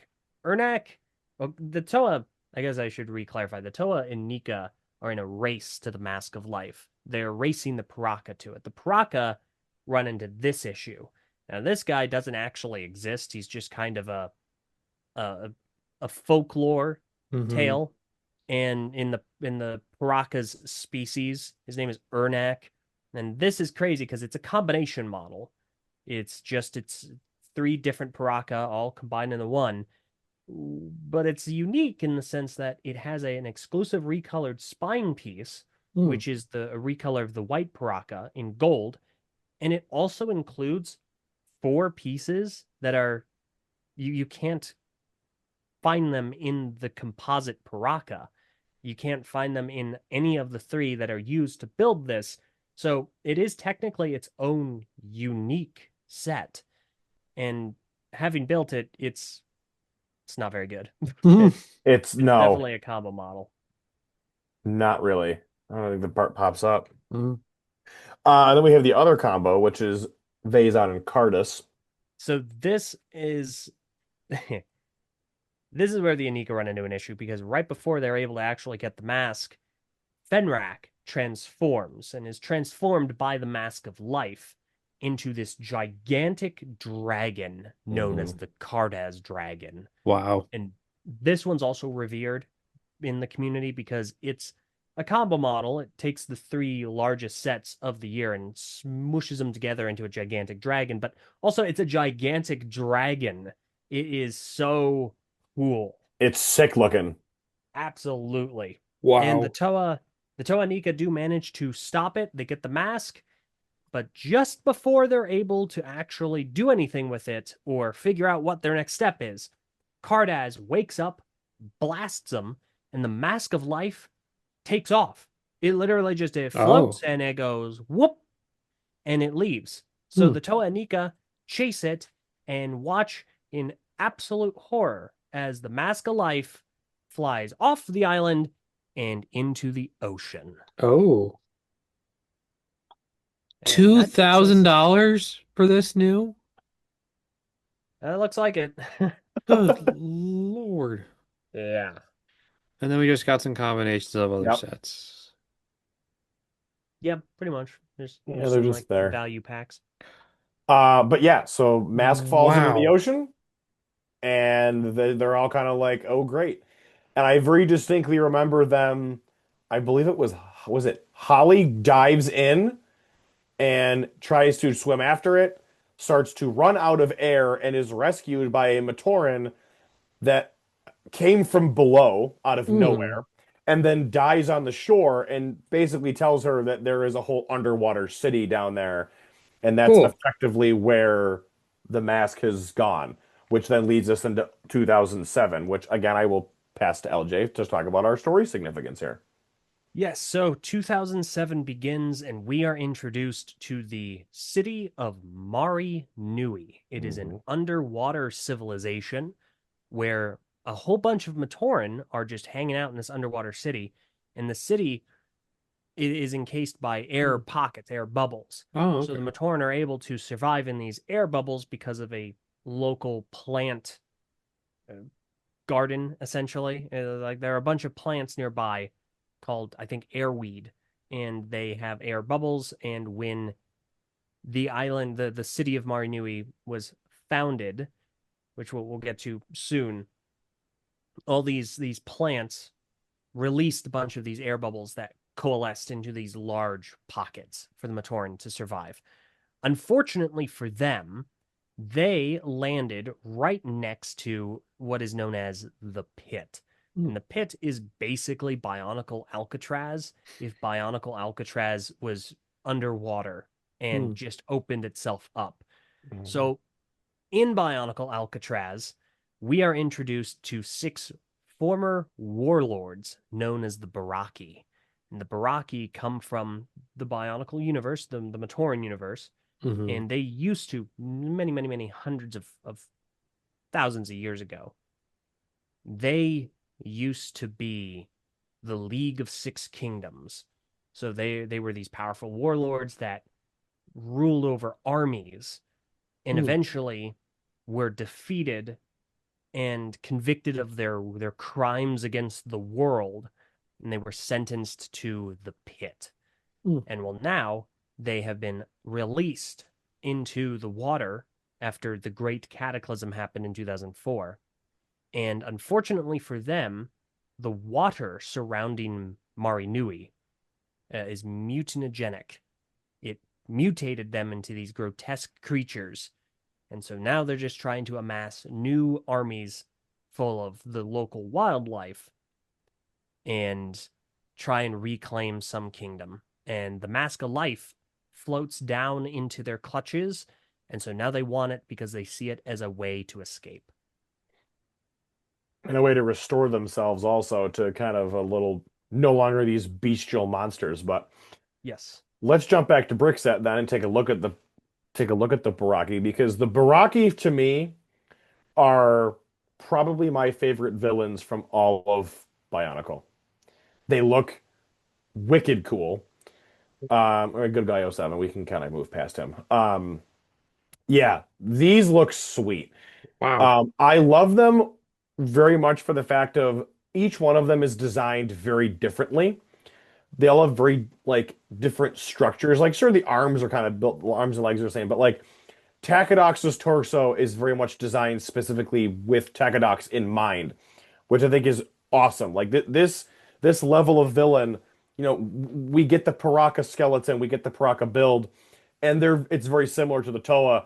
And then we get this year, and we kind of backtrack a little bit with some more unique torso designs for some characters. Yeah. So 2007 is great because it actually moves away entirely from the clone set building scheme that we have Mhm. been partaking in for many years up to this point. So all of the villains are built in a very unique fashion. All the heroes follow the same trait. Now they do still heavily utilize the Anika and Paraka builds. Mhm. However, a lot of these characters, as you can see, are based on more technic constructions. Mm-hmm. And they're all unique. They have these fascinating motifs. Like Prydak here is meant to be kind of a shark.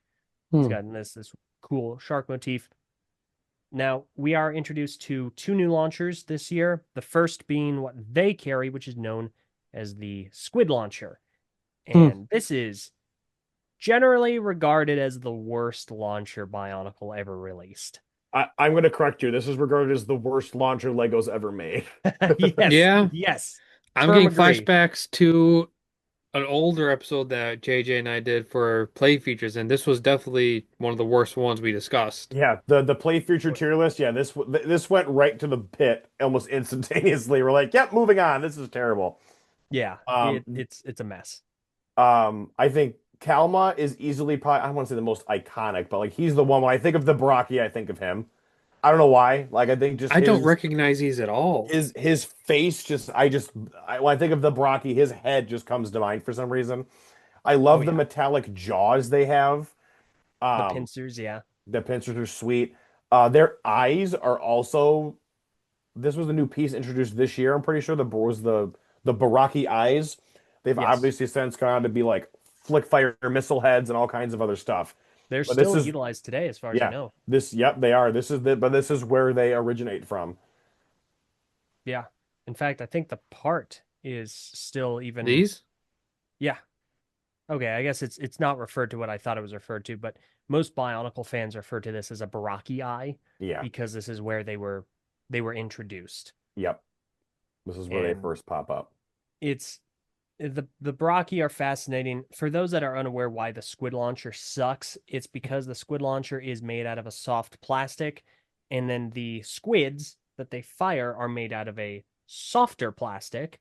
So you try and take a squid into this launcher, pull Hmm. it back, and release. The problem is Oh. that the squid has a lot of friction because it's made out of a soft plastic with the squid launcher, which holds Mm. onto it very well. So sometimes you can't get them to release. Sometimes you pull too hard and you'll snap the squid in half. It's just a very, very poorly designed system. That was on purpose. Lego actually, there was a designer that said one of their earlier concepts for the squid launcher worked too well. So Oh. they literally had to nerf it to make it safe to play with for kids. There was also the reviving Bionicle joke of the squid launchers suck until you turn the safeties off, and then they're the most powerful weapon known to humankind, which Just was such a always smart joke. hilarious. That's so much fun. I just remember the line of, I know that stinks it didn't blow up, and I'm actually surprised it went that far. Yeah, these just they are terrible, but Yeah, Wow. the Brockie so themselves are good. super cool. What do we But have here? Nocturne is so awesome. I love Nocturne. Nocturne is he's just another prisoner of the pit that ends up kind of being co-opted by one of the Baraki as like a lieutenant, the green one, Elec. Mhm. Mm. And he's awesome. All those pieces, like the headpiece and the spines and the kind of shoulder arm armor and the shin armor, not shin, thigh armor, it glows in the dark. And he's just awesome. He was a Walmart exclusive, I want to say. And he's just so rad. He's sweet. He's got the four arms with the different weapons. His he had a bottom jaw, which set him apart from the other Baraki in the sense that like he didn't have pincers, he just had the bottom jaw, which Hmm. looked sick. And yeah, he basically like he works for Elec a ton. Um, these guys, their commercial also, the Creeps from the Deep commercial was awesome. This is, I believe, the first time that Lego ever partners with CryoShell for any of the songs for the commercials, and that partnership sticks here and does not end for the rest of Bionicle's run in G1, Hmm. minus like one or two other instances. But yeah, he's sweet. He's Yeah. so cool. In Oh. 2006, Lego obviously for their promotion for the Anika, they partner with the massively famous band All American Rejects, and the main song used for the Anika is "Move Along." Hmm. Hmm. And "Move Along" has since become kind of the Bionicle community theme song. It is just so immensely iconic when it comes to Bionicle. Yep. For 2007 onward, Lego actually kind of sort of put together an in-house band, and Hmm. that band is known as Cryoshell. And their first song is Creeps from the Deep, which is used. It has a sound very similar to Evanescence in the Hmm. beginning, but it definitely carves its own path moving forward. Okay. But it is extremely distinct. It is well known with these characters. Awesome. So now we get to move on to the new Toas. Yep. Yes. So these are the same heroes that we just spent 2006 with, the Toa Inika. They have come down into the ocean, and instead of being mutated by the waters, they are actually transformed by the Mask of Life that Hmm. calls out for help, Oh. knows they're there, and is like, I need your help right now, and transforms them into water breathing characters known as the Toa Mari. So Hmm. these are the same six that we just got done like hanging out with, and they are, they've got new weapons, new armor, new masks, and the masks have different powers. They have the second blaster from the year, Matoro. These guys are pretty cool looking.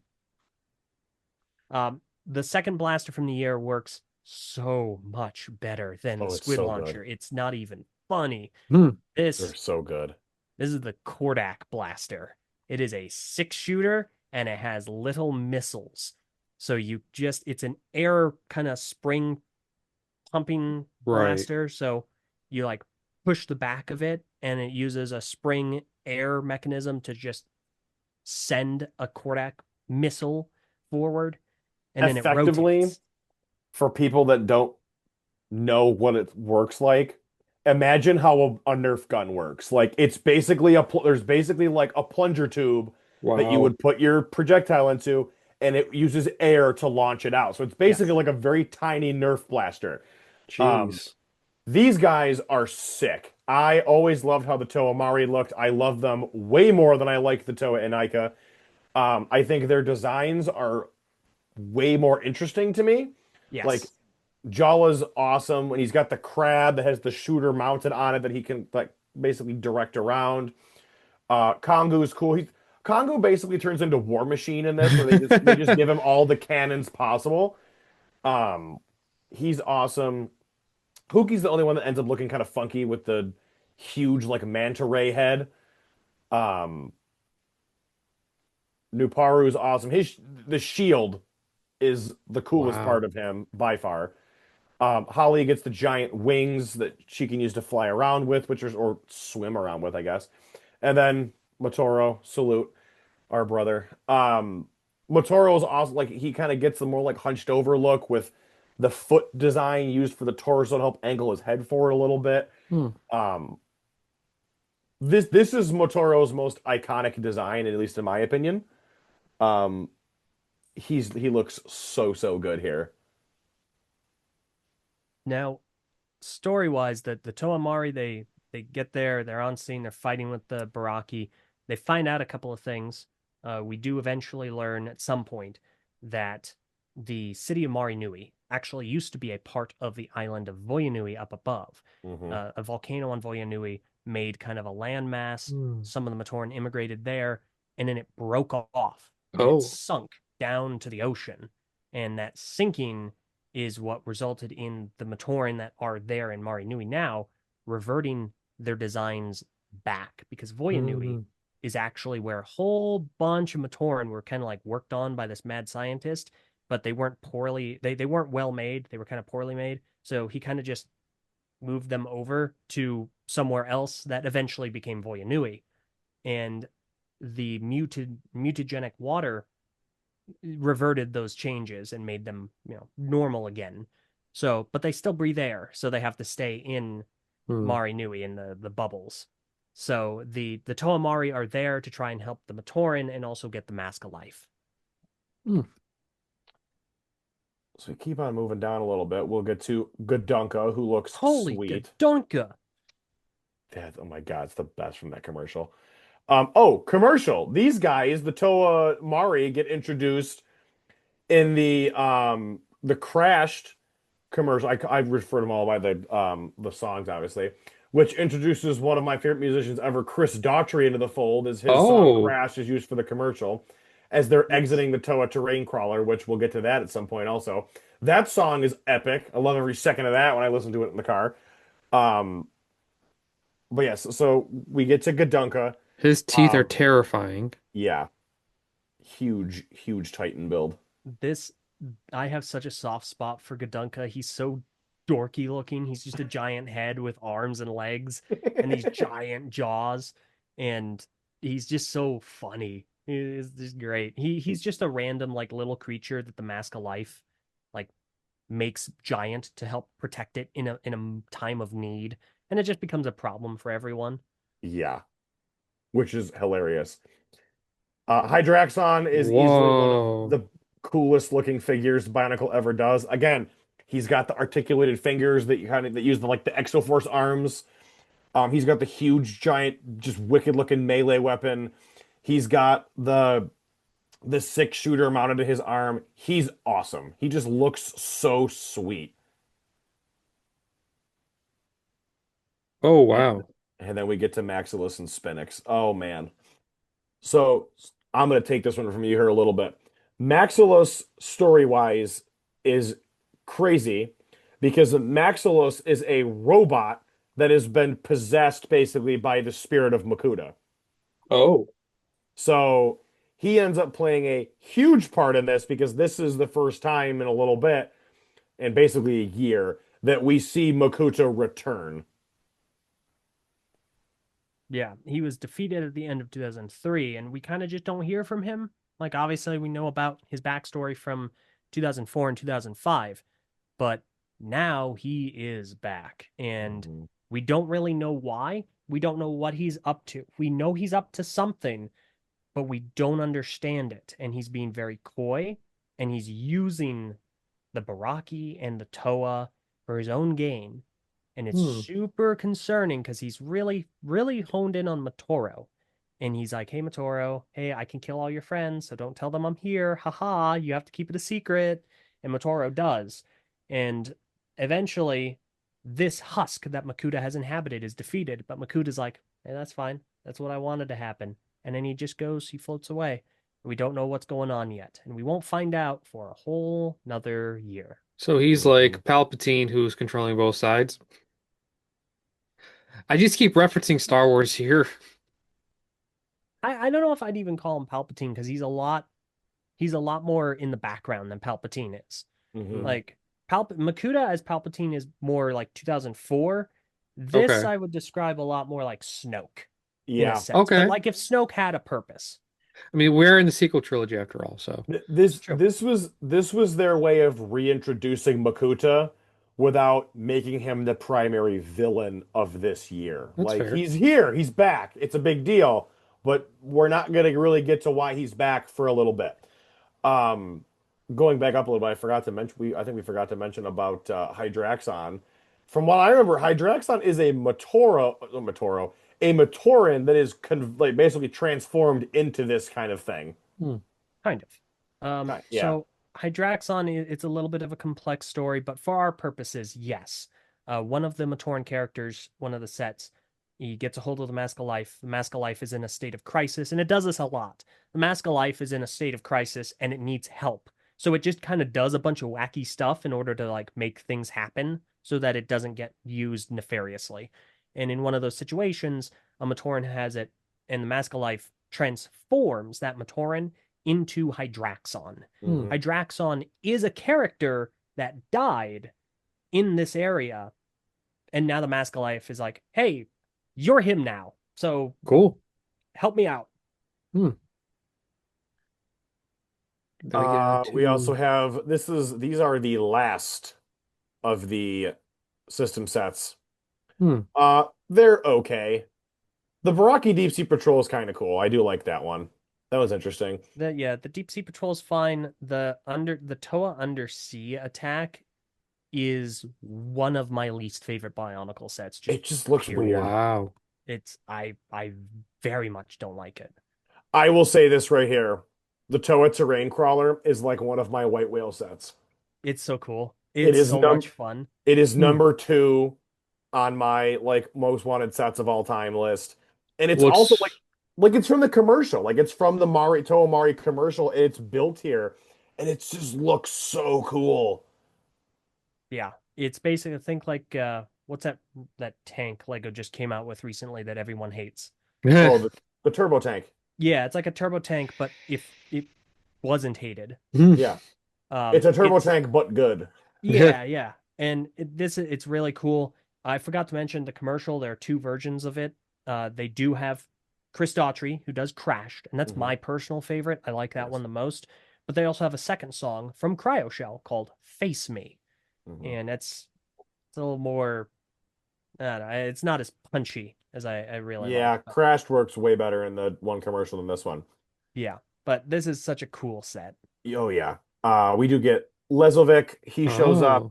Toa Lezovic is this one kind of reminded me of the original Takanuva, just because you get like a Toa build with like almost like a speeder kind of thing, like another vehicle, Hmm. which is pretty cool. Yeah. This was also, I think, a Lego exclusive, like Lego Shop at Home exclusive. I Mm. believe so. This set is also very interesting to be one of the first, and it's the only to my knowledge. I'm sure there are others, but it's one of the very, very few, at least, that Lego actually uh issued a re-release for because they forgot a part. Oh. So there's a part. Initially, it was called a recall. I don't think they actually recalled the set, but they definitely like had to issue a statement being like, "Hey, whoops, we kind of forgot a piece that's integral to the design of this, and sorry, we're gonna release it with that piece, but also for anyone else that already bought it, you're missing a piece. So whoops." Oh. So initially, it was described in the media as being a recall, but I don't think that actually ended up being the case. Hmm. Move on to Curzani, whoa. huge deal here. Okay. $1,250? Hmm. Yeah, this thing is insane. So, uh, I've mentioned before, I have reviewed every single Bionicle set. As far as I know, I'm the only person to have done that right now. So I've got like the full catalog of sets. Well, when I did that, it took me several years, and there were a bunch that I didn't have, Karzani being Mm. one of them. Karzani was the only one that I had to buy, not in the US. I had to buy it from a seller Oh. in Britain, and it was also the most expensive. Bear in mind, this is back in like 2016. Hmm. This set cost me $80 used. It was the most expensive set I had to get 80 post used. launch. 80 used, Now he's going for almost 460 used. and that is not an unusual price to see him at. Even used, he's well over $150 normally. Used. Why is he so expensive?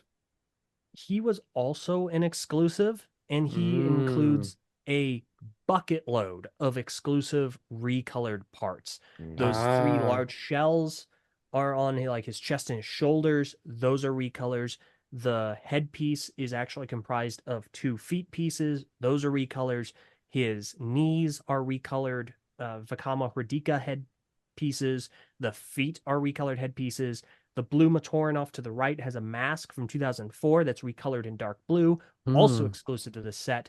It just has so many valuable recolored pieces. Hmm. It's a high value for like mocking parts, but they are all exclusive to this set that was also exclusive to a particular retailer.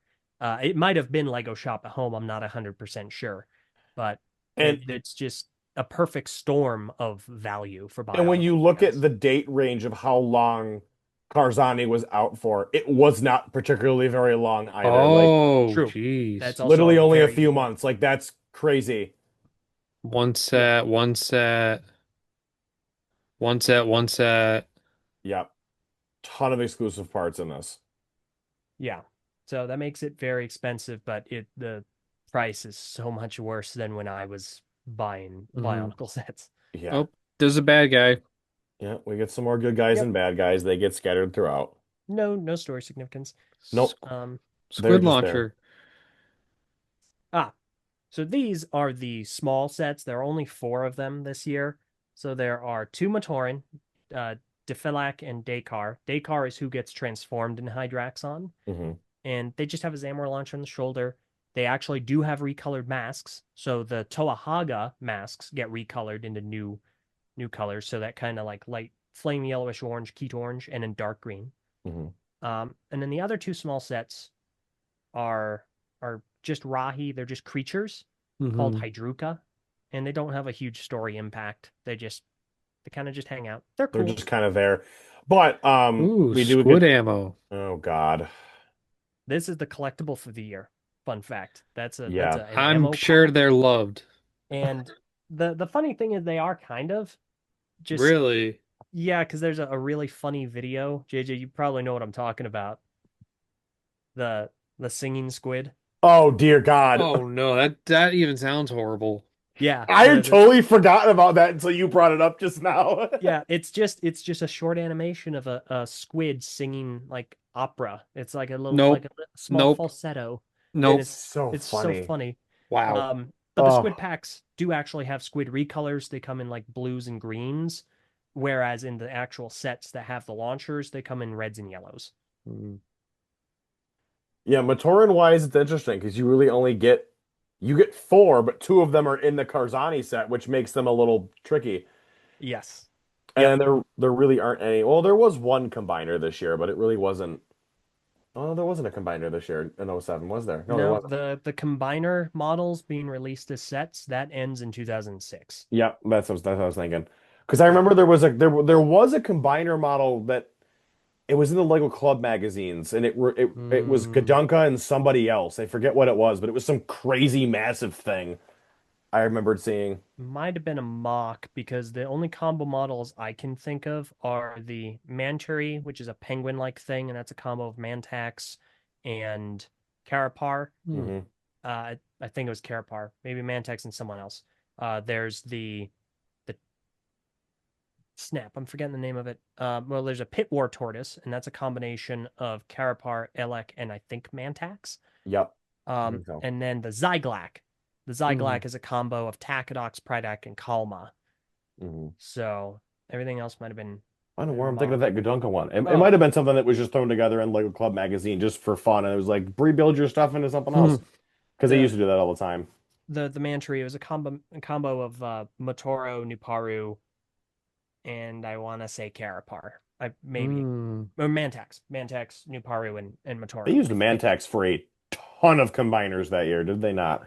Yeah. Um, '07 does end on a bit of a sad note, which is why we've been saluting the entire time every time a certain someone pops up. Um, I will let LJ take this one here because it's sad. So the Toamari do end up getting the Mask of Life, and the Mask of Life is like, hey, that we got to do some stuff, right? We got to save Motunui because that's still the goal. Motunui is still dying. So Motoro, he's got the mask, and the mask is like, yes, I wanted you to protect me.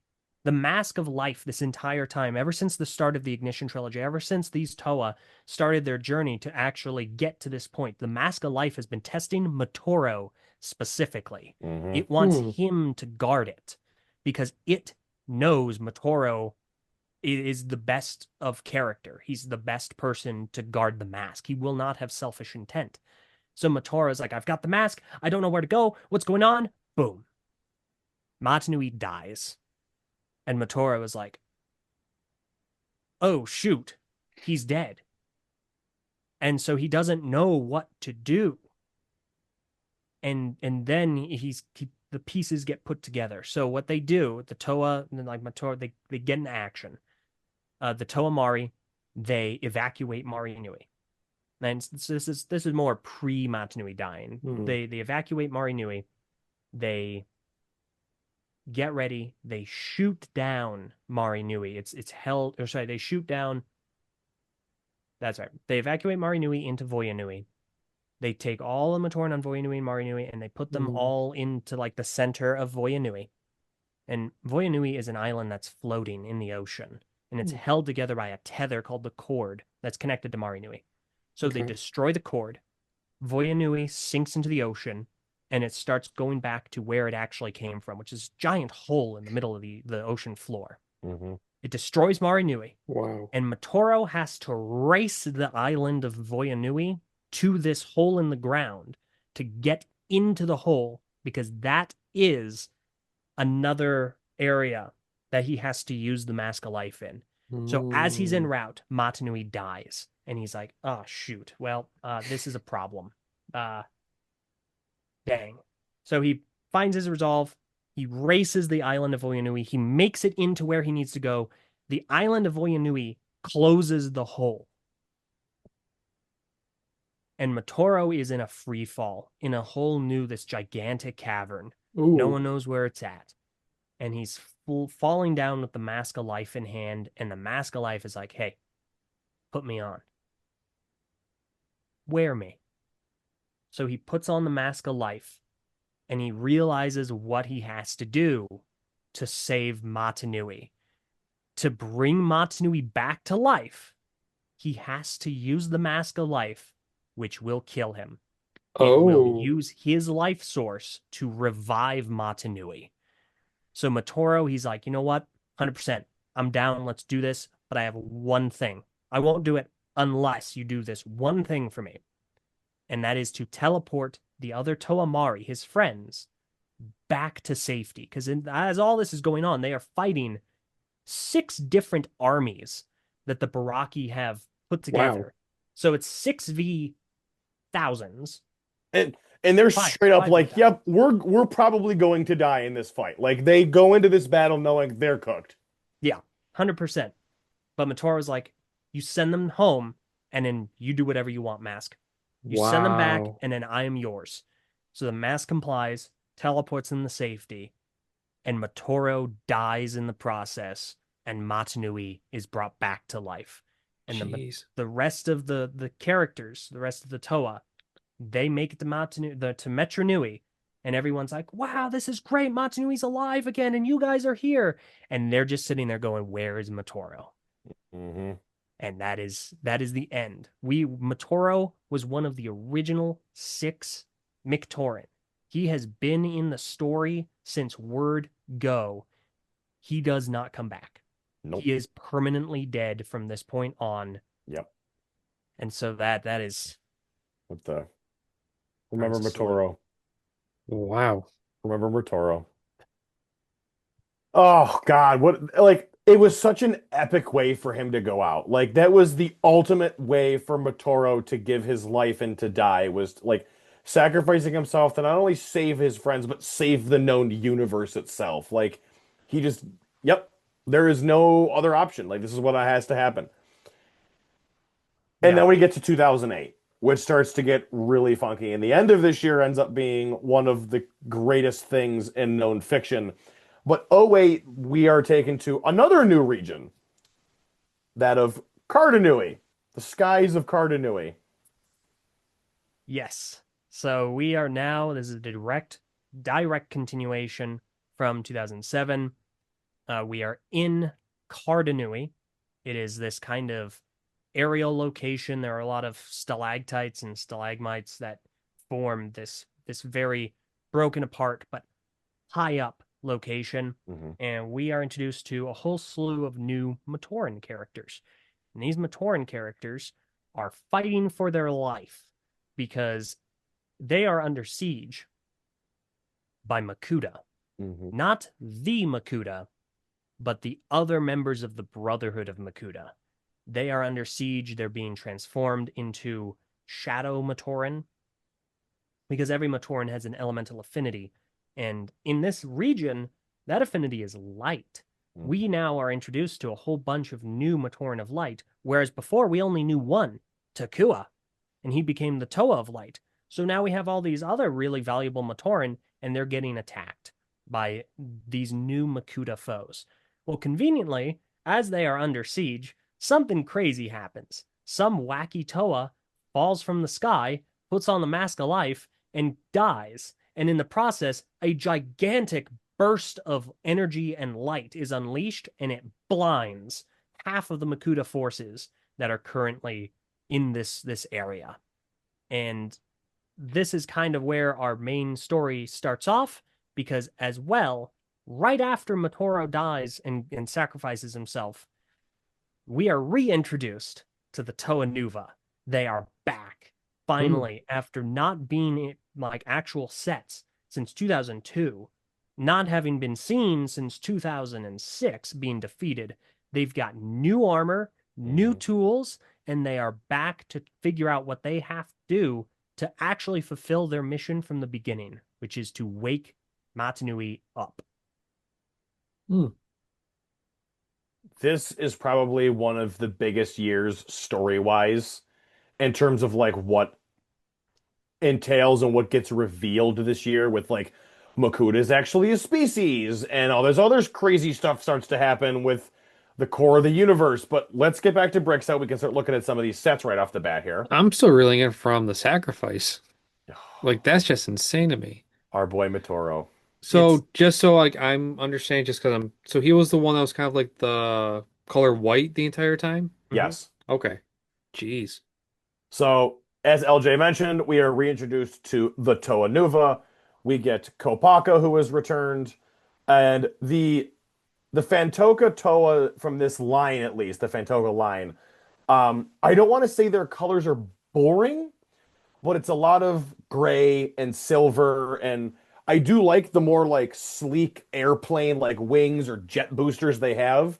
Pahatu, infamously, the brown coloration is dumped in favor of orange, Hmm. and I was never a fan of this. Just didn't like it. I don't I know. don't like this one.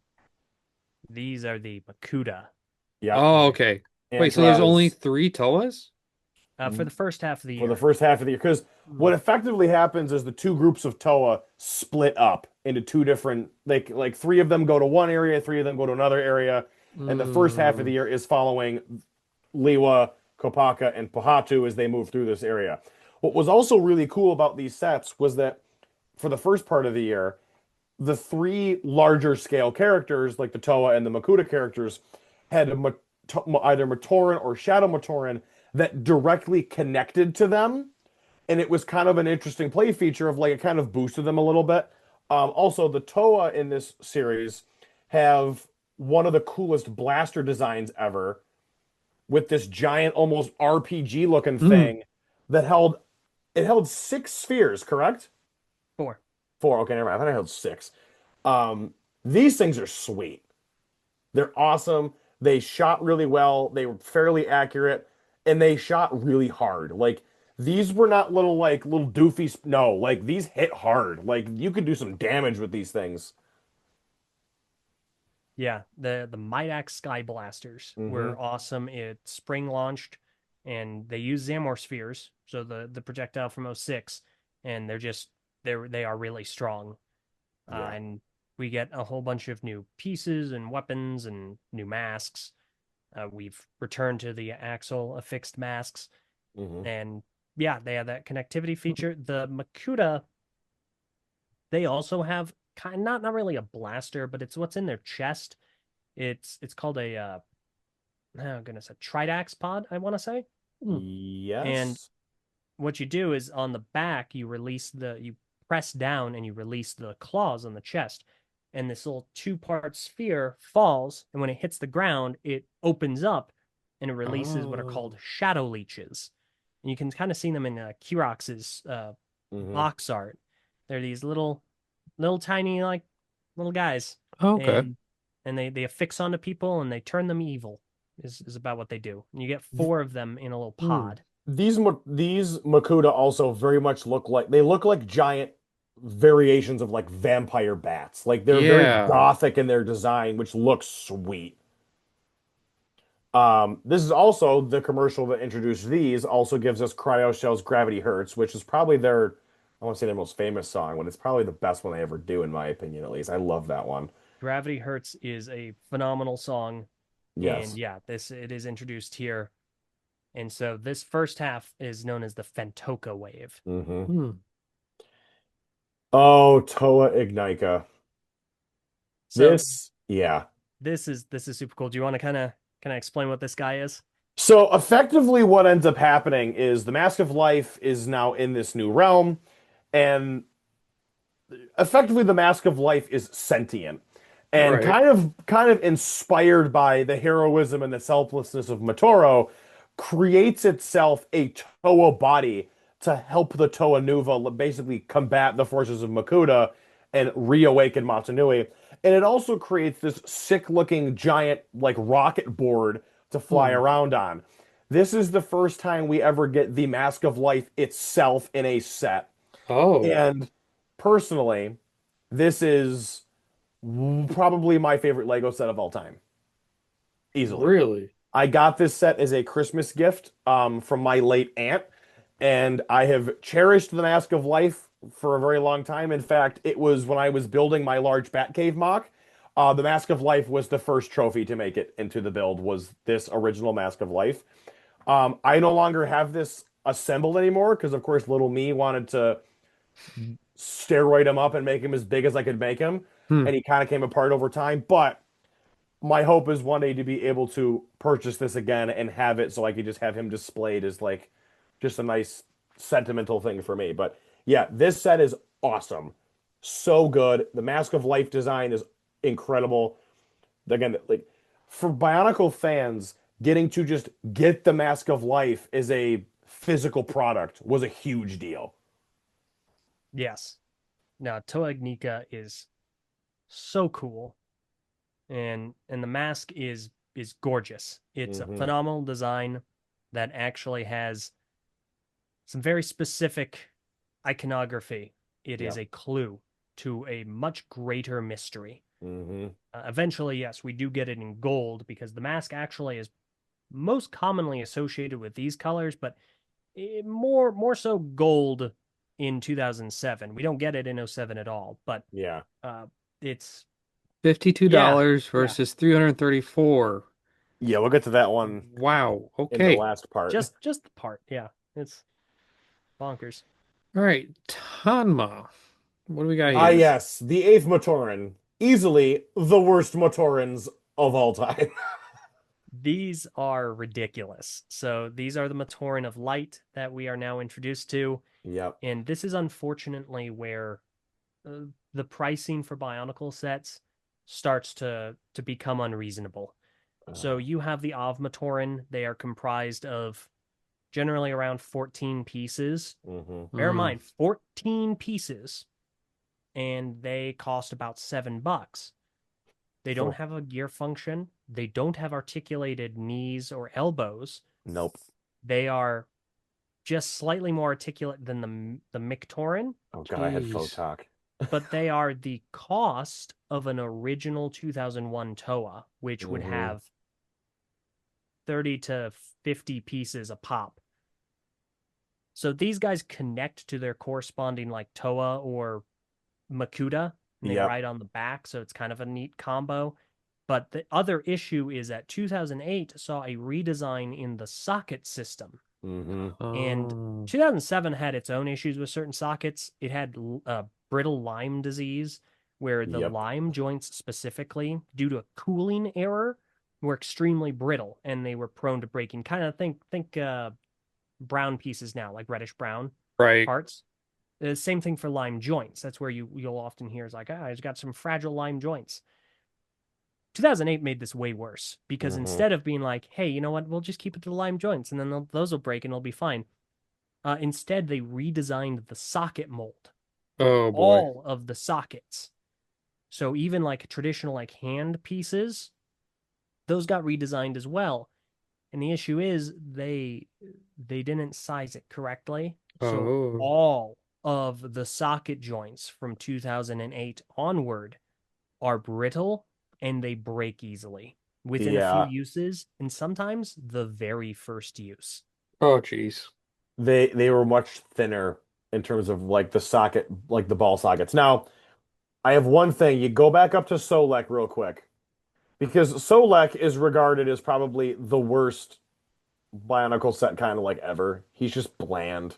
Mm. Like he's just white and gray. There's nothing to him. Now, LJ, I have a personal question for you. Do you guys still have Ultimate Omega Solek assembled? Oh, I don't even know.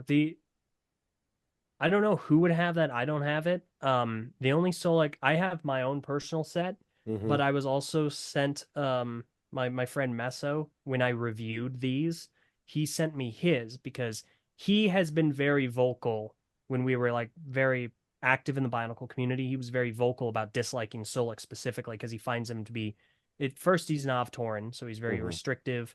He's Hmm. white and gray, so his color scheme isn't very interesting. He doesn't like Solik, and that kind of caught on as a bit of a joke. So when I reviewed these, I did a little skit at the beginning of every review, and in my skit, I sawed him in half with a chainsaw. Uh, Wow. I love uh, that review so much just for that one clip. so I still have the pieces, like I don't know where they are right now, but I've got the broken parts that I sawed in half. He was already broken, like all the joints Hmm. had basically fractured and it was in disrepair. But yeah, That's so pretty like I funny. I just remembered the Brick Fair vlog you guys did where people kept giving Meso Solek sets, and he combined them all to one giant like super Solek. He might have that. I'll have to ask him because he might still have that somewhere.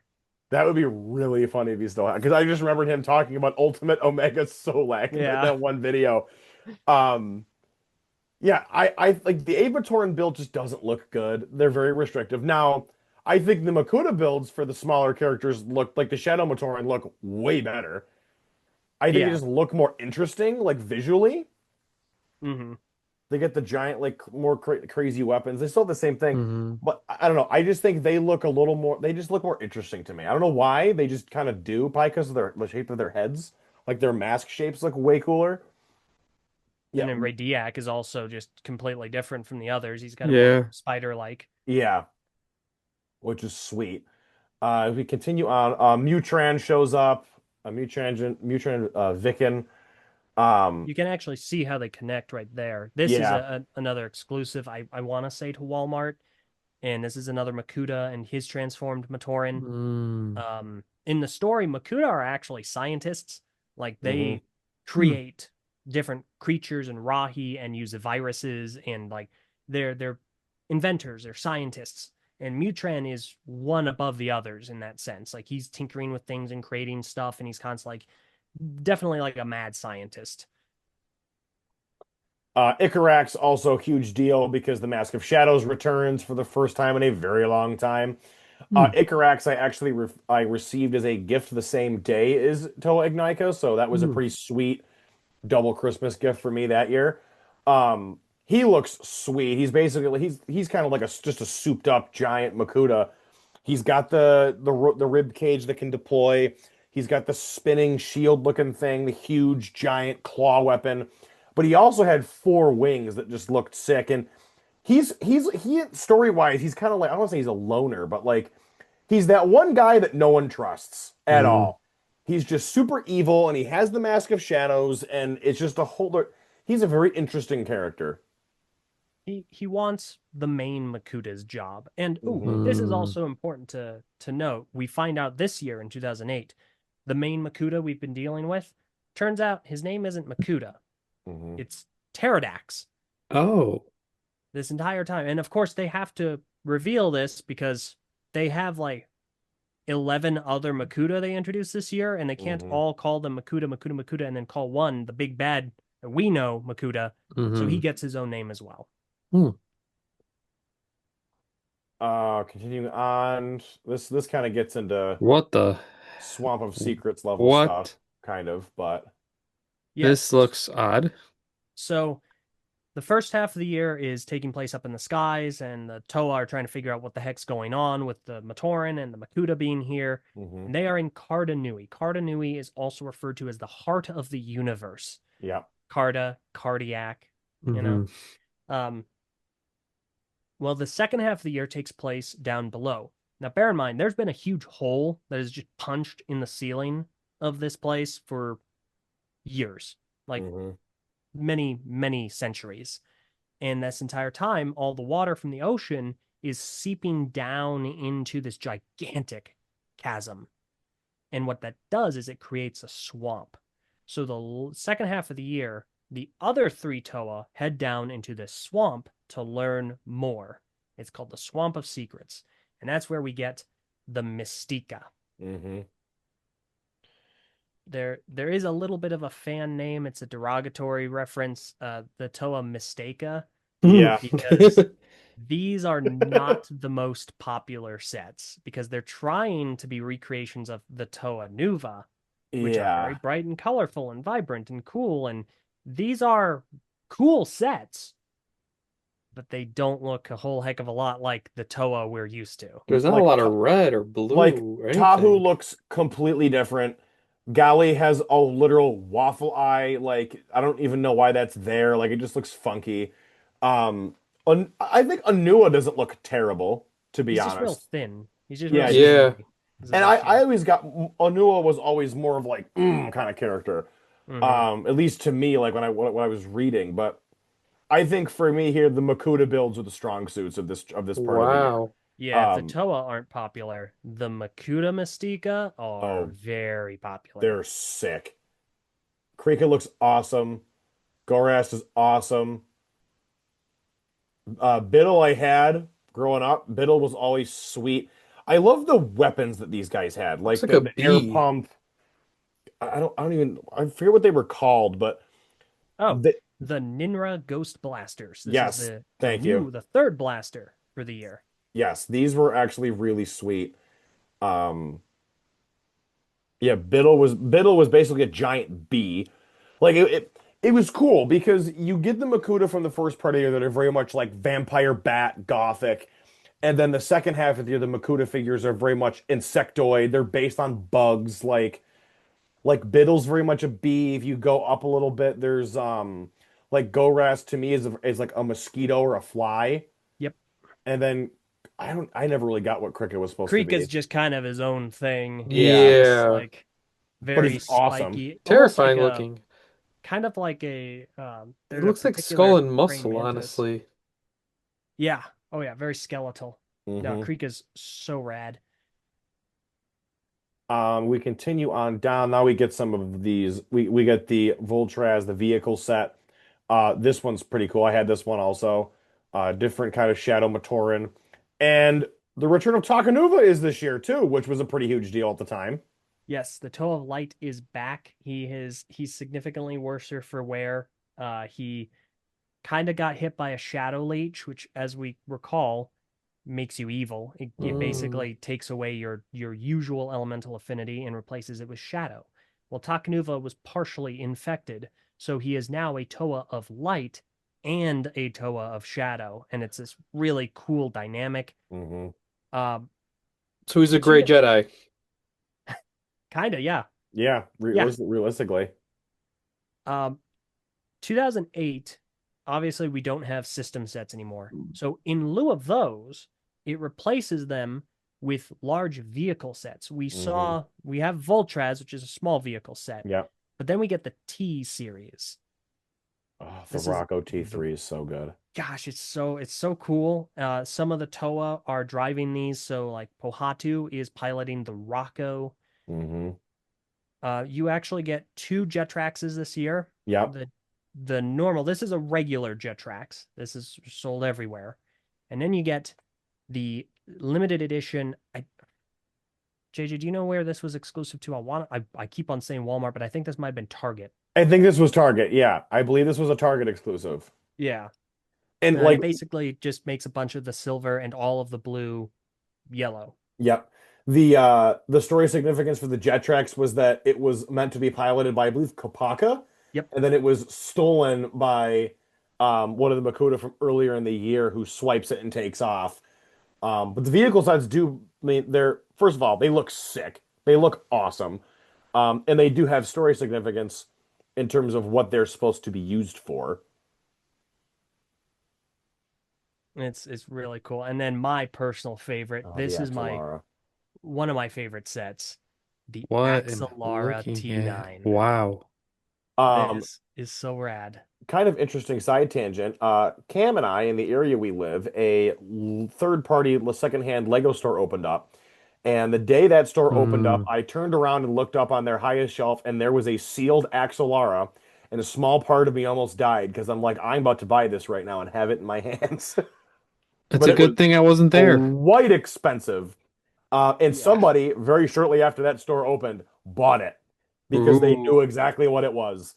that makes sense, honestly. This It's thing is just so so good. cool. It is tied with the Manas from the first year as the most expensive Bionicle set, I believe Hmm at $90? Yep. 80. It was 80. 80. It Okay. was expensive when it came out. In that case, I think are Manas 80 as well? I think they are. Yes, because they had the giant, like huge, like remote control components. Well, no, never mind then. I take that back. So the Manas are 90, which means they are the most expensive. The Axelara is $10 cheaper. Oh, okay. So, but that The makes sense because XLR the is Manas are remote control. the XLR is cooler. I'm not gonna Yeah, lie. I love the honestly, XLR. It's so good. it is. It's exceptional. It has so many different functions. It's got dual Might Axe Sky Blasters that swing out from inside. It's got Yep. landing gear. It has these three just giant, friggin' like spear tipped arms that extend outward. It's got a handle for swooshability. Yep.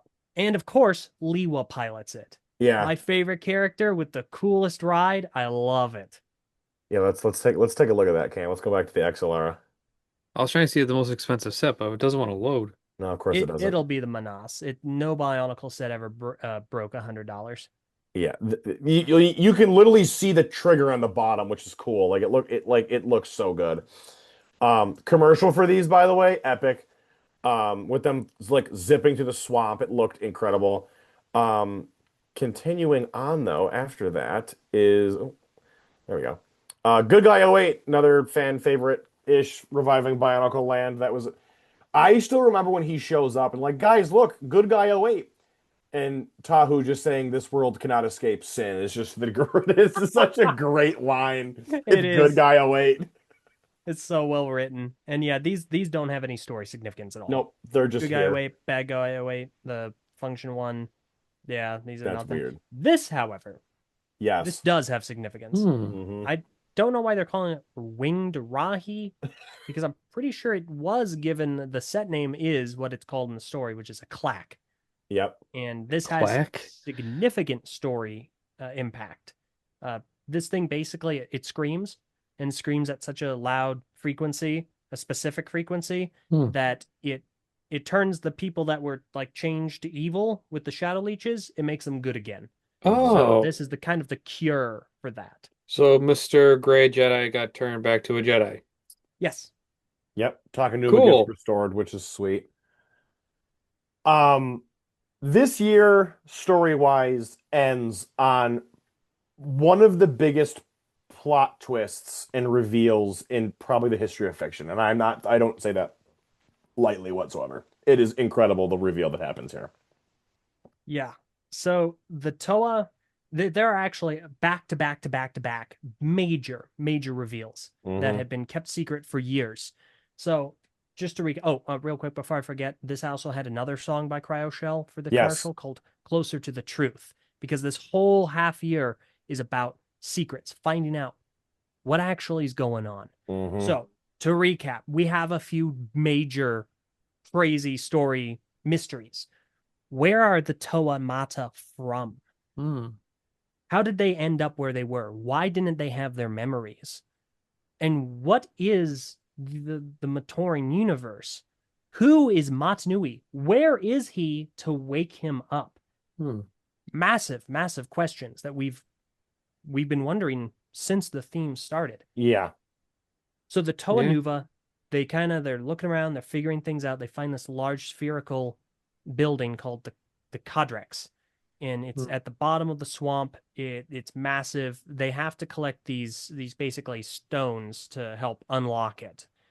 So they link up with Takanuva, link up with Toa Ignika, find all the stones, go to the Cadrex, to go inside.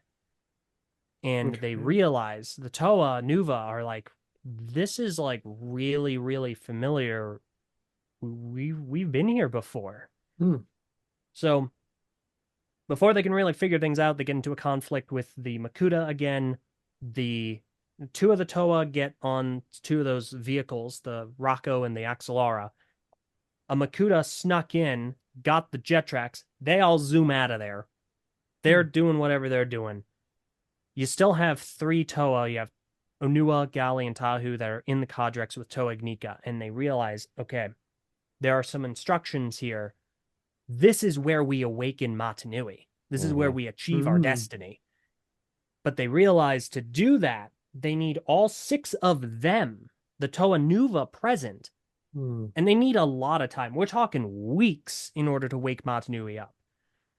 But they're under siege. The Makuta are massively powerful characters.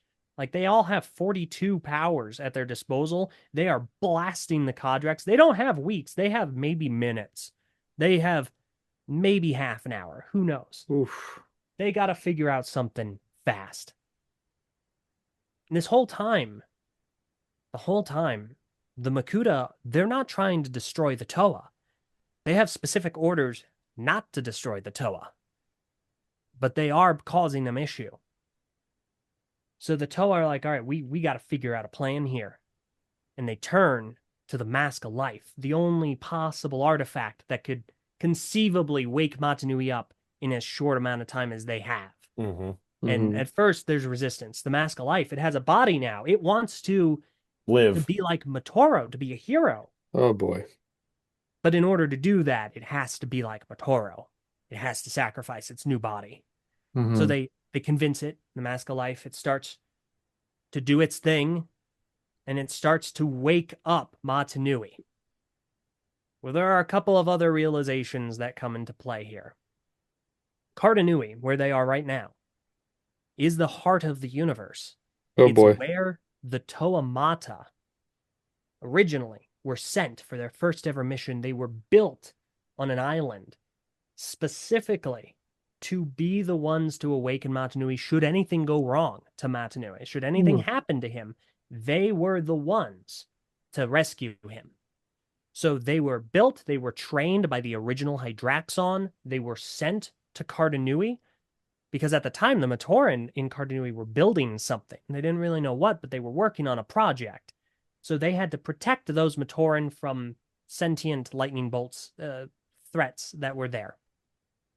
So the Toa Mata do that, and the Matoran evacuate, and the Toa go to the Kodrex, hundreds of thousands of years ago. And they are locked in the Kodrex suddenly. And they look outside, they look out the window, and they realize they are now in the middle of a gigantic energy storm. Oh. Just a massive, it ravages anything in its path. And if they were outside, they would be evaporated. So the Toa the Toa are like, well, shoot, what do we do? We're stuck in here.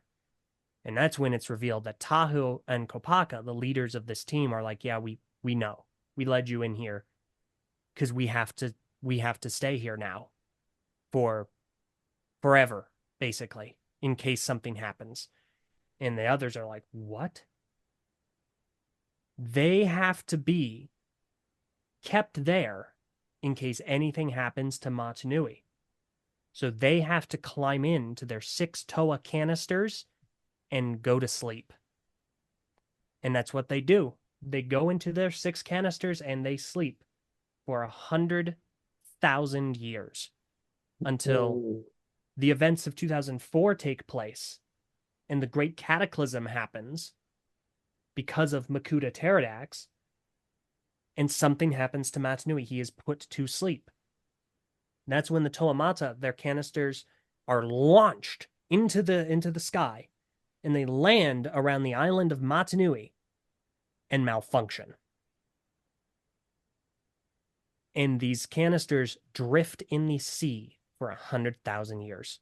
Jeez. And it corrodes their memories, which is why when they eventually wash ashore, they have amnesia and they don't remember anything but their names, and that they have to do something. So that's a major mystery that was revealed. We find out their past and how they got to where they were. The Matanui is being revived as we speak, and the energy storms are now kicking back up because of it, which again vaporizes friggin' everything. Right. So they're waking up Matanui. The Makuta are like, what the heck's going on? This is kind of crazy. We weren't told about this. And the Toa are like, all right, got to split. And they make it out of there on the vehicles, the Axelar, the Rocco, the jet tracks. Okay. They bounce. They evacuate everyone else. They get out of there. And the energy storms kick up. And Matanui, for the first time in 100,000 years, is awake again. And we find out Matanui is not just a dude in some location. He is literally the Matoran universe.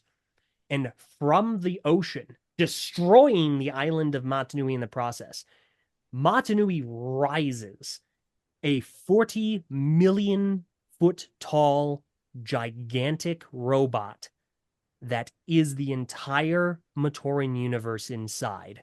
It is literally a giant person. And all of the people All of the Matoran, all the Traga, the Paraka, the Makuta, everyone, they are microscopic organisms to this person. Like they live Jeez. inside of the robot. Like it's crazy. The entire time. And so the island of Matsunui, that was just a face covering for the robot. And when they went to Metronui, Metronui is his brain. Mm-hmm. Cardanui is literally his His heart. heart. So they just kickstarted his heart again, and he is alive. And so all of the Toa Nuva, they go back to Metronui. Everyone is ecstatic. Matsunui's awake again. The Toa Nuva, they achieved their destiny. And they are celebrating in the city of Metronui. All is well with the world. And hey, what's that? Why are the stars changing? Why are the stars changing into the shape of the Mask of Shadows? Mm-hmm. Oh no. Makuta's mask. What's going on? The classic animation of the Matoran universe rising has two versions. The first is it rises and it looks to the sky for the first time in millennia, and its eyes are green. And it's like, I'm finally awake. The second iteration, it looks to the sky with green eyes that turn red. Mm. In the Matoran universe, we find out the place Makuta went to in 2007 after his robot body was defeated. He went to a secret location in the brain of Matanui, of the Matoran universe, and he took it over. And the reason that he didn't want the Makuta, the other Makuta, to destroy the Toa Nuva, even though they definitely could, was because he needed them to awaken the body of Matanui with him in control of it. Oh no. Makuta Pterodax's ultimate plan was to literally take over the entire universe, and he succeeds. And he is now in control of literally everything and this gigantic, massive power. He takes the spirit of Matanui that originally inhabited that place, that body, that vacated when he died. He puts that spirit into the mask of life and he shoots it into the universe. He literally expels it from his chest, literally out into space. Matanui is now banished. Pterodax is in control of what we now know is a gigantic universe. And that is how the year ends. Jeez. 2008, like shotguns, three massive story beats in a row of this is where the Toa Nuva came from. This is where Toa Mata came from. This is the reveal of Matanui's form, and then sorry, bad guy in control, bye, gone. And it just ends with Matanui gone and Makoto Pterodax in control of the robot, and you're just like, what? Now what? And it was the like it is to this day. It's one of the craziest reveals in all of fiction of this this larger than life essence literally ends up being larger than life itself and is then corrupted by the big villain who it's been his plan all along to do this since the beginning. This is what he always wanted to do. He really is Palpatine. He had his end goal and they Wow. fall right into it. They have, Every but they don't time. even know they fall right into it. And there's there's no tidbit. There's little tidbits along the way, but there's nothing concrete that made anyone believe this was going to happen Hmm. whatsoever. It's kept secret so well. The the the mask of life getting shot out of its chest and just disappearing into the void. Is just like off into space, just seemingly never to be found again is incredible. Um, I would have loved to see a movie for any of these years. And that's one of the big drawbacks is '06, '07, and '08 do not have a movie at all. Wow. Like we get Wait, we really? nope, So was this all like comic based it's or? all in the, well, there's comics the whole time. There is some comics you get. There's some online like Hmm. website games that fill in some different things also on Lego.com and Bionicle.com. But for So the like, like where's the there's story come from? the comic books. So like everything that you just said, LJ, was from a comic book? Not all of it. So it's Okay. comic books, novels, like just regular Hmm. chapter Books. books, and Hmm. also animations. So Hmm. Okay. there are several story animations. It's not like a feature-length movie, but there Hmm. are kind of condensed story animations that show these things happen. And Yeah, they're Okay. not a spectacular. ton, but they're there. Yeah. They're not fleshed out into one like hour and a half long narrative, but there's little bits you can watch along the way. I Hmm. do wish we had gotten some sort of short direct to DVD movie. I think it would have been awesome. We do eventually get that down the line, and it wasn't great, but it's there. It's not for these years. There is a 3, 4 year gap before we do get another movie Mm. again. But this era is so good. Like '06 and '07 are sweet just with like pop culture, like how heavy they are and how edgy they get. And then '08 with just the way the story quote unquote concludes that year of these huge events happening shotgunned right in a row, and like you get your mind blown, and then your mind gets blown again, and then Yeah. your mind just put into a blender was pretty much what happens, and like you just cannot believe all these things keep happening. I love this era. It's in my opinion the best era of the theme. Um, just from the cool toys you get, the crazy character designs, the actual storytelling itself is awesome. The twists and turns there are, the different reveals. I just love it. I know a lot of fans love it too, which is a great thing. Of course, we do, I mean, there are some kind of stinker sets along the way, like the Ave Matoran are just not good. There's some '07 stuff and like mini build wise that aren't the best either. '06, same thing. But realistically, like the core of these 3 years is so good. It's so strong. Ditto. Yeah. I don't got much to add. Like I said, I'm learning all this as we go, so it's very interesting to see how the story's been progressing. And I'm really curious to see what happens next episode, the finale episode Hmm. for G1. So I'm really curious to see what comes next. But it's been one heck of a ride so far. And Yeah. Elmo almost just visited JJ, so it's been one Um, heck of a ride. yeah, I will say it for a fact. LJ, do you have any thoughts on these 3 years before we kind of wrap up this part? Certainly. These are spectacular. This Ignition trilogy, which is what Hmm. it's referred to as, it started as an idea at Lego to basically they were the way I understand it is they were approached by Hollywood to make a Bionicle series, like Bionicle Hmm. films. But the Hmm. ideas they were pitched weren't very good. No. They weren't very Bionicle. They weren't something that Lego was like, yes, this is great. So the creative minds behind Bionicle, the story team, were like, you know what? Let's make the Bionicle movies we would want to see. Let's make a trilogy of films. Let's tell this story. And that gave birth to the Ignition trilogy. Mm. It was done in a much more serious tone. It had consequences, stakes, impact. And the reveal of the Matoran universe being the giant robot was that was planned from word go. That Hmm. secret was kept from '01 to finish. That was always the plan. Yep. And Hmm. they executed it spectacularly. The reveals are immense. The character work is fantastic. Again, the stakes have never been higher. And at the end of this series, like you, even down to the Matoran, the Makuta in Cardanui that are like, we're here on Pterodax's orders. Wait, what's this lightning storm doing? They all die. Yep. All Makuta in there, they're toast. And that was all part of Pterodax's plan because the Makuta are the only characters that are remotely strong enough to stop him. Hmm. So he makes sure they can't. He puts them in exactly where he wants them to be so that they The just ground. they're Yeah. done. They're toast. So he has complete control. The bad guys win in the end, and it's just so impressive and masterfully done. The Hmm. Ignition trilogy is exceptional. It's not my personal favorite because I just have such a fondness for the first 3 years, Yeah. but that is not to say Right. that the Ignition trilogy is slacking in any way. No. It is one heck of a story. It's one heck of a trilogy. It's a purposeful trilogy that follows through to the end, and it is what makes Bionicle such a culturally significant piece of storytelling Yes. in that it executes on so much.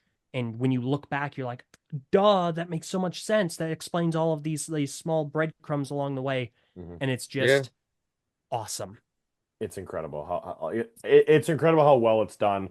And bar Ninjago, nothing to this level has been done by Lego narrative wise since. Like remotely close. Like Ninjago does some Not stuff even that has a dreams? no. You wish. Not Um a chance. um like Ninjago, there's some later seasons that do have some stakes, but in terms of this level of stakes and permanently offing a character that dies for the sake of the greater good and just never returns, like Lego doesn't do that. Like, I mean, Cole was technically killed, Nia's been killed, like, but they both returned. Like Zane. Zane being a robot, like yeah, like that stuff, all that stuff, those something's happened to those characters, but they are very The stakes quickly aren't as high in Ninjago, it no, feels. they're brought back almost instantaneously. Like there's no like It's like Star Wars, where a lightsaber stab doesn't mean anything anymore. yeah, there you go. The Star Wars Again, references are going crazy with this one. yeah. Um, but yeah, this was in realism kind of a spoiler going into 2009 is there's really not like they kind of soft reboot. Like they pick up on a new planet with a new set of characters and it is left to our imagination what has happened back on this other planet. Like Wait, so we don't find out? not yet. We eventually, Ugh. but right away, yeah, the next year starts and it is a soft reboot. We are in a new location and the rules have changed and Mhm. it does Will tie I back. find out the ending next episode? Yes. Okay, that's all I need to know. Now see you're in now. You're hooked. I like a good story. I don't see myself buying any more sets just because of I'm limited in space as like my Marvel shelf is already full. Yeah, we've seen all your But stuff. shut up.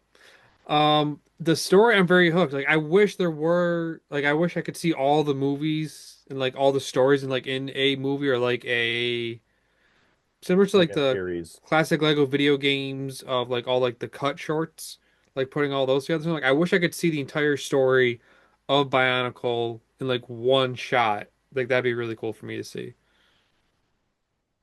But who That knows? would be kind of I sweet. guess our time caps are kind of it. That's basically kind of what we're doing here. We're just breaking it I apart. there's a video I'll send to you that kind of does that in a Okay. sense. And All it's right. an official video by Lego. So, Hmm. Oh, okay. It's like 10 minutes long and it kind of just it only goes recaps. through it just goes through 2007 though, doesn't it? Nope. Oh no, It's been I'm thinking of the one of I was the about to weird say, I'll the if that's the pre case, 2008 videos I'm thinking of. I was about to say I'll yeah, just yeah. listen to LJ talk. Yeah. I think with that being said, it's a perfect spot for us to wrap up here. Next episode will be the finale. We will be covering 2009 and 2010 as we wrap up Bionicle G1. I would like to say again, thank you to LJ for taking time out of his very busy schedule to sit down and talk with us. It's always a pleasure having you. Absolutely. Thank you so much. This is always a blast, and thank you guys for being so patient with me and for having me on. This is Of awesome. course. Of course. Next episode will be a little different. We will No not be on spoilers. No Zoom. spoiler. Oh, I know you spoiled. Won't be on Zoom, but yeah, I'll kind of we'll figure that out a little bit. That's right. It's going to be on Discord. It'll be on Discord this time. We're all going to have voice changers because they have those Oh, We're now. gonna geez. have a VHS camera. That's what we're gonna Ooh. have. Oh, we're We're really set, going back to '01. we're setting up a tripod and everything. Yep. With strobe lights. Oh God, don't do that, Cam. My Um, epilepsy. as you actually blind somebody with. Wait, was that your? Was that Luxo? Yep. Wait, where'd it Man go? put a light inside his Luxo so it actually That's lights up now. awesome. But yes, we will see everybody in the next episode. If you have not already, make sure you subscribe to the YouTube channel, hit the notification bell so you're notified when all new episodes of Time Capsule and the flagship show go live. You can find me on Instagram at Lancaster Village. You can find the podcast on Instagram at the Brick Hour Pod, and you can find LJ where he is on his own YouTube channel, which will be linked below. Is there anything else you would like to plug? Nope, that's about it. I'm on YouTube. I've been a heavy contributor to the TTV channel. That's where all my reviews for all the Bionicle sets are, as well as a whole bunch of other fun and enjoyable Bionicle content. Mhm. And you can find me as Eljay Johnsen on most social media sites, and spelling is right here. Right There there. you go. So we will see everybody for the finale next week. Have a great rest of your night. Happy building. Hello, Lego fans, and welcome in to the final episode of our four-part series on Bionicle for Brick Hour Time Capsule. I am JJ, otherwise known as Langster Builds on Instagram. I'm Cameron, otherwise known as Cameron Studios. And with us in person at Brick Fair, Virginia, is Mr. Eljay Johnsen. Thanks. I'm a real boy. Finally, I made it to the portal. Thank you guys so much for opening that up. I'm Yep. sorry about the You're happy to sacrifice. do it. We're through. We're good. Oh, thank goodness. Everyone's finally here in person. This is Yeah. exciting. I am so thrilled to be here.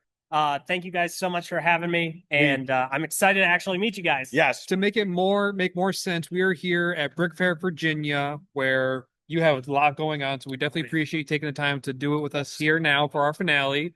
But without further ado, let's get into it. Let's get to the finale. So if no one has seen, if you're coming to this for the first time, this is part 4. This is the finale of our retrospective on Bionicle for the Time Capsule subseries. Part 1 was on the Motunui Saga 2001 to 2003. Part 2 was on Metro Nui 0405. Part 3, which is very long but awesome, is the Ignition Trilogy 2006 through 2008. And now we are doing the finale today of The Legend Reborn on Bara Magna from 2009 2010. So without any further ado, I will pass it to our expert here to get us going on the start of 2009. All right. So last time, Makuta takes over the universe. Yes. He rises up from the ocean, this aqua planet, which we have only seen for really the first time. So he rises up. He's taken control over everything. He is the entire Matoran universe. And he takes Matanui's soul, his consciousness, and he puts it into the Mask of Life, and he shoots it out into space. So it is just gone, wholesale, not here anymore, just out into the void. So Makuta is left to his devices. He's killed all the other Makuta, sans one, but that's a side story. We don't need to worry about it. And the Mask of Life is floating. And Matanui, in his head, the mask, he's like, I will return. Ooh. So, hard cut, unknown amount of time. We are now on the planet of Bara Magna. We now know there is another planet, and it has sentient beings on it. So we are introduced to an entirely new race. We're actually introduced to 2. The Agori, who are the Matoran allegory, and the Glatorian, which isn't actually the species name, but they're kind of like Toa. But Glatorian is what their job title is. Okay. And Glatorian is essentially a gladiator. Because the way that this all works, you have this massive desert, just huge. And on this desert, resources are few and far between. Okay. So all of these villages, about 6 villages, they all have to compete for these resources. And the way that they settle disputes is by fighting in gladiator matches. So they send their best Glatorian head to head, and whoever wins the resources. Which sounds fair. is actually a pretty interesting way of storytelling. Like you effectively go, here's this end cut of Matsunui being ejected into the space, and then just boom, done. We're not even covering that. And here's new planet, new characters. It felt very soft rebooty when it happened. Really? Oh yeah, it was. Very much so. Absolutely. Completely new place. Hey, how's it going? You as well. I'll catch up with you in a bit. All right, awesome. Awesome. I love this. So now It's good to talk to people when they're walking around. we've It's done great. like 2 live episodes before. It's always been we've done live episodes and recording. It's been like Yeah. this. It's crazy. It's fun. fun. It's awesome. So just so I understand, the original gang, they're not anywhere. Nope. That's We Different are planet.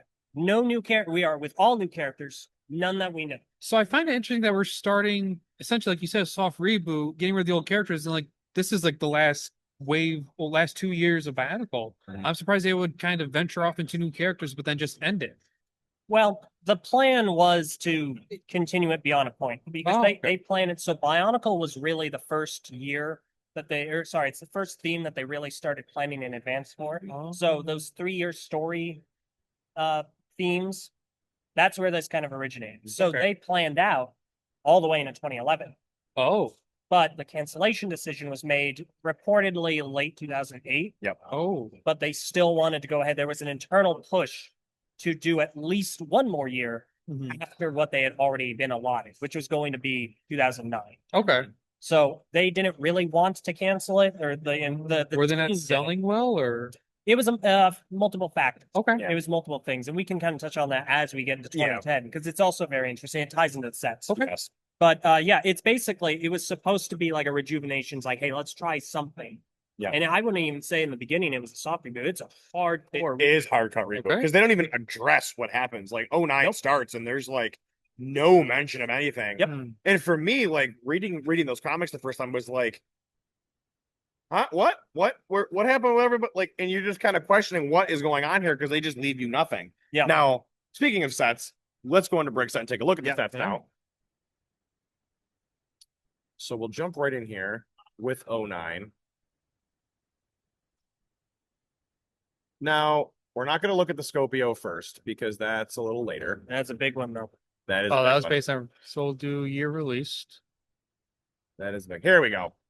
All right, so these are the Agori, Mhm. and they are essentially so something important to know.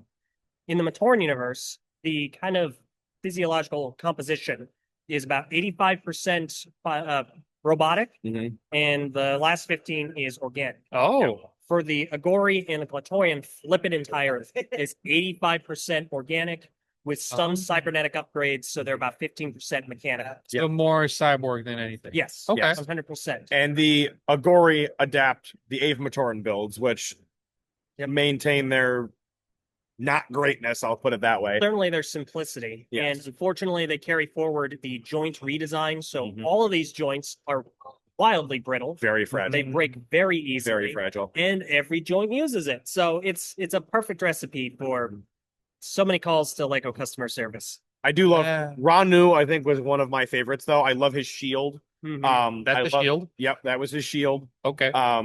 I love his sword. I mean, a lot of the weapons they reuse from Absolutely. other years, but But they give they us plenty of still- recolors. Plenty of recolors, and they still feel great. Like there's they're not wasted parts here. No. Um, In fact, this year does a really great job of not producing a ton of new pieces, which jacks up the price and makes everything super expensive. These are still very expensive comparatively. Like the Yeah. price of an This was Agori, $7. They were $7 each. yeah, the price of an original Toamata was for $7. significantly fewer pieces. You can see Ranu is 14 parts. Yeah. Atticus is 13. But what they Crazy. do, That's 13 parts. they give us a bunch of recolors. Okay. Like Ranu, the feet are new recolors, the arms and legs are new recolors. Oh wow, I've never seen those in green before. So those actually came in green in 2001. Oh wow. The new Irama. Yep. But the torso's recolored, the legs are recolored, the handpiece is recolored. This actually looks really cool. Look yeah. more like a wolf hybrid sort of.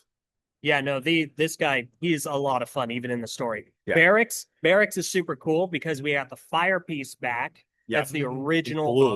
2001, and it's a light blue. Again, that torso's recolored, arms, feet. I can see the gladiator aspect that you were mentioning earlier. And- all of these are helmets. And Barracks ends up playing a huge role in the story too, so he ended up being a very desirable character to get. Menace as well. Yep, big role in the story. Nope, not the one I had. But yeah, we got a bunch of really exciting parts. Yep. Whoa, that's like Yeah. a spider monkey. Kind of like a scorpion. Scorpion, yeah. That's pretty cool. Wow. It's interesting when they take the Ave Matoran builds and they kind of mess with them a little bit. They don't use them in more traditional senses. That's when it kind of works better. Like Radiac. Yeah, yes, exactly. Yep. Absolutely. Having seen most of these for the first time, like they're all very cool looking. I am getting like I feel like you do get yes, it's less pieces, but I feel like you get a lot within that small piece count. What's really funny to know is that back in the day, back in the Bionicle community, when all this was coming out, we were learning that, oh, this is a completely different world. There were a bunch of new pieces that were introduced. So anything that wasn't a recolor, you had this small subsect of community members that would not use the new pieces on their mocks because they were not Matoran universe parts. Yep. And it was this weird, like Wow. very superficial schism, and it was very fascinating to It watch. was odd. A very like staunch division. We keep on going. Now we're gonna get into the Glatorian. So Oh yeah, the Skrull, I love this figure. Now that's a I shield. love this figure. Yeah, that shield is wicked. oh yeah, and that design, that pattern plays a role. Okay. Brawl is super cool. This is more of your kind of like army building character. Yep. Okay. While all the Skrull are technically individuals, the hierarchy of the Skrull kind of civilization means they are not individuals. Okay. They are one of many. They don't even have names. Oh. Sort of like Game of Thrones, the Unsullied. Never seen it. All right. It I'll is. take your word for it. I've never seen it either. We do that get looks the new, like the new play launcher. feature. Yeah. Yep. I love the weapons on this one. Like, there's a lot going on with this one. I like this Yep. one a lot. The Thornax launchers are sweet. And 50 pieces, not bad. Yep, we do have a new blaster with all the canister sets. It is called the Thornax launcher. So it's kind of a denser center, and then those spikes are very soft and rubbery. Yep. You take those two pincer pieces and you press on them, you squeeze them. We'll see him yeah, later. of course. There we go. And it works really well. It actually We'll see it it. works fairly well. Yeah, there it is. Brilliant. Malum was one of my favorites growing up. I loved his figure. He reminded me of like almost like a Hulk kind of character. Like he's great, Yeah. monstrous built, huge claws. And even with him, this is a really smart part usage because most of these pieces aren't recolors. They are actually already pre-released. Except that torso piece, the chest armor, that's a new recolor.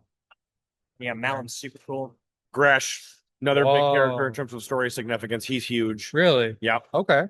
See, Gresh was always my favorite Glatorian. Oh, I was me a too. really big fan of him, both story-wise and set-wise.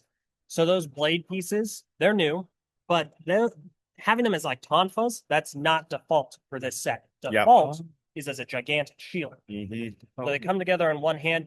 You can see that we now have fingers. They introduced a new hand piece. yeah. And it has 3 fingers and a thumb. Gosh dang, people were not thrilled about that. No. Really? Well, because it limited what you can do with the weapons. You like the other hands, there was points on each side and on the into here. Yeah. With this, it's just one in the other. And aesthetically, it looks better because they have fingers and actual hands. Absolutely. But realistically speaking, you can't do much. You lose a lot of that weapon. Like I feel like they worked really well outside Bionicle because like I remember seeing those hands in like the Buzz Lightyear. Yep, Toy That Story. was like perfect for it for Toy Story. Absolutely.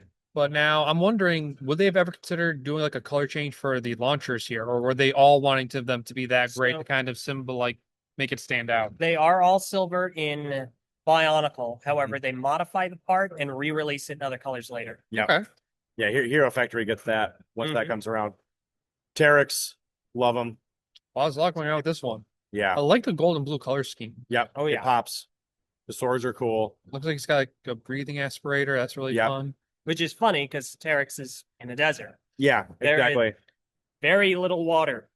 There's like nothing. Strack also, his axe is one of my favorite pieces that ever gets released from the original theme. So good. It's so good. He's got this really cool kind of Jack Frost spiky, that looks really cool. appearance. Yep. And they do something really cool at the torso here because we have to keep in mind these are all still Anika and Brock abilities. Yeah. Okay. So they're still reusing the system from 2006. But as you can see with Strack, and you could even see it earlier with Skrull, they're really trying to innovate. They're trying to give us new building techniques. They're really trying to showcase what you can do with this. And realistically, they just take that one L-shaped Technic pin piece and they just use it to get the torso flip to different angles, and it creates really dynamic looking figures. Oh yeah, like Strack. 100%. Strack's super cool, literally. Just need a minute. The dad jokes are running wild. I love it. Right. Absolutely. And then we have Vorox. He's pretty cool too. Basically, giant scorpion with the huge tail that can function. Also, another kind of army builder. The Vorox. They are also kind of a gory Glatorian, but they were experimented on by a group we will get to in a moment. And they kind of ran a little ragged. Honestly, they're very bestial. They lost their humanity. Okay.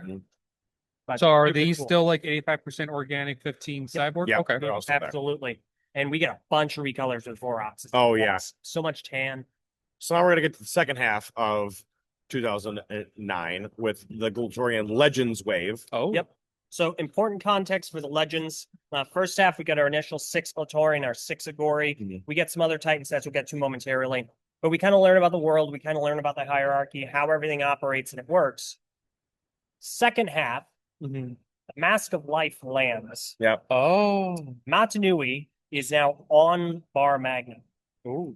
And so he has to use the Mask of Life to form himself a body and figure out what in the world happened, where he's at, and how to get home. Exactly. So he's like the only character to go from the previous 3 arcs into this story. I very much remember it was an epic part in the comic book where the Skrull attack like the main arena, they destroy it, a bunch of Glatorian are killed, and it's like basically all the survivors like, what are we gonna do? The Skrull have turned. Like they're no longer competing. It's we're taking what we want because we can. And the comic literally ends with the Mask of Life crashing in the desert, reforming itself into giving itself a new body. And it will like I remember the splash page of the foot up look at Machanui with just the legend is reborn. And I was like, yes, thank God he's back. Yeah, I was so happy. It was really, really well done. So Stronius, he is a higher class of Skrull, tougher, bulkier. We do get new pieces. We get a new club piece. We're getting even more recolors. He just looks super more gladiator looking. Club piece the most gladiator awesome too. I love the club piece. Ooh. Akar, very significant story presence for him. Really cool. Huge. They bring back the original like bright fire engine red. Yeah. And so we get a slew of new recolors, orange and red. He looks very much like Tahu. Mhm. He's got this bright, gigantic fire sword piece. He's just great. Yeah, He's this a is great like a character. giant lighter, to be honest. If Yeah. you like look at it. Oh yeah. Ooh. That's just one of my favorites. I love this set. I love his spear with the fact that he's got almost like a sickle on the end with the Thornax launcher on the back. He looks awesome. 100%. Kina does another really interesting bit with her torso. She doesn't have the like. Totally custom. Yep, totally custom. There's no top like an Ica build piece. It's just a Oh. couple Technic bits to make it look more. I don't want to say feminine, but it makes it look much more More slimmer, I guess. Yeah, slimmer. And that is of note. So Bionicle definitely during its production was it was catered more as like a boys thing. Yes, Like absolutely. they have it's in a bunch of internal documents that have come out. Like they've been very clear about that. Mhm. But Greg, usually the author Greg Farshty, he Yep. would try and give all of the women like a role in the story. Kina is the only female character in all of 2009, Oh. which is perplexing for sure. Yep. Because it was never like the ratio was never good, but it was never this Bad. severe. Yeah. But Kina is a very fascinating character. She wants to get off Bar Magna. It's a giant desert. Mhm. Like she doesn't want to be there. She wants out. Absolutely. Gelu. There we go. Gelu's right over here. Cam brought Gelu with him. So the Fantastic. main reason I bought this was actually like the helmet aspect of it. I really liked that it was like a gladiator sort of thing. Like the somewhat face on here was pretty cool to me. Yep. And it was really cheap. I got it at an antique store and I got it with a bunch of other Bionicles, like the ones I showed in the first episode, with all the canisters. I like completed my collection from the antique store. I had the red and blue as a kid, and then I got the rest of them at an antique store of all places, which was awesome. You can stop saying antique store. I know. Bionicle. I know, right? There was, You to made me be sad fair, saying to be that. fair, it wasn't necessarily an antique store, but people could come in and do their own stores, and there was like a Marvel Legends store, a Funko store, so like there's a lot of modern stuff. And in just there. an ancient store. That's where you found No, No, it. there was a legit a Lego store, and the guy I would see him at waiting in line at the Lego store on release day, so I knew I could go over to his store and see what kind of stuff he had.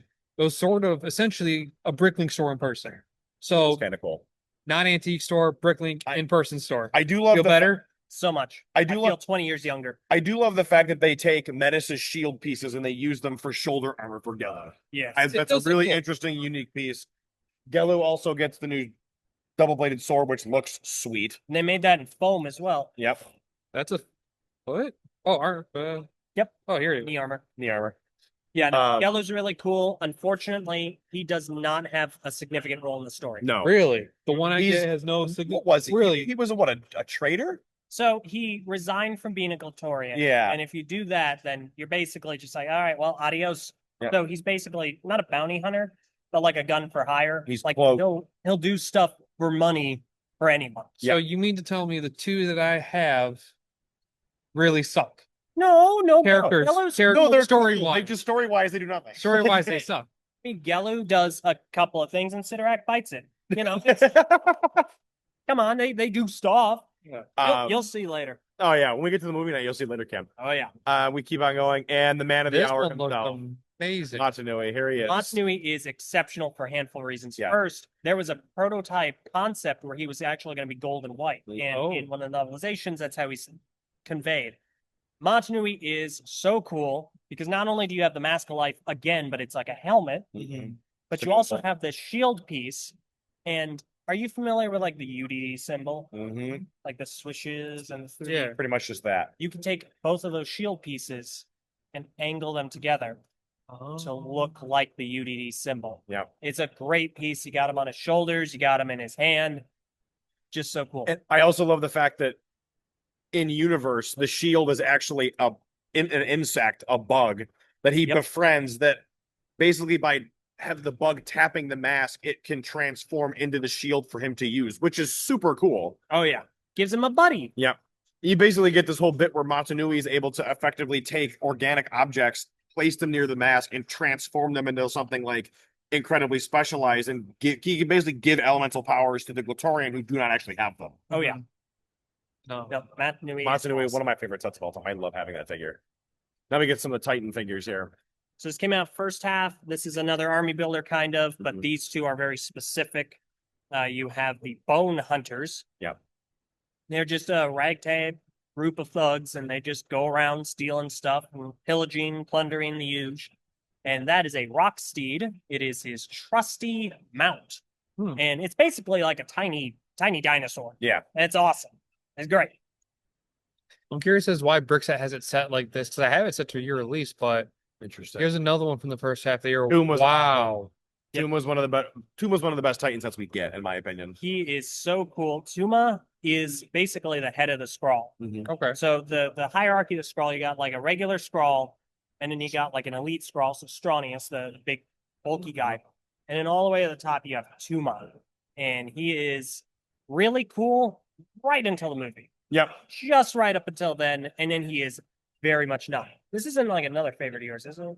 I don't have this one, but I will say it reminds me of like a Swamp Thing from like DC. He does kind of give some Man Swamp Thing Thing vibes from a little Marvel, bit. but like he looked cool, He's always super cool. He's sweet. but he sucks in the movie. Yeah. I should probably get him now. He Continue the trend. Yes. goes out pretty quick in the movie. Yellow doesn't even show up. Gil's not even in the movie. This one? No, Gil's not even in the movie. Sorry. So he dies. He doesn't even exist in the movies. Well, he exists. You don't see him at all. All right. And we'll continue on. So we get Return of the Vehicles, which is cool. Yep. This look like the guy the is very Sendox small. looks very much like a snowmobile. Yeah. Understand? And in fact, the box art even shows it as being in snow, Yeah, which is silly. because there's no snow on the planet. Absolutely. Wait, so the box art shows snow, but he's not in snow at all. There's no snow on this planet. Wow. What is his name? It's not. Oh, I forget what his name is. Oh. Yeah, I can't remember for the life He's of me. very small. One of the things we forgot to mention is all the Glatorian and a lot of like the bigger figures have life counters on their back. Yeah. Oh, there that's was what I meant to ask you. There was a that. whole game where you could play against your friends, and if you hit them with a Thornax launcher, you would twist to like you have 4 hits left. Yep. And when you got down to the skull, you were like defeated. That was the end of it, which is really cool. That's kind of morbid for a Lego property. It's You're not fine. killing them, you're just beating them. That's all it is. It's Killing like is left Pokemon. with the novel. Like Pokemon. Yes. Yeah. Killing is left to the novels. Sure. As we keep on rolling through the vehicles now. Yeah, rolling. Yeah, I know, right? The cat. This motorcycle build's great. Wow. The cat that- seems Are awesome. those twins? Kind of, sorta. kind of. They're a team because it is a motorcycle and a sidecar. Yep. And the sidecar detaches, and so you have 2 vehicles in one. Okay. Which Yeah. is sweet. Not a lot of story relevance. Like they show up here and there. Yeah, but Not not unpacked. a ton. So now, do they get 2 spinners or just the one? They have 2. Yeah, because then when they split off, they are technically their own Let's race. double check. I'm just curious because, like, if there's 2 There's characters, definitely 2. Yeah. Yep, there's 2. 2. There we go. There we go. All right, and as we keep on rolling, the Baranus is pretty sweet. Whoa. Yep. So that Pretty is cool a looking. straight up chariot, and you have a creature. These aren't Rahi anymore. These are just creatures. Yep. And yeah, the Baranus is the combination here. That is a spigot. Big 2-headed lizard looking thing. Yeah, kind of like a nozzle for water. Yep. No, it's kind of neat. They kind of start getting lazy a little bit with the names towards the end Yeah. and certain stuff. They didn't have the names. They had pre-approved lists. It Yeah. costs money to get. They new gotta ones. be Hey, careful with if some stuff. Pokemon can have over 1,000 different names, Bionicle can do a little bit better. Now, the Thornatus, one of my favorites Oh yes. because of Wow. Predatus. Hey, Forgot fill me about in. him. hey, Yep. prescription. It's Predatus. Yeah, whatever. No, this is a super sick vehicle. Yeah. It has this really cool function where you press on. If you have it, it folds up, Oh, okay. and then if you pull on the nose of it, those 2 side wheels, Yeah. Oh, okay. they don't detach, but they like. So like they It goes to like a Look battle back. mode kind of thing. Okay. It's pretty sweet. No, the Thornatus is really cool. Oh, And yeah. Predatus has no role in the story, but in the fan series Reviving Bionicle, he is very important. He's very Quite memorable. And the Scopio is wow, that's actually pretty cool looking. wicked. One of the largest Bionicle sets. It Yeah. has over 600, or sorry, over 800 pieces. Wow. I think there's only one other Bionicle set that beats it. It's the XLR, isn't it? I can't say because it's a trivia challenge question. Oh, good point. We'll have to wait. But no, it's extremely impressive. It also ties for one of the most expensive Bionicle sets. I thought it was the Axelara, but no, it's this. It's $90 at release. Wow. It's tied with the Manas from 2001. Oh, wow.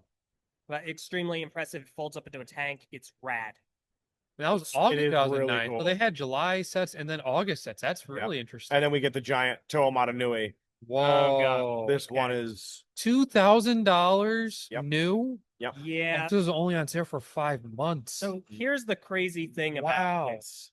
Not only is it special edition, I think you could only get it at like Toys R Us and Lego Shop at Home. I think it was a Toys R Us exclusive. This has only one recolored part, and that's the mask. It's the original mold for the Mask of Life gets remolded. Wow. It gets made in pearl gold, and it is wildly sought after.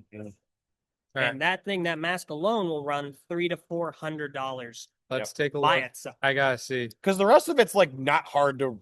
There's no like crazy specific parts here. No, that It's is the only just that exclusive. mask. That's like if you want to rebuild this on your own, you need to get that. Yes, 100%. And of course, because the mask was so prevalent, yeah, there you go. Wow. wow. 3 new. Never mind. Hang on. Use 256. Buy two. They're cheap. Yeah, right. Fantastic. All right. But no. But the actual set itself was met to extremely lukewarm reception. Yeah. It is not well received in the Really? community. No. People do not like it because it's got pearl gold, it's got yellow, it's got keyed orange, it has It's just so then why is it so expensive new and used? mask.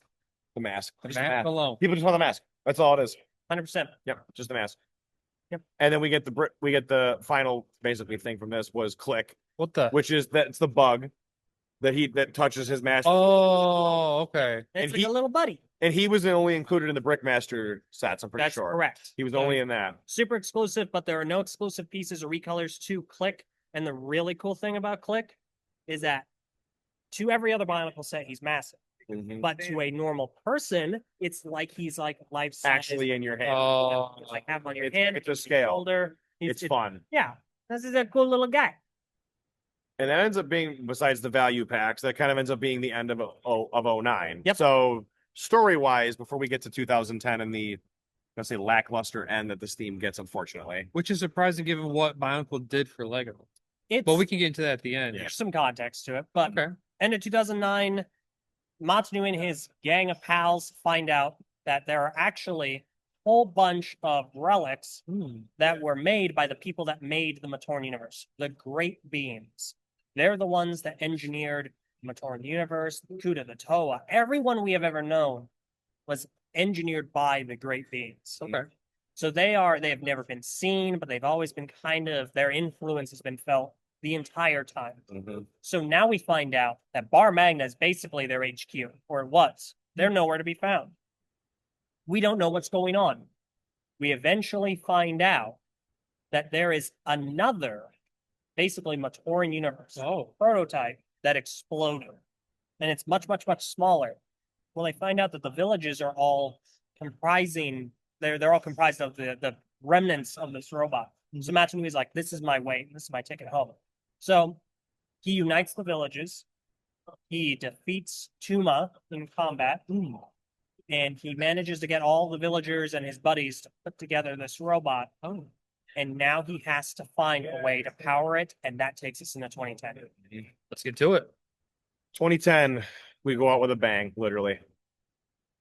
You don't even need to sort. It's No, it's it's that. just Oh, nuts. jeez. That's it. We get the Bionicle Stars, which is like the most sad way for this theme to go. Really? It's tough. Really. It's really difficult. So what happens here, Matt? He finds his power source. He boots up the robot. He takes control of it. And here's what we find out. The UDD symbol, it's actually 3 planets in orbit. Technically, 3 planets. So you have Bar Magna in the center, the largest one. You have Bota Magna, which is, we have Aqua Magna. Yep. And that's where the Matoran universe was. And then you have Bota Magna, and then it's a jungle planet. Okay. So what had happened is over 100,000 years ago, you had this one planet called Spirus Magna. And it was this beautiful, lush place, giant oceans, giant jungles, giant deserts, giant tundras, like excellent.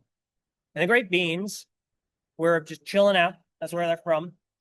And they they were like, well, we don't really want to govern anything. We just want to do sciencey stuff.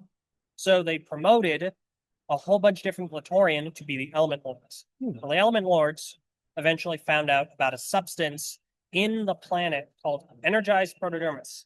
Okay. You may be familiar with as it keeps transforming friggin' people into these really cool forms, or kills them. So Whoever you're looking at. It's like a symbiote.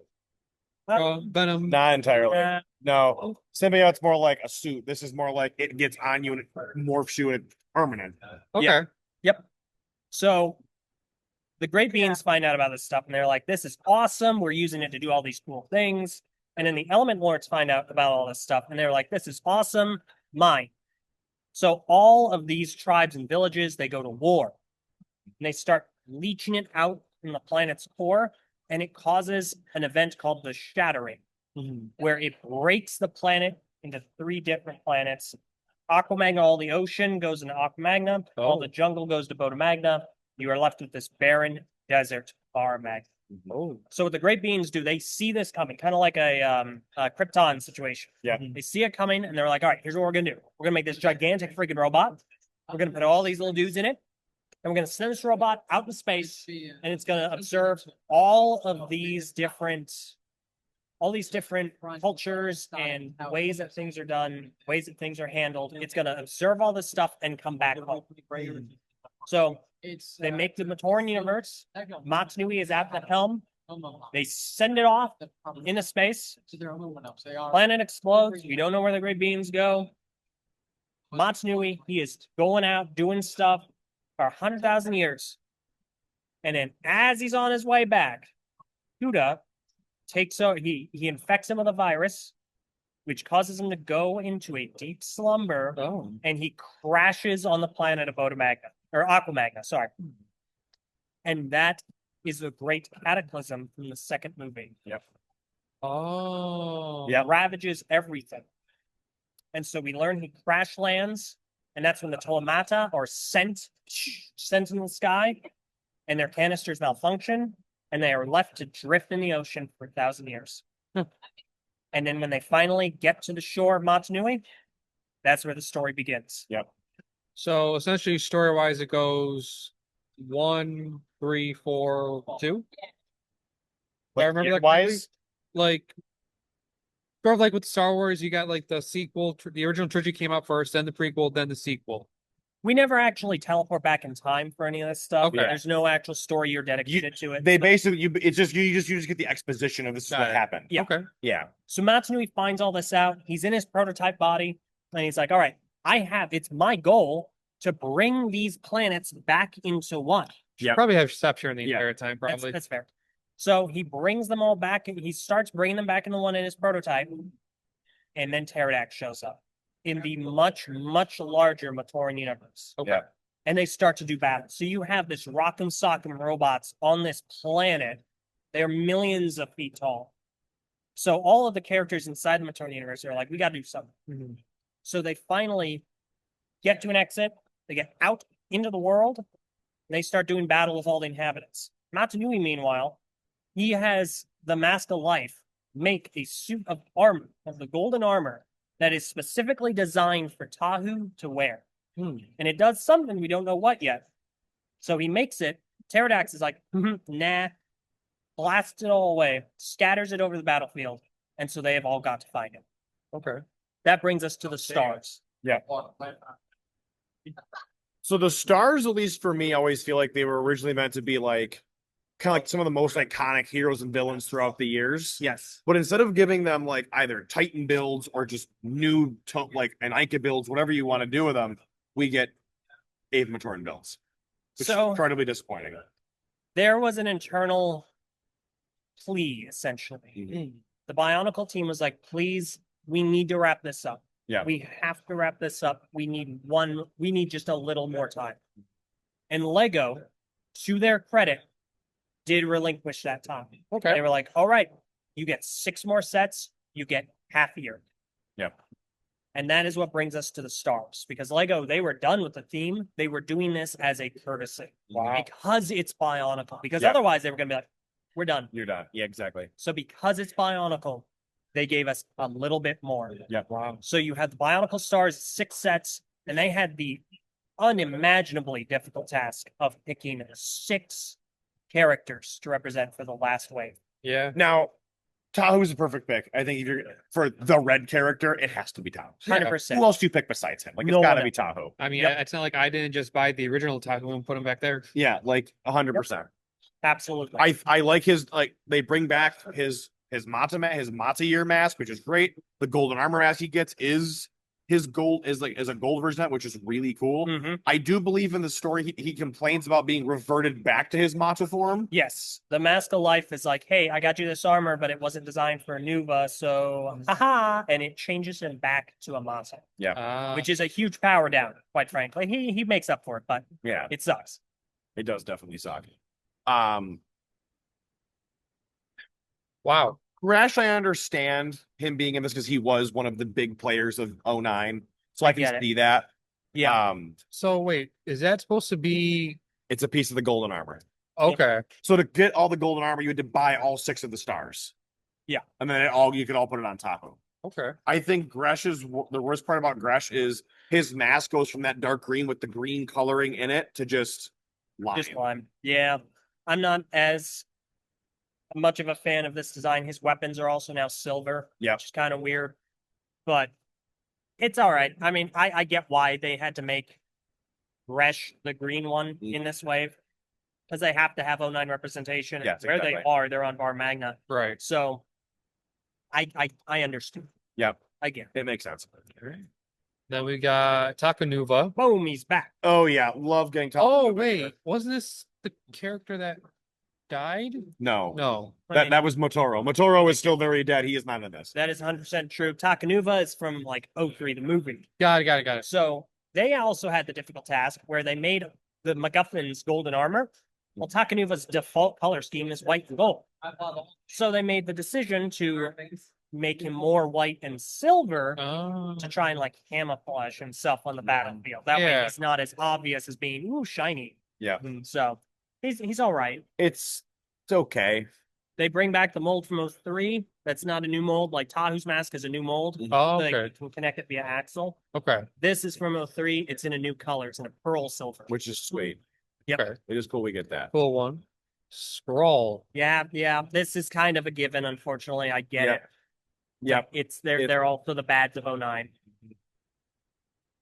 And then Baraka. This one I remember getting Wow. very controversial because it was like just calling them Paraka is just kind of an odd choice. It is. They do give a story reason, like as far as the species is concerned. Yeah, it's a Paraka. Yep. Which basically just means like a hooligan, right?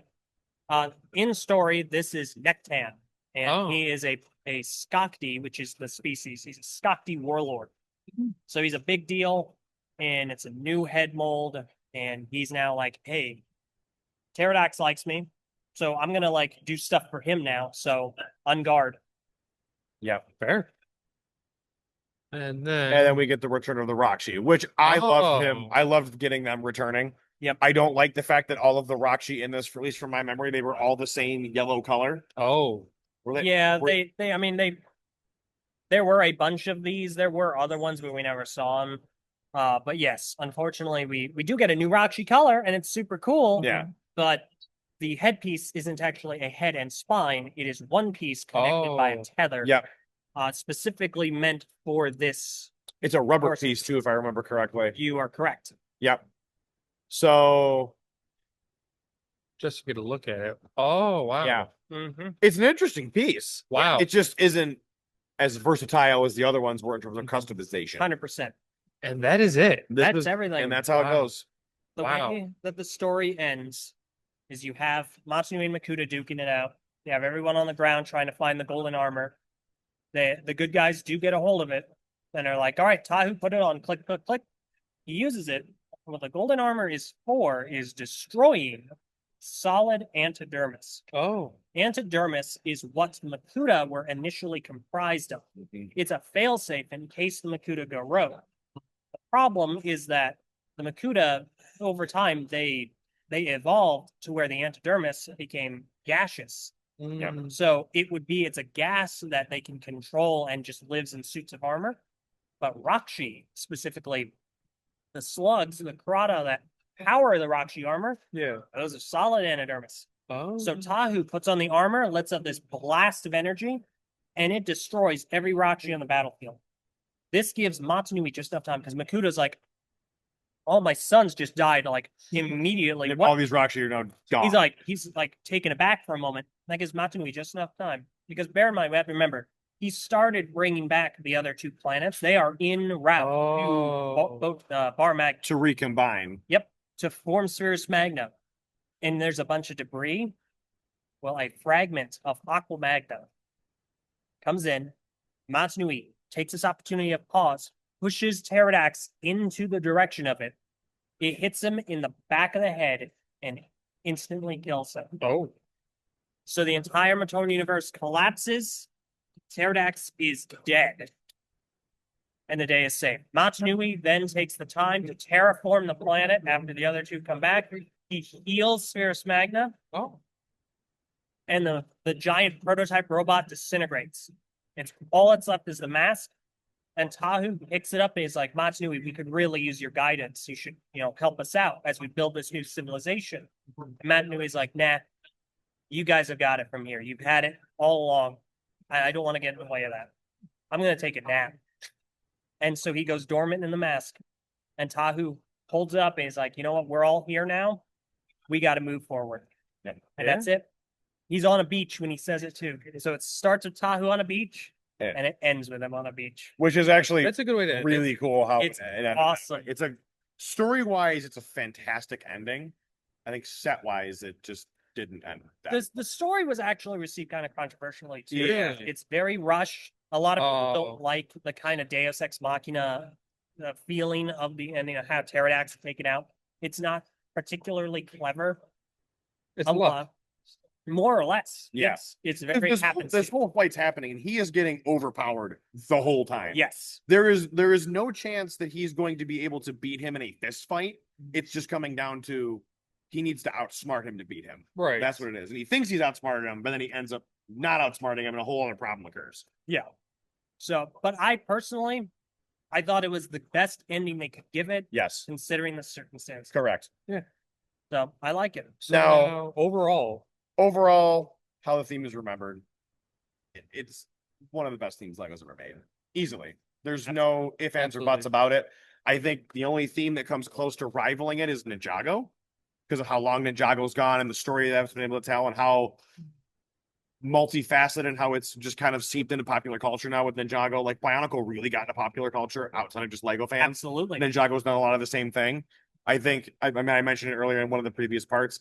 Bionicle walked so Ninjago could run. Like They took a lot of the mistakes they learned from Bionicle and they learned to not do them again with Ninjago, and that theme has been a killer success. I feel like because of that, 100%. I think it's more or less like kind of comparing apples and oranges, just because like with Bionicle, like they are Lego. Like I never like they're Lego, but like they're not at the same time because like they don't have many bricks. They're not like there's Lego sets, of course, but like they don't have bricks. It's sort of Technic, but not Technic. Like I feel like Bionicle is sort of in like a league of its own because there really hasn't been another theme like it outside of Hero Factory. And even then, it's hard to compare the two. I think it's not necessarily that we're comparing like sets, right? Because at the end of the day, it is Lego. Yeah. It's all the same principles. So Galador. It's all the same. Yes, 100%. yeah, you're right. You're right. Yeah, I knocked absolutely. Galador for how ridiculous it was, but it's correct. Yeah, it's all Lego and it all builds on the same hand build. It builds on the same principles as everything else, right? The brick is, of course, massively iconic, but there is no denying, there's no getting around the fact Bionicle was instrumental Oh, for sure. in Lego learning how to be a modern company. That's why I think it's hard to compare like Ninjago to Bionicle. I feel like Bionicle, while Ninjago is a more modern like face of Lego, I feel like you said it earlier in one of the earlier episodes, Bionicle saved Lego from bankruptcy. It was one of the key factors on top of Star Wars, but like it's hard to say like it's easy in the top 5 themes of all time for Lego. And it's kind of hard to compare it to other themes just because those themes wouldn't be what they are without Bionicle. And I think that's the legacy of Bionicle in itself, because it is that theme that is still remembered to this day, and it's been done, at least from the original run, since it's almost 20 years now in 4 years. It's 16 years since the original run ended. We still 2010. and we still get some teases here and there. I mean, we got the Good for Purchase set a couple years True. back. I thought that was fun. I thought it was great. I thought it was a really nice. Obviously there was it's mentioned in the Lego movie where it's brought up as one of the worlds we don't go to, which really made people mad, myself included. But man, I know there's a lot of people saying, bring it back, bring it back. I don't think you have to. I really Don't fix what isn't broken, and like all that they would do is if they did bring it back, it would tarnish the legacy. Like leave it kinda as what it is. happened. I mean, Yeah. we see 2015 like Maybe we'll do another time capsule. You can come for that one as well. That would be awesome. that would yeah. I don't think we'll need 4 episodes for that. No. theme. We need one. Yeah. I mean, but we see with 2015, like it gets brought back. There's all this hype, like they're bringing it back. It's cool. I mean, we get the Hero Factory building system, which I think the Hero Factory building system, despite its flaws, allowed for some interesting building techniques in that with Bionicle characters in 2015, 2016. But in the end, it wasn't what we had before with G1, and people almost immediately rejected it for not being G1 at first. And I think for Lego, it's you don't need to bring it back. I think the fans that are calling for a return need to just enjoy what they have. I am one of those fans that used to be like that, but I've since gone back and gone, you know what? What we had was awesome. There's no need to bother going back and trying to recapture that same magic again. Absolutely. I think that what's done is done. And I think instead of people trying to like bring it back time and time again, they need to move forward and enjoy what else there is and not be stuck by what was, but still let it influence what they enjoy. Yeah. And if you want to see new stories of these characters, build mocks. Build your own mock of a Holly or somebody like that you want to see. Tell your own story with that. I mean, there's all kinds of places where people have done this. And continue the story on your own if you want to. And you know what? If you do want to go back and you want to enjoy those same stories, you can make like fan projects from those stories. Yeah. You can make absolutely like videos and movies of what there was and have a creative spin on it. Yes, definitely. Absolutely. Well, I think that's a perfect way for us to wrap up this series. I am so very happy that you were able to help us out with this and come on and be a part of this. Thank you guys for inviting me. It has been truly a pleasure. This has been a blast. It very much has been. What a way to end it too. In Brick Fair, I know, right? Pretty much the home of Lego Bionicle in Virginia. Like it's probably the biggest location for it. I agree. Couldn't think of a better way to top it off. And now we get to go watch Bionicle 3. Yeah. Which is going to be great. I'm excited. I'm so excited. I haven't seen the movie in so long. So I'm excited. But so he doesn't suck. Now, before we wrap up, Eljay, would you like to plug where everybody can find you? Sure. You can find me on most social media. A lot of my backlog, my catalog is over on the TTV channel. It's TTV, kind of like Twitch TV, but we were before then.